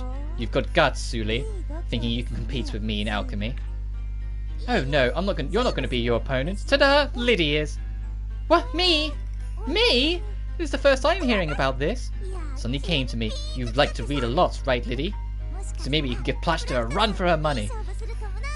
Okay, Camo, just to give you an idea of how outpowered and outknowledged Plutchta is to us. Plutchta is Sophie's teacher. Sophie is Firis' teacher. Firis' best friend is Elmira. Elmira is these twins' teacher. There are generational gaps between us in knowledge. We're not winning. I don't have your confidence. I'm sorry, Plutchta. I forfeit to you, of course. No, I don't accept that. Let's do this. I like a good challenge. I need to get quite so excited. Very well, I'll do it. Question 1. Is puny fluid acid or alkaline? Alkaline. Correct. What does alkaline mean again, anyway? Next question. Spines of uni are always multiples of 4. The correct answer from you both. You counted them anyway. So Sue never reads. Part of the reason why I love Sue as a character, the yellow-clothed twin, other than the fact that she's a complete tomboy, is that she's me as a kid. She really is. She just doesn't. She doesn't want to read. She doesn't want to put in effort. She's really laid back and lazy. She's the epitome of like no thoughts, head empty at times. She just kind of does what she wants. They're gonna tie. Oh, never mind. I knew I'd lose. No way I'd hoped to win. Wasn't all, Lydie. I'm impressed. You acquired much knowledge at your young age. You should be more confident. Your daily studies will surely pay off. Plutchta! Oh, thank you. I'll try to keep it up. The lengths of these games are. I can actually tell you. Hang on. Hang on. Because I can check my profile. Atelier Sophie was 32 hours.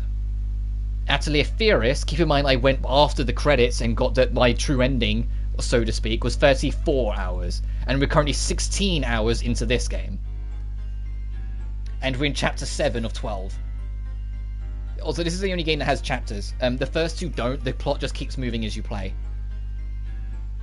But this game actually has chapters to break it all down. Cute. I'll try to keep it up. But you can probably do them in less time than that, because keep in mind me streaming it as well, I stop a lot to talk to chat. So it ends up taking me longer to do things here and there and everywhere. Oh, I can never tell them that I didn't know most of the answers to the questions I was asking. Right, I'm going to forget today ever happened. So, what to eat tomorrow? So this is what I mean. Sue's immediately just gone, man, I didn't know any of that. Anyway, food. She's the epitome of like no thought head empty, and I love her for it. And I love Furious in this game because she's actually grown up. In Furious, she was like a little pipsqueak, like chubby-cheeked pipsqueak, and that backpack on her back was genuinely like poking out the sides because she was that small. Whilst in this, because this game is based 5 years later, she's now 21 years old, and so is actually an adult, and is actually like taller than most of the cast. And here's Sophie, the protagonist of the original game, who's canonically now like 26, because she was like 16 or 17 in the first game, but then 5 years passed between that and Furious, now 5 years between Furious and this. And yet the only thing that's changed in Sophie's model, I kid you not, is that she wears a new coat. She had a blue coat in Sophie, she had a red coat in Furious, now she has a white coat in this game. And I'm like, she does not... Her artwork makes her look older.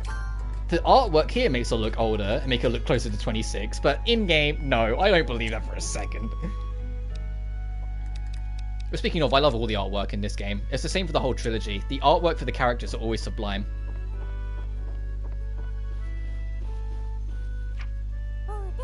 Anyway, let's actually go outside and actually advance the main plot slightly.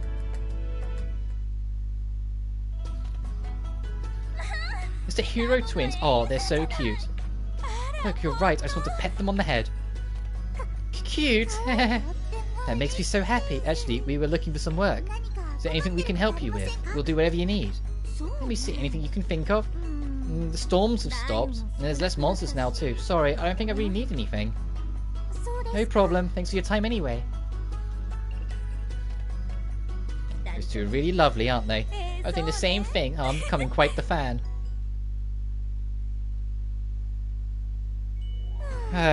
We didn't find any work in the end. I know, Dad will probably be home by now. Let's just go back to the Atelier. You're right, Dad, please just don't buy anything too crazy. Oh, there's other things to do at the gate. Hang on. Let's just warp anywhere and warp back and see what scene we trigger. If it's at the gate, it's probably to do with Leonie, Furious' older sister. Oh, no, okay, there's Furious. La la la, I found some buried treasure. Furious, are you back from a trip somewhere? No, not quite. I was investigating some ruins nearby. Investigating ruins? Oh, you're pulling our legs. You're no archaeologist. I'm serious. Here's proof. I found this rare item. Wow, what is that? A fragment of something? I reckon it's a piece of a weapon. So maybe 200 years ago? There's markings on it here. You really do sound like an archaeologist. Furious, seriously, just what are you? That's rude. I'm an alchemist. Someone I used to travel with just taught me some things about history. So I got attracted to it. Sometimes I even go to investigate ruins now. That sounds like Oscar, though. I think Oscar would have done that. Actually, no, it could have been any of the boys, but Furious has this other system that I wasn't too keen on. Does Gus get the BR artists to do most of their games? I honestly couldn't answer that. I know the Blue Reflection artist does do artwork for Atelier because I follow them on Twitter, and every now and then they will show artwork of like Atelier stuff that they've done. So I know they do some of it, but I don't know if they're on their own or if there are others or if it's other work with it, or you know what I mean. Like, I don't know how far that goes. I just know that the artist of that does the Blue Reflection characters is also the artist that does some Atelier characters. I don't know if they do all of them or whatever. Just asked you what you can't do. This is just me copying someone else, really. Anyway, what I was going to say, the only criticism I had with Furious is to do with getting party members. Because of the nature of how open-ended it kind of is, where you can kind of go where you want, you kind of just bump into people, and then once you recruit them, instead of them immediately joining your party, they go to the nearest inn or tavern. and you have to recruit them there. Which is all well and good, but the game hard limits how many people you can even bring with you on your adventure, up until you beat the game. When I say, well, beat the game, beat the time limit. Once the game opens up, the game cares a lot less and lets you recruit a lot and have a lot more people in your party at once. But it means you can't rearrange your party and like experiment with party members anywhere near as much in Fierce. Whilst in Sophie and this game, you just have everyone and you can rearrange your party as you see fit. There was one character in Furious I straight up never got because it was a mercenary you had to hire and I never got the money to hire them, so I just never bothered. Which is why, like, when Furious references characters of the past, I'm a bit more like, are they talking about this person or that person? Because with me, it was Furious, Leonie, because you can't unequip Leonie because she's Furious's older sister, Elmira, because it's Furious's best friend, so I felt like it needed to. And then for most of the game, it was Drossel, who was just the first girl I bumped into along the journey, and just said, alright, fine, you're staying on the party, and that was it. It was only after I beat the game, and you unlock Sophie and Platschka as playable characters, I swapped Drossel out for Sophie, so it felt more like a protagonist group. Whilst in Sophie, I had remembered more of the characters because, you know, they were all more interwoven. I mean, one of them is in this town. You can find both Fritz and Drossel in this town. Because they're father and daughter. Now, this for your alchemy. Oh, thank you. They're very wonderful ingredients to have. Thanks. Isn't this important though? An archaeological find. Golden tree leaf. The golden threads we can grind them out, but the golden tree leaf is very helpful. Oh, don't worry. I found it nearby. I don't think it's cursed much. It's not really what I was asking, but all right. It was just nearby. It should be okay. Right, you two. See you later. I want to make something exciting. She doesn't think it's cursed much. That means it might be a little bit. Sue, we can't worry about that, right? Furious has got Sister's Bow. Oh yeah, that's the other thing. In Furious, in Atelier Furious, Furious wasn't a bow user. She used magic. Whilst in this game, she's a bow user because Leonie has always been a bow user. So on their 5 years of traveling together, Furious learned how to use a bow. So she uses archery in this game instead of just magic. So they actually expanded and developed her moveset more. Anyway, she got a new skill. Follow-up damage. Ooh, so if you have her in support and you do something to get her hop in, she'll do more damage. Which is a shame because I have her on the front line. But still. I have Sophie on the back, but that's just because she's under-leveled. Which is a shame because I really want Sophie back in the main party. But equally, after this is Sophie too, so she'll be in the main party when she's the protagonist again next time. And the only thing I know about Sophie 2 is that it's based, despite coming out way later, it's based between Sophie 1 and Furious. So Sophie will be like 19 or 20. And the game is an isekai game. She gets thrown into a new world she has no knowledge of. And so you have to learn of the new realm, and she's a fish out of water and all that stuff. But we'll get to that when we get to that. The fourth mysterious game is kind of mysterious in and of itself and where it's placed in the timeline and what it means. Anyway, is that... There's a quest at the gate? Oh, Matthias is here. I was like, what quest at the gate? No, Matthias is over here. Yeah, here's your medicine. Matthias, we made the medicine you wanted. That's great, thank you so much. With this, I'm sure my dad will get better. That's a big relief. That hard work was worth it. We hope the king gets better soon. Me too. We realize how old he's getting, though. Even the cold is not a joke anymore. It's about time for someone to succeed the throne and put him at ease. Which your sister is heavily hinting it should be you, Matthias. I think that's my duty. Hey, he's getting there. Matthias! Hey, girls. Do you think that's what I should do? Do you think I should really become king? Yes, I do. Lydie, you too, right? Yes, of course. You study hard, Matthias, and you're strong and reliable too. I can't say I'm a fan if you always want to pick up the ladies, though. me either, but I feel the same. I'm sure you can be a great king, Matthias. Promise with mum number 5. Take action rather than worry. The twins' mother passed away at some point before the plot started. But I think it's like 2 or 3 years. There's a gravestone you can go visit in the game. These two have a list of promises they made their mum that they stick to, like the rule of the roost, and it's like the most charming fucking thing of their way of remembering their mum. You just need to give it a try. You can't judge anything until you've experienced it. That's right. Otherwise, we'll have to start calling you the king of the wastrels again. No thanks. Please don't do that. Thank you, Lydie. Sue, you cheered me up a bit. Better get that medicine to my dad anyway. See you later. Also, Camo, this might surprise you, because it surprised the fuck out of me. Atelier, Sophie, and Furious have an English dub. This game doesn't. I think this was after they stopped doing it. But the first two Mysterious games have an option for an English dub. And like Nep Gear's voice actress, her name slips my mind. Nep Gear's voice actress is the voice of Sophie. I played them sub because I've just got too used to Gus games being sub only that I can't adjust. But that really is like, oh, okay, there's an option. Oh, didn't he? Yes, I'm glad we were able to help him, even just a little. Right, that's that quest sorted. Now we can go back into the Atelier Furious, see what that's about. Oh, Furious is up to something again. Hello, Furious. Sorry to bother you, but I have a question about distinguishing between ores. Very well. You've come to the right place. The Ore Master, Furious, shall impart on you the secrets of ores. Furious has a natural gift that she can literally hear ores. She can hear, like, unique ores in the land and world, so she can literally, like, hear their presence to find them. Furious seems different.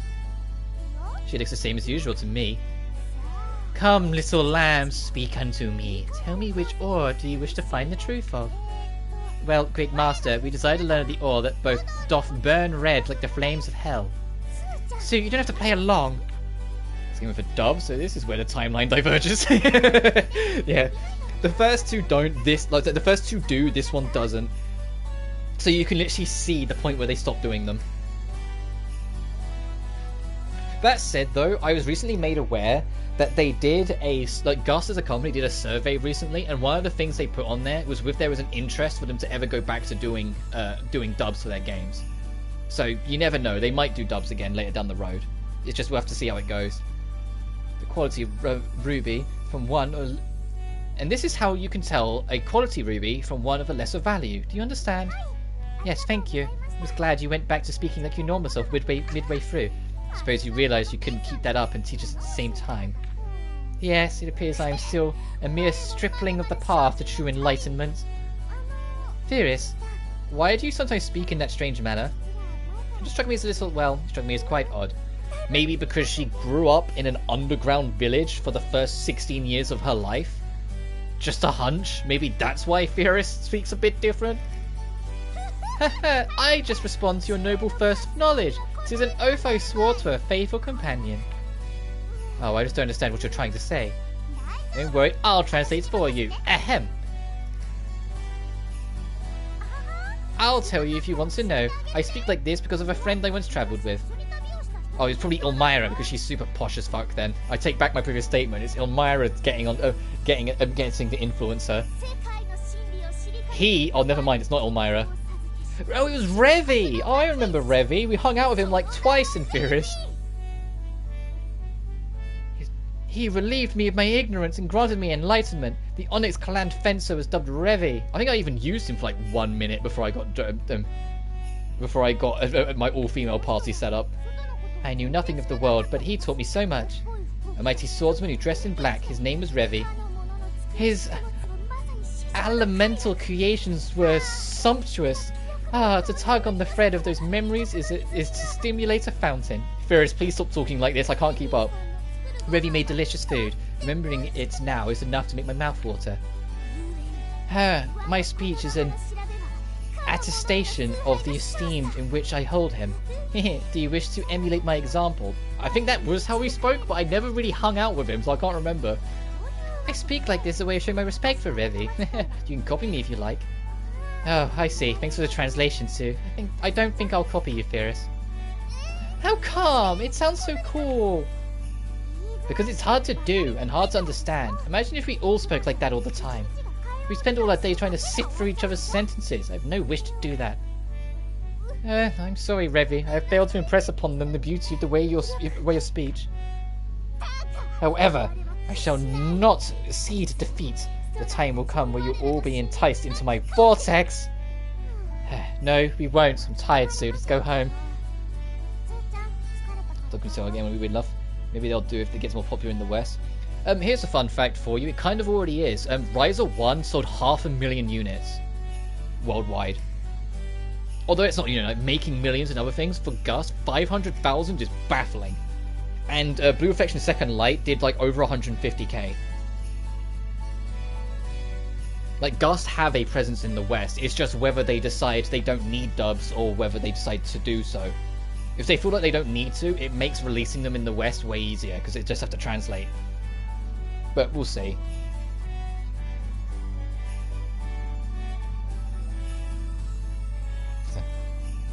But for me, like, even if BR3, for example, has an English dub, I'll probably still play that subbed because I'm too used to those characters' voices.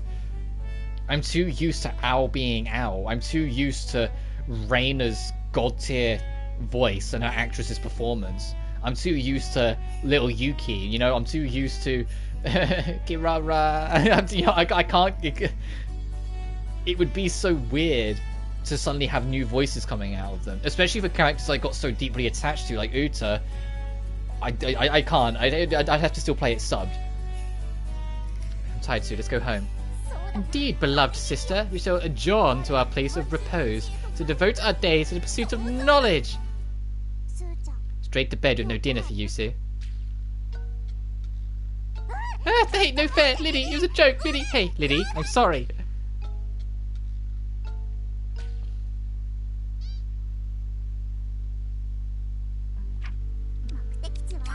Now at the Castle Plaza, there's always a new side thing to do. It's literally turning into the date scenes.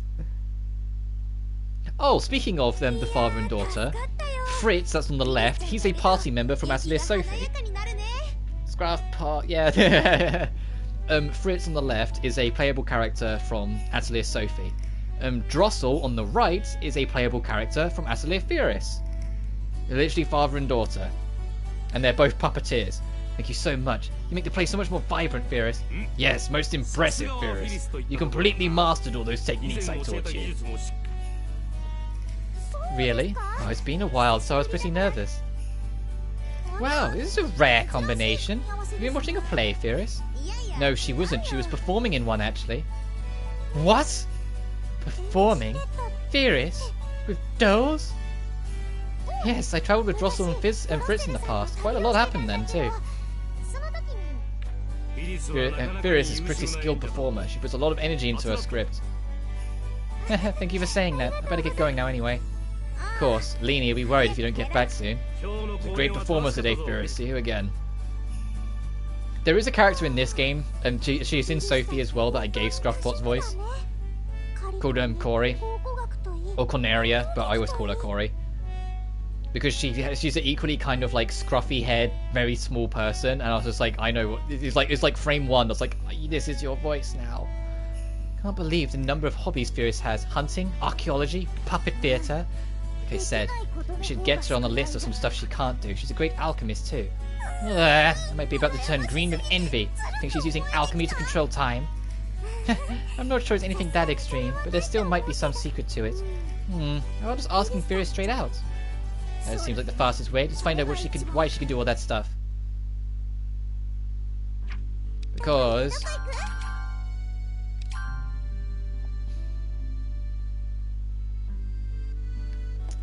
this is Corey. She's standing on very high heels, so she's kind of cheating on her height. Oh, so I have to spin the camera on so you can see what I mean. But she stands on platform shoes.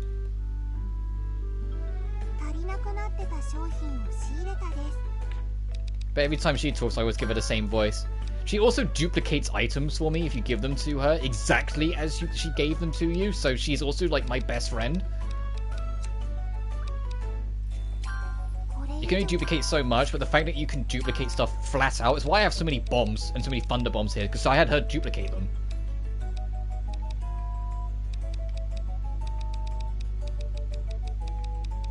She doesn't duplicate everything, as you can tell, but she duplicates enough. Oh, she duplicates these gems. That's actually... I'm going to have a duplicate sapphire. And I have enough lufts.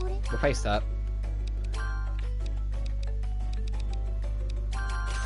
God damn, 468 for that sapphire. And this refill, when you go on adventures, you use the stuff that you've got in your harvest equip inventory. If you've got the refill on, you pay basically a tax fee to Corey and she will auto refill all of it.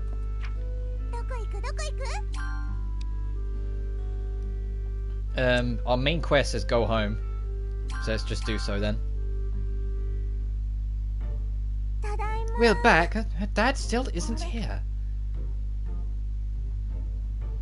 Looks like it. This is odd. He always comes back home when he's hungry. Ah, finally. Hey, where have you been? Oh, it's Sophie. Excuse me? I was just shopping in the city. Oh, Sophie. Ah, sorry. That wasn't directed at you. We're waiting for our dad to come back, actually. Sorry about that. We weren't expecting you, Sophie. Oh, don't mind me. I should apologize for just turning up like this. I heard you were looking for work, so there's something I wanted to ask you. A job from you, Sophie? It's going to be depressingly difficult, isn't it? Oh, I wouldn't say depressing. I'm going to be here for a while, so I'm settling in. I'd like you to help. I'd like you to make some useful items for me. Okay, I think we can handle this. Great. Will you bring them to me once you're done? If you need to go and collect materials, I'll help. Thanks for this. Sophie, why are you, the 26-year-old adult, making these two 16-year-old teenagers do all this work? Sophie could easily make this herself. She wanted to give us some work. I mean, that's why. She wanted to keep us occupied. It's like it. She does so much for us, hasn't she? Right then, we can't let her down. Let's simp up these items and knock Sophie's socks off. What are we gonna make? She wants a new Ori bomb? Hey, Corey. Ori bombs is such a burn of resources. So I'll just buy one that I have Ori dupe. There we are. And before we do that, that reminds me, I wanted to try and make the powered up ice bomb. So we need to go to the... Oh, this is how the map works. You've got the actual town, and you can run around between areas or just quick warp around. You've got the actual outside world with like the different forests and wastelands and whatnot to go explore. And then in this game, you have... Because my name isn't in the title, yes. In this game, you have the painted worlds. There's literally an art gallery with paintings on them, and you can go into the painting worlds. Actually, I can show you. Castle, gallery. These. And these are all worlds that you can jump into that have their own, like, multi-layered dungeon. The resource I'm after is in the Frozen Palace.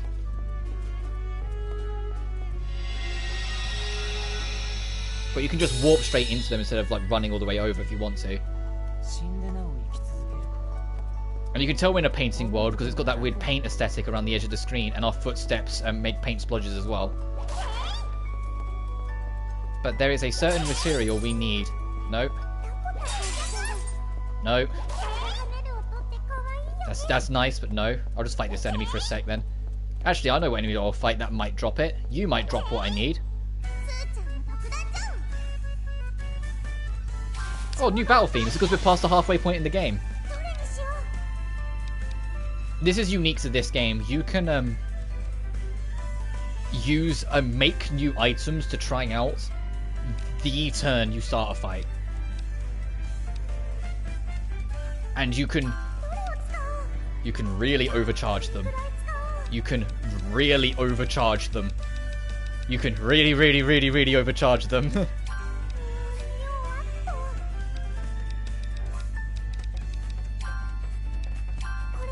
Case in point. That just did over... Jesus, that did over 1,000 damage. They just died. It's kind of absurd how broken the battle mix system is. Hey, that enemy dropped what we needed, but we need to actually pick up one because I think... Oh, this is the recipe book. To unlock a new recipe, you have to fulfill the term. So for this, I need to pick up, I need to gather an eternal ice. Sue has her own list, but if you're playing the DX version, it doesn't matter which character you choose to have be your protagonist, because you can choose between being Lydie or Sue. In the original version of the game, you could only unlock Lydie's recipe book if playing as her, and only doing Sue's as playing as Sue. Whilst in this, they got rid of that restriction, thank God, so you can just work on both. I need to pick up a silver web as well at some point. And then their shared book, I need to make a raw diamond with a trait on it. I need a monster bird feather. So if you see any bird enemies, I need to fight them in case I get it. And that's a new ore. We need some eisen ore, and we need a high-class Sylvalia. And then book, as the name implies, you get it from reading books. An event is plot items.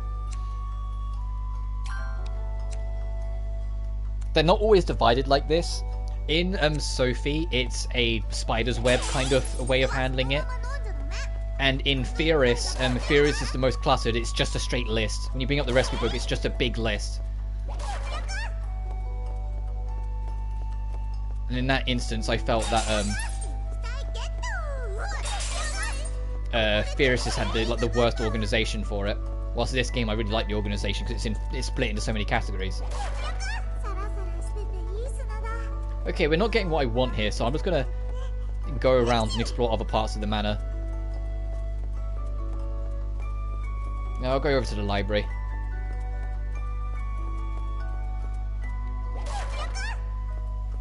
I also still love that if you keep spamming the attack button, the characters just keep on swinging, and they've actually got an animation, a unique animation for you spamming the attack.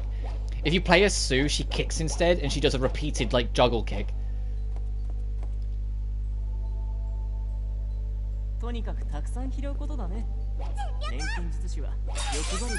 Hey, there we go. Now we can make the Starlight Bomb, or the better variant. I'll fight a couple more enemies, so I want to get some new resources anyway. But the normal one, because this is the extra mix. The extra mix is where shit gets overpowered. We've got the normal variant as well, where you can use the resources you've just picked up immediately to power things up. Or, use skills. You see where it says follow up with Sophie there? Certain conditions will make Sophie immediately follow up or do something. With Suli, Lydie can do something, and with Matthias, Lucia. Basically, the icons underneath them. So there's follow-up skills. The Only minigame in Death End 2 is only a prototype mode or something, I feel. Seems too random otherwise. Yeah, it's a crossover to the actual game, Only, that I've seen a few VTubers play. But it does seem like they want to try something with it. You can actually reach an ending. I don't know if you looked around.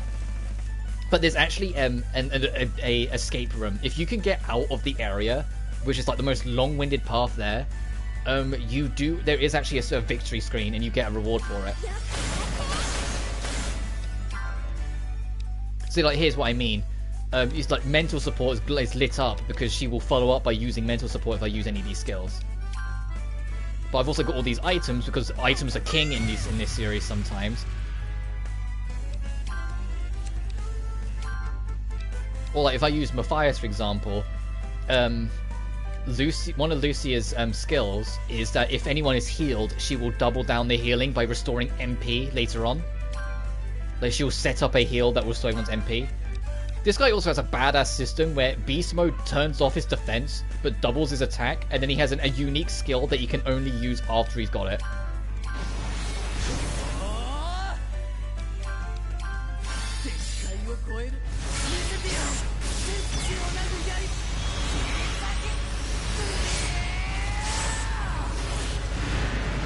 Which is the sickest fucking thing, and it's the main reason why I always keep Matthias in the party.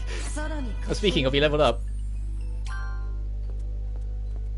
That gooey stuff that says we have 959 off on the right side of the screen, that's excess paint, basically. When you're in the painting world, you gather it, and you can use it for the battle mix. So I have no time to use in any RPGs. Fair.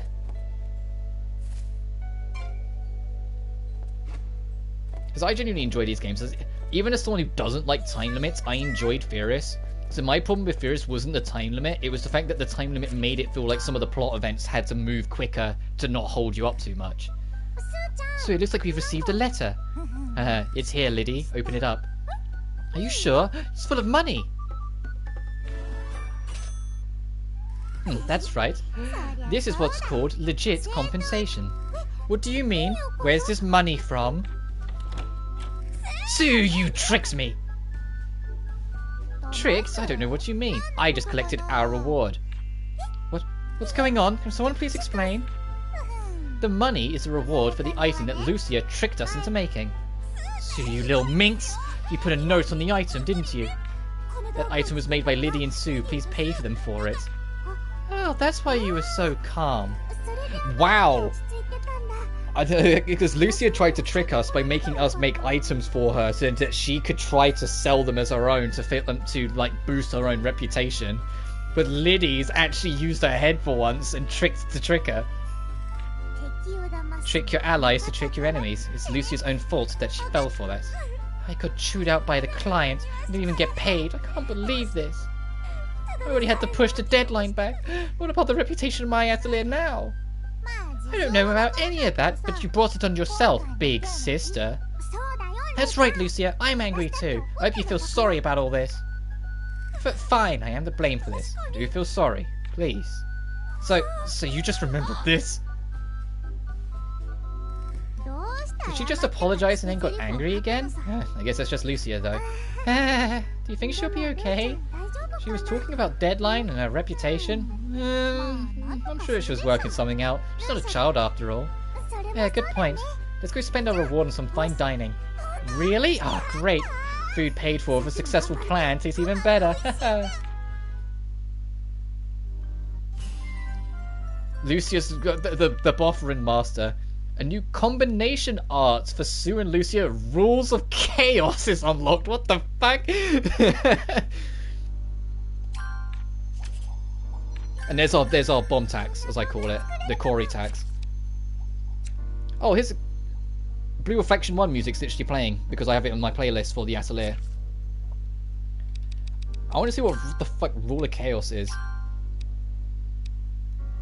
Inflict damage against a single enemy and stagger them. Activate 2 time cards with the same effect. So it hits 3 times, just the other 2 times are later, separate from your turn.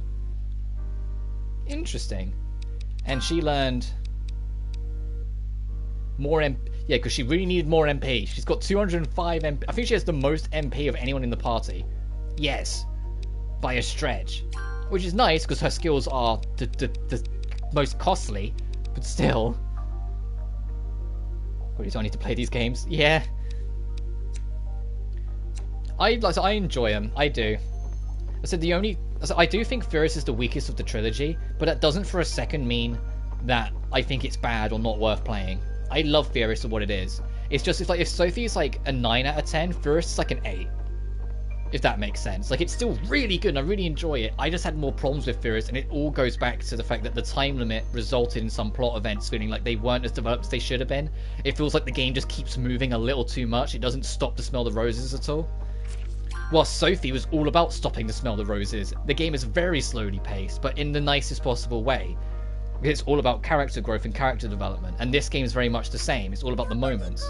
Hence, we've unlocked even more of these bloody moments. Actually, before we do anything, let's see if I can make that ice bomb. I've been looking forward to this. Okay, now I can show you how all this matters. Because you see, like, some of these items will give us bigger grids, but all of them will give us different bonuses or potential weaknesses. So I need to find one that suits the best. Just above the list has all these traits. It says max level 17, max level 9, 13, and 13. Their color and the symbol matters. So, see that first one, max level 17, that's the Mercury symbol, so any bonus that adds extra points to Mercury I should be paying attention to. But it's also Saturn and the Moon. So effectively, anything that boosts Mercury, Saturn, and Moon is going to get my attention. And if not, then you have to figure out which one you're most prepared to sacrifice. So if, like, in this instance, it would be Mercury, because there's another one that's blue, because blue is what we'll be using for it. And right was be Dead Rising 1. Oh, absolutely. I couldn't agree more. See, this one's amazing. This one's legendary. It's only a 5x5 grid, though, so will I be able to fit all the room in? So you have to think about other things. That's Mercury. -2 on Saturn, though, so it'd be harder.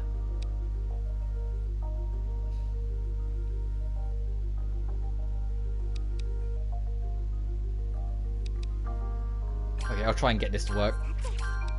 It's always better to use the highest quality stuff.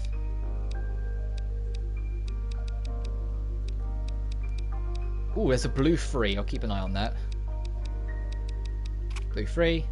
And you see, on the right, it's giving us an idea. It's not accurate to what it'll actually be. It's an idea of how, on their base value, how high it should be able to make everything. Oh, that's a purple 4 on it, though. In one of the things that's advanced, in Atelier Sophie, whichever colour is most dominant is the only one that will get bonuses. In Furious, they changed that to make it that every colour will get a bonus to some extent. And in this, they should have changed how the colour system works, that items can carry multiple different colours. Like, you see, like this is Fisher's Liquid. There's the components, say, like blue 2 blue squares and 3 purple squares. So you can see it resembles those 2 components. That's what it has on it. So they've advanced it and got more comfortable with it as the series has gone on. I make it sound more restrictive than it is, but, you know, the system that Sophie has is built around it. We have nothing red. Alright, let's do this. And you can rotate items. In Sophie, you have to unlock it, because you can... In Atelier Sophie, you craft better cauldrons.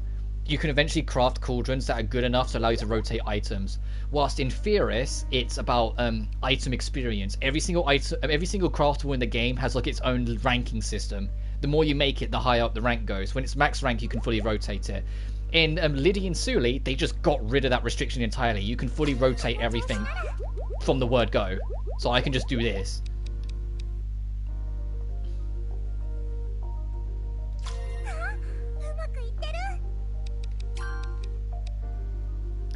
Oh, that's Saturn -2, so let's try and swerve that a little if we can.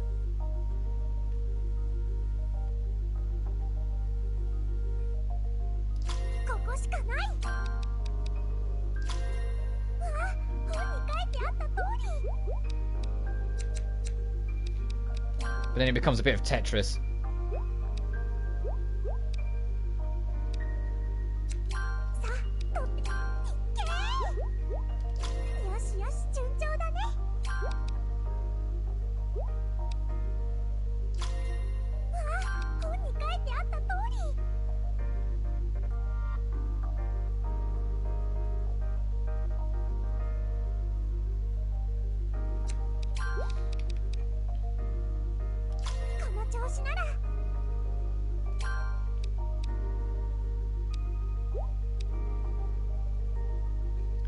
Is drawing going from game to game with all the system change, or does it flow well?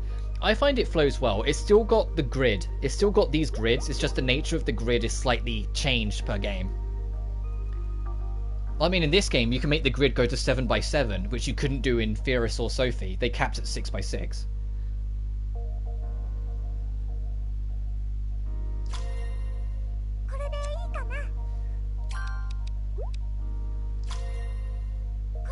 Oh, see, that's nearly max. Hang on, let me back up.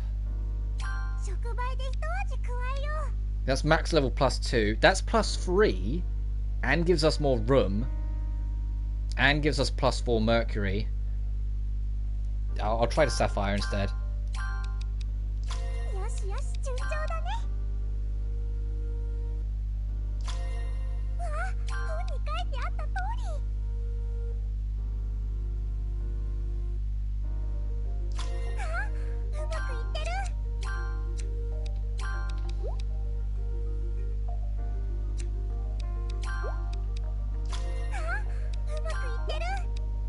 But sometimes I do end up spending a while trying to figure out how I'm going to make this work, as you can see.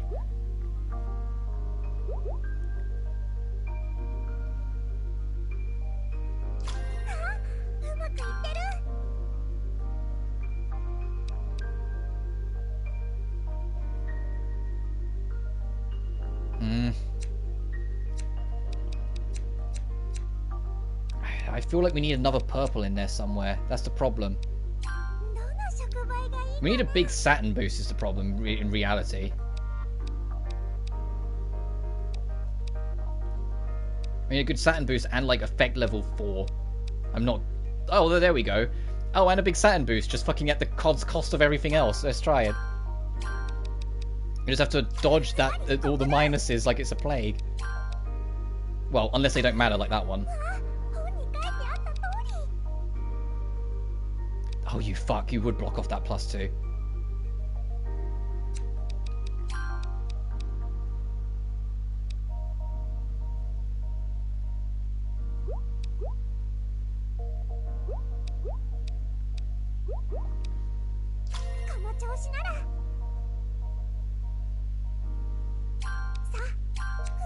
Oh, whoops, went to fill in gaps.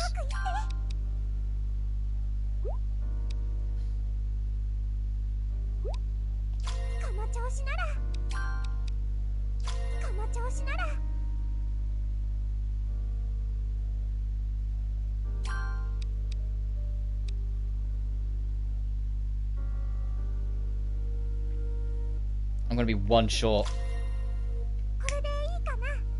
I'm one short of getting the most. The reason why I'm trying so hard to make this so strong is so then I never have to make it again.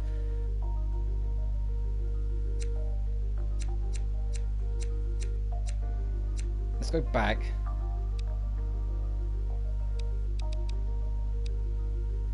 Take a blue instead. And then make the same setup.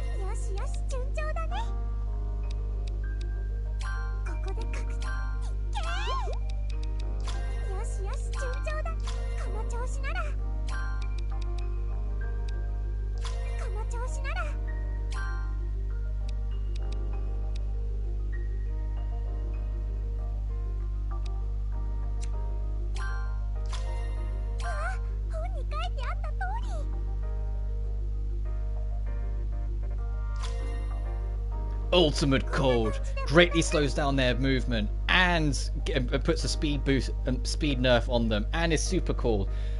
I'll take that. Pushes their turn back potentially and slows them down and does super good damage. I'll take it. I'll take it.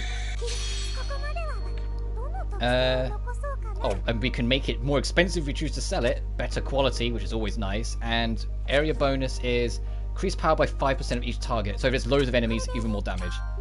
Nice. And we get 19 points for it. And that goes towards that.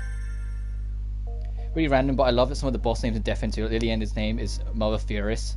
Made me laugh.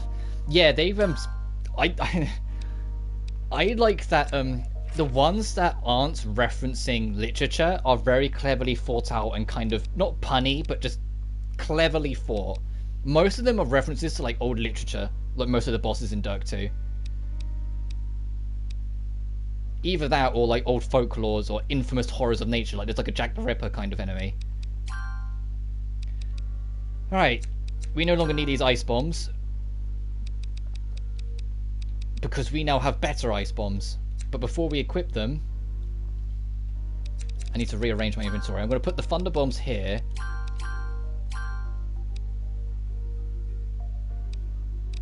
Oh, I hope we get an upgrade to this.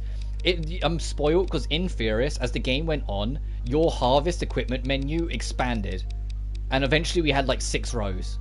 So we had like, 30 odd slots or so. In this, it's been this big since the start. And I'm starting to think it's like that deliberately. Because it's not going to upgrade. And it's like, I keep on like really wanting just one more row. So now we've got more breezy aromas. I can get rid of that at least. There, more heals. And that's for mining. That's literally a mining bomb. That's, we have more room in our backpack. And if I use that, it will also send it straight to the bank. So I don't have to worry about, losing it by dying. Okay, it's nighttime, so Corey will be asleep.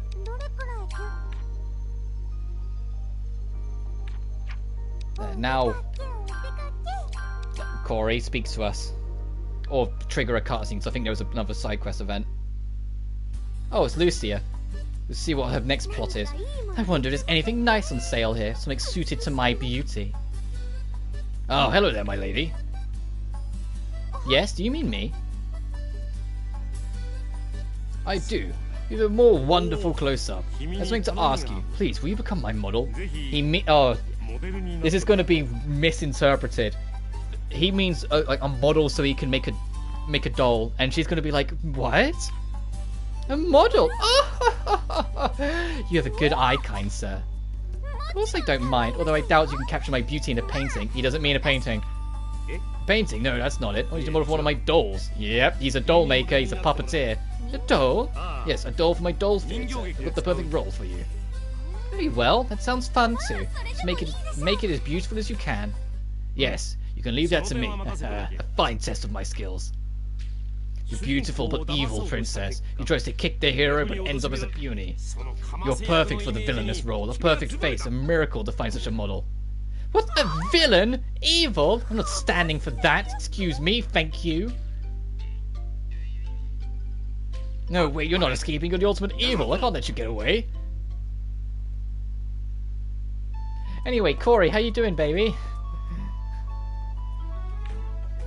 Was she still waking up? Hang on. Yeah, she is. She's still waking up. Oh, excuse me. I have a wide range of items again today.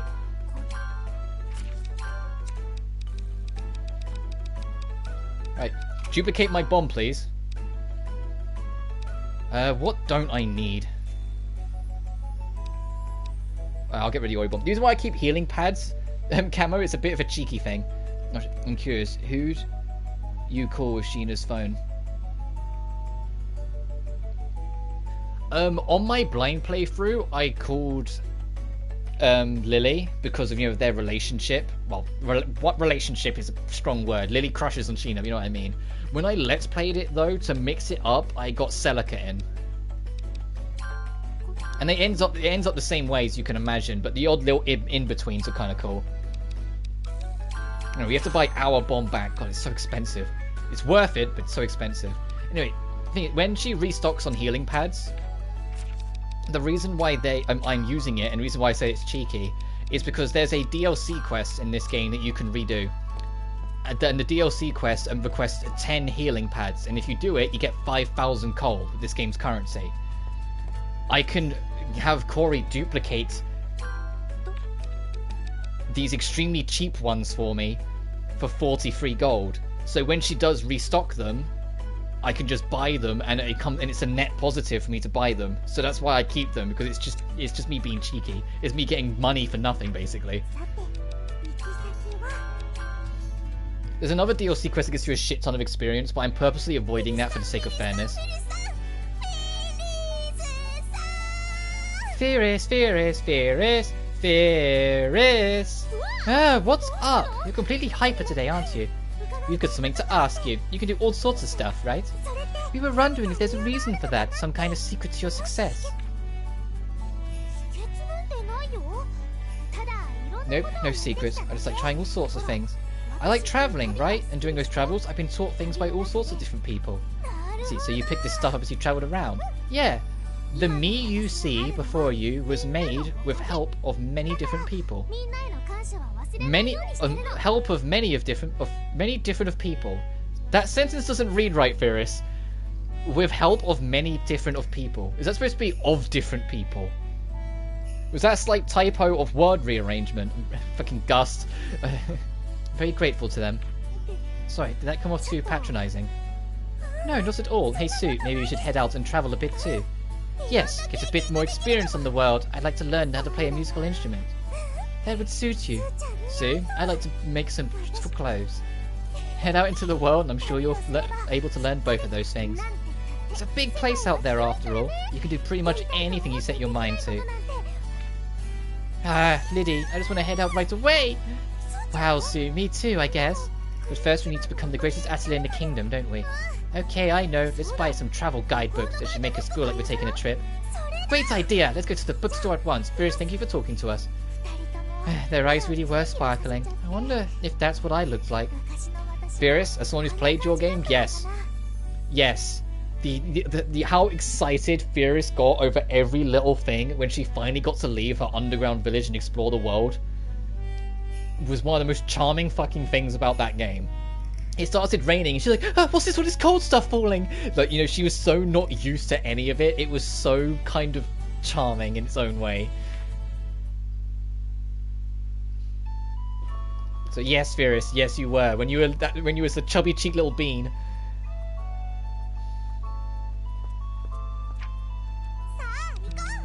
What's that to-do list? Oh, right. Sophie's in Ferris's Atelier. She's hanging out there. So that's when I want to advance the plot. I can do that.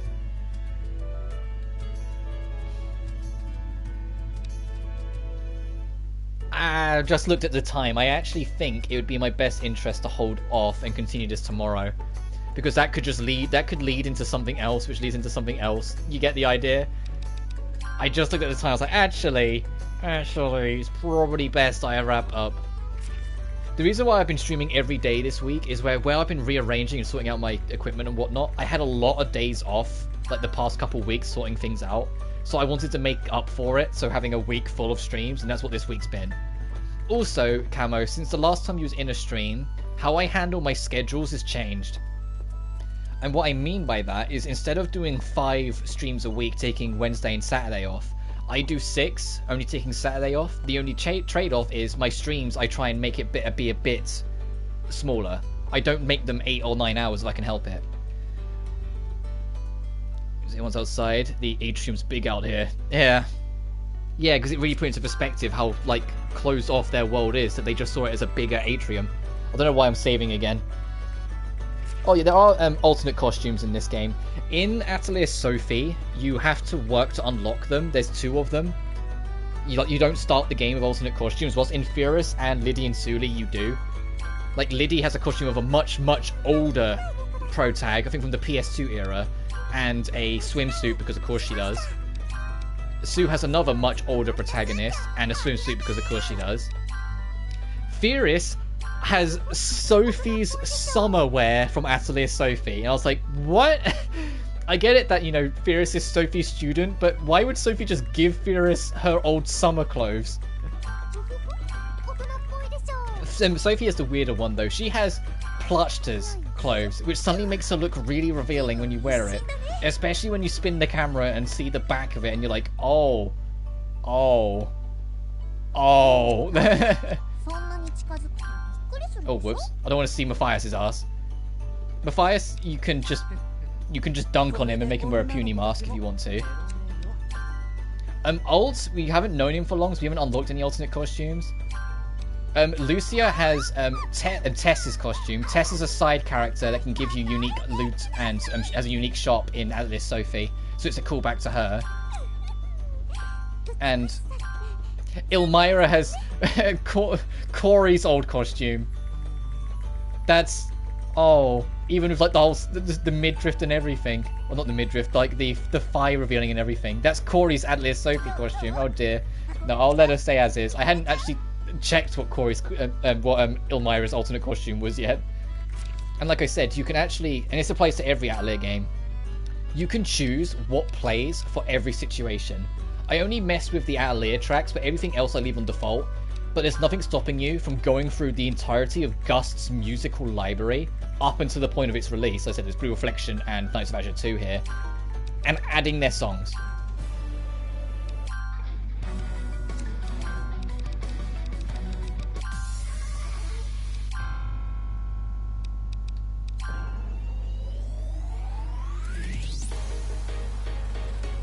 And just having that play, like if you want that over the battle theme, you can.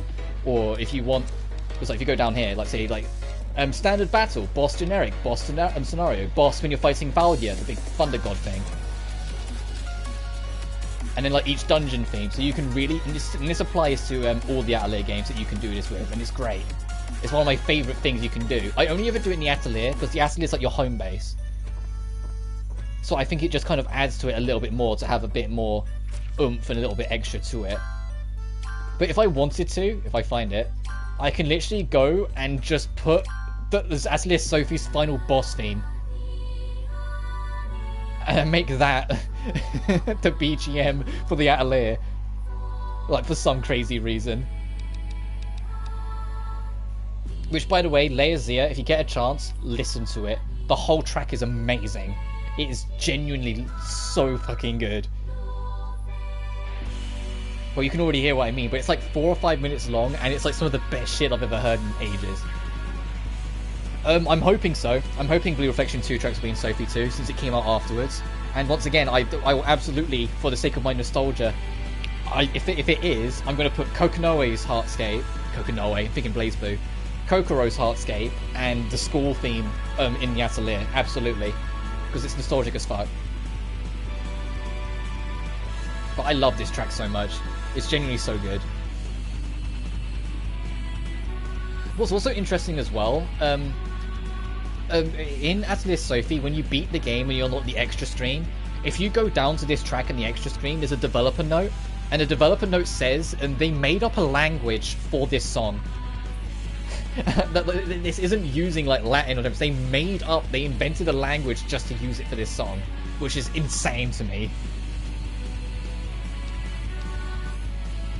I'll let it ride out until the main chorus. I won't make you listen to all of it because I don't want to spoil it all, but I'll let you run the chorus out and then I will wrap the stream.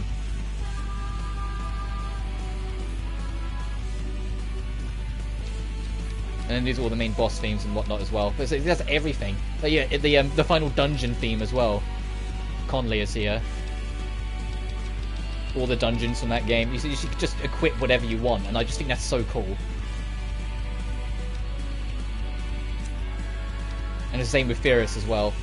Furious technically doesn't have a final boss theme because your main goal is to pass the exam. But there are a bunch of like major bosses you can hunt down, which is why there's so many battle themes down here. From Speedy Broom to Pororoka. Is the ultimate home base theme? Oh, absolutely.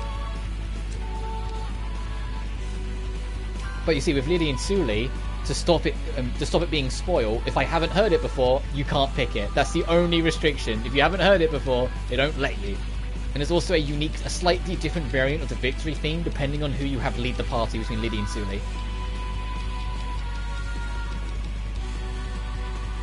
Oh, come on, I'm waiting for that chorus to kick in. It's still on the build-up. As I told you, this track's long. It's still on the build-up. I'm waiting for the chorus to drop, and then I'll rap.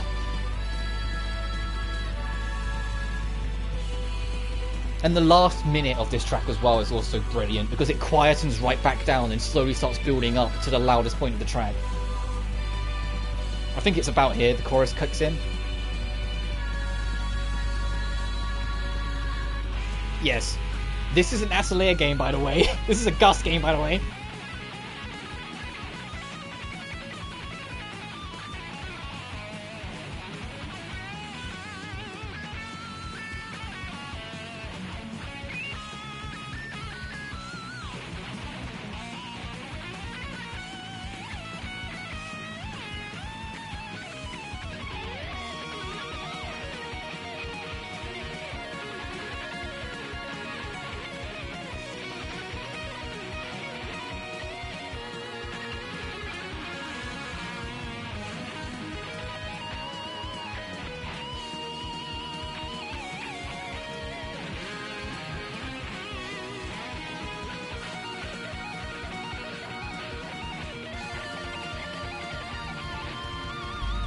I was completely floored when I was going through Atelier Sophie.